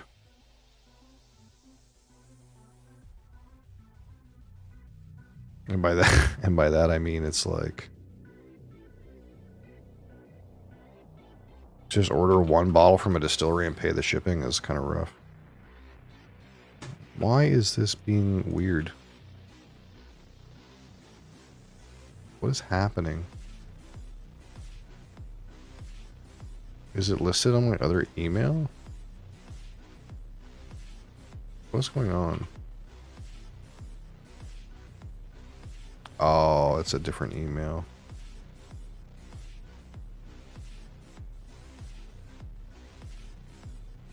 Yeah, so the 10-year-old estate bottle I have, they have a non-cask strength version of it for sale. What was the other? Where's the? Let me see if I can get in. If I can get in, you know, if that makes any sense. Where's like all of the products?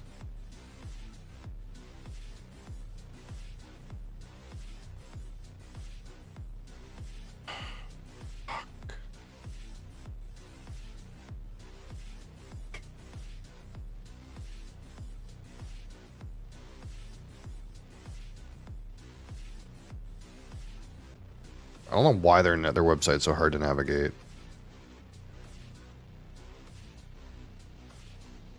Oh, here it is here. Okay, I found it. I don't know why it's so hard to get to this point. This like thing where it shows their whole collection.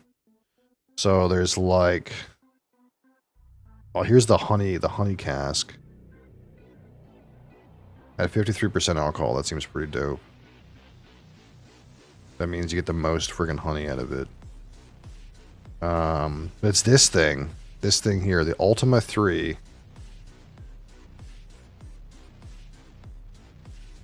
I don't know anything about it, and it's hard to find information on it, other than it's a shelter point at cask strength that was aged in an Ardbeg barrel.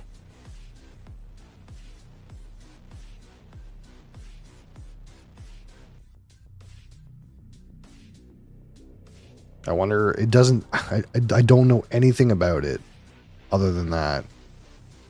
And you have to be a club member, which I am.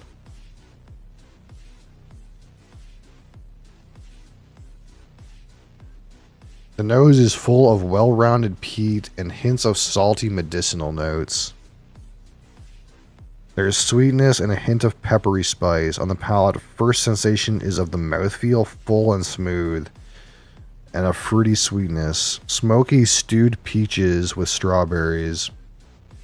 Finish is long, allowing plenty of time to explore the flavors. Salty tapenade, charred vegetables with smoked beef, and a hint of creamy sweetness and a mature cheddar sharpness. What the fuck?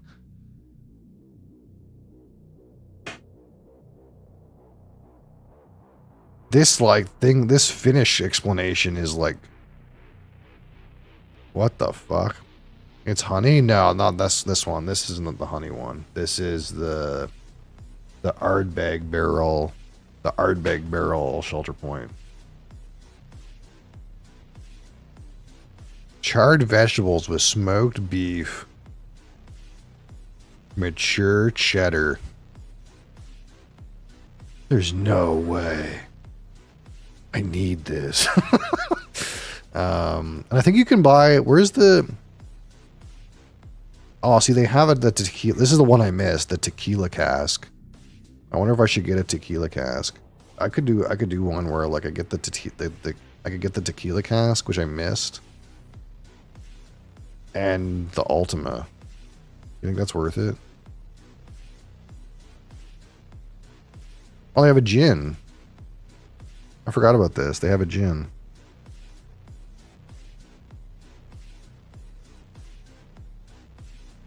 Richness, juniper, citrus, pepper, and pine. That sounds like such a generic gin, though.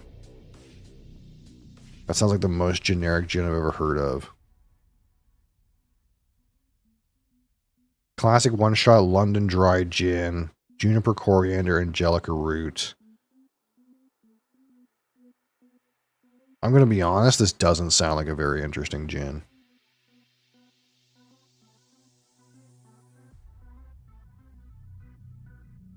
It sounds like we needed to make something that didn't require barrel aging to make money.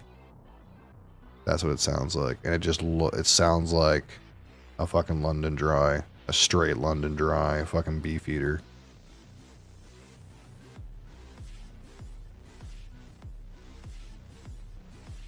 I don't know. Maybe.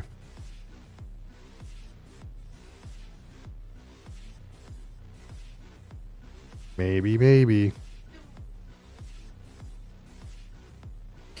It's made with malted Canadian grains, though. That's kind of interesting. Not that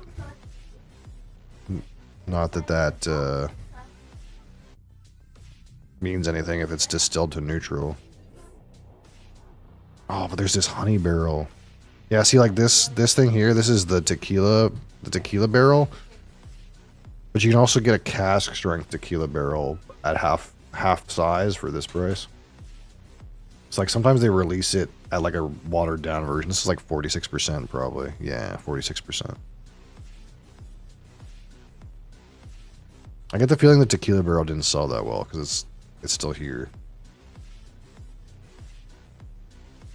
It's like this is the 10-year estate that I have a cask strength mini bottle of too. They didn't do it. Wait, do you think? Well, yeah, I don't think they did a cask strength. This is 53%. They probably didn't do a cask strength of this. I was hoping that maybe the fourth mini bottle release would be a honey barrel. Should I wait? This is already here though. There's no way, right? At 53% alcohol? There's no way. Maybe we'll just have to... What was the other Ultimas? This is Ultima 3. What was Ultima 2? It's obviously all gone. Oh, hard big barrel. There's no way it has this on it, right? Charred vegetables with smoked beef and mature cheddar. There's no way, right?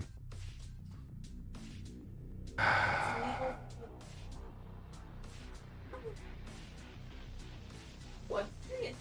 He's saying second Ultima. How's that? What? Legal not for half the summer, right? I mean, yeah, it's basically child abuse. See? We'll get in trouble if you go out with our Your scalp is gonna get scorched. You wouldn't want that.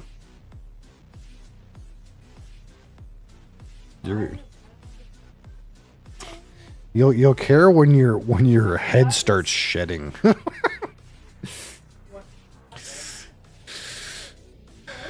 Maybe.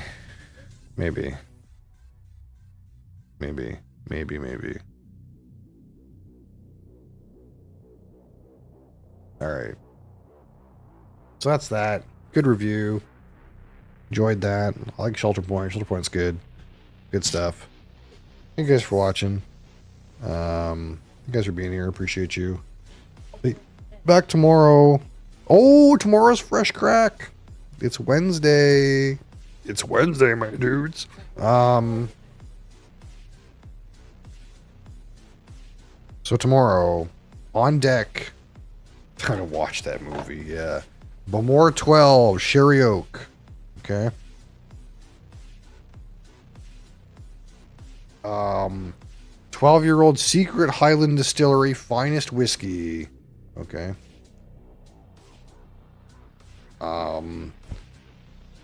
Linkwood 14 years at cask strength in a refill sherry butt. Okay, this is also here.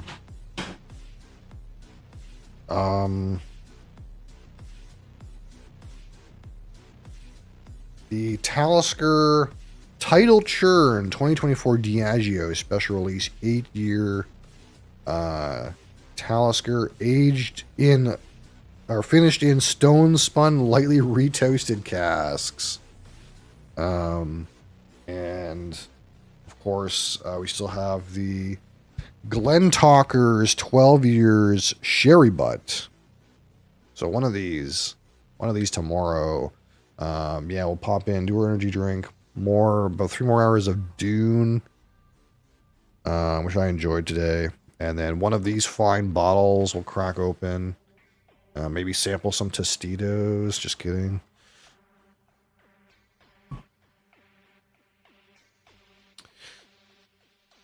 Just had some Jimmy John's, tried their new toasted sub. It was nom nom nom. I can't. We don't have Jimmy John's up here.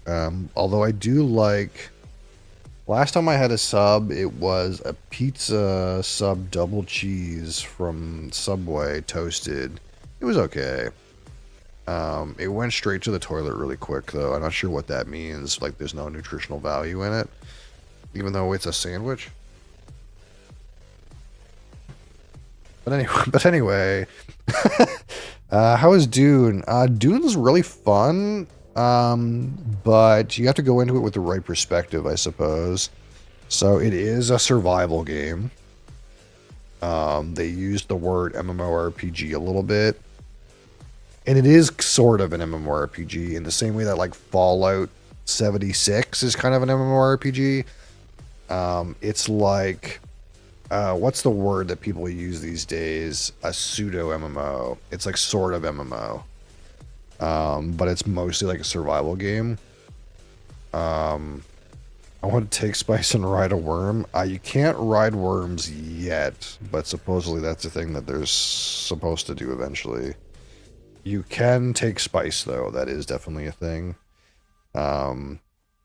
It kind of plays almost like a Dune RPG a little bit, but it's very much a sandbox game, like Rust or like Ark Survival Evolved, primarily. But there is like an RPG element, and there is like a multiplayer MMORPG element as well. So it's kind of cool in that way. Some of the main quests I've done so far involve you like snorting spice and then having a vision. But there's also like some kind of mechanic where you like, if you like ingest spice and put it in your bloodstream, that has some effect, which I don't know at this point, and I don't necessarily want to spoil it for myself because it's kind of an interesting concept. But put it this way, you can make spice beer. That is a thing in the game, spice beer. You can also make spice wine and spice liqueur. So if that's not enough,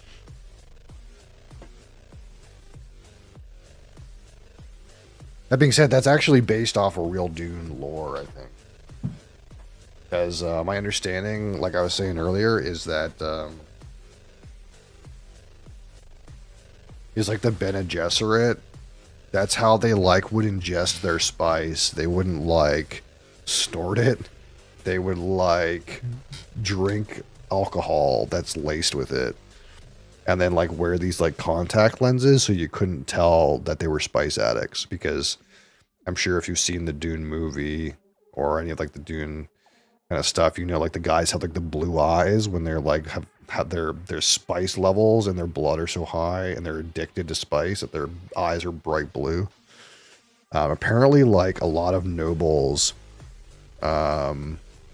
like are addicted to spice, but you don't know because they wear these contact lenses that hide their spice addiction. It's kind of interesting. That's canon. That's canon in Dune. The series is really good on HBO. Is there a series? Like on top of the movies? I thought it was just movies.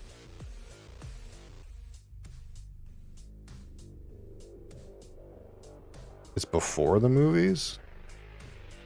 I've never heard of this series, I guess. HBO. Oh, Dune Prophecy. I see. Yeah, I never heard of this before, actually.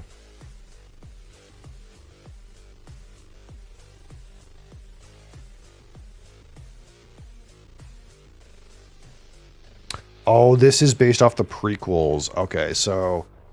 yeah, so Dune and Dune Messiah, so those... the Dune 1 Part 2 and Dune Messiah, those are Frank Herbert books. But this stuff, this prophecy stuff, and I don't know how it is close to Brian Herbert's work, but what I read is that when Frank passed away, he left some amount of stuff, but not very much stuff, and Brian, his son, wrote the prequels, but he didn't, based off of almost no notation, so it's almost entirely Brian Herbert's work. He wrote these prequels that I'm assuming Dune Prophecy is based off of, because it says 10,000 years before Dune, which is like, this is like the area that Brian Herbert's prequels, I think, were written about. So it's probably based off Frank Herbert's son's work on the prequels to Dune. Yeah, written by Brian Herbert and Kevin J. Anderson. Yeah. It's right here, yeah. Inspired by the novel Sisterhood of Dune. Yeah. So it's like one of those things where it's like really good, highly recommend. Yeah, I could try it. Depends if I have time. It's a time issue most of the time. But it's like, it's a weird thing. Like, how canon whether you think it's canon or not? Because technically Frank didn't write it, so is it canon? It's like, well, it's an adaptation of a book that might not technically be canon based on your opinion, but whether or not it is or isn't, it's just whether or not it's a good story at the end of the day, and you can decide for yourself whether or not you feel like it's deserves to be canon or not. It's always weird when like authors die before they finish their work, you know.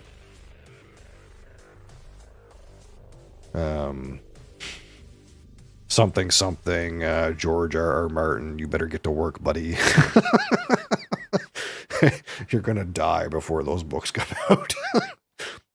How many more is he supposed to write?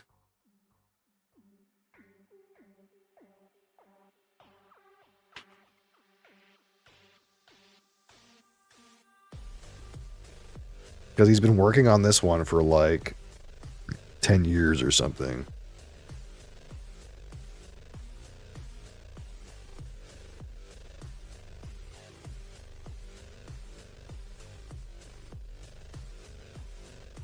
There's supposed to be 2 more books.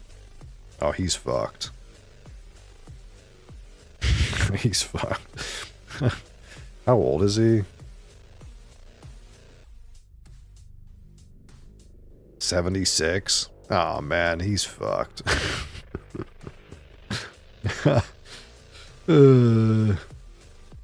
He must be just so rich he doesn't care anymore.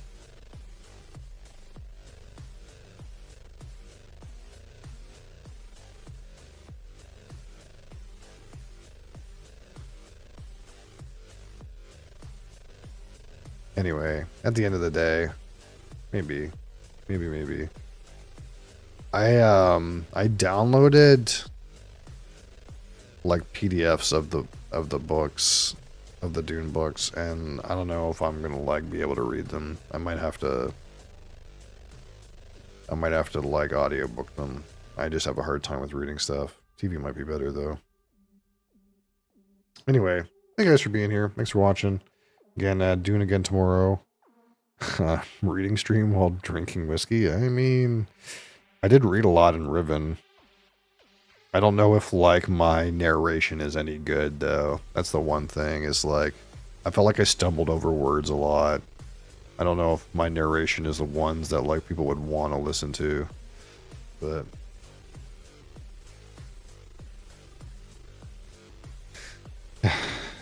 time. There's only so much. What am I writing here? All right, shelter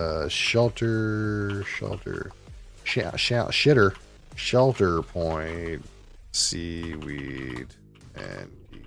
Close enough. All right, thank you guys for being here again. Yeah, Dune tomorrow, fresh crack tomorrow. And we'll go from there. I appreciate you guys. Thanks for watching, and I'll see you tomorrow. Peace.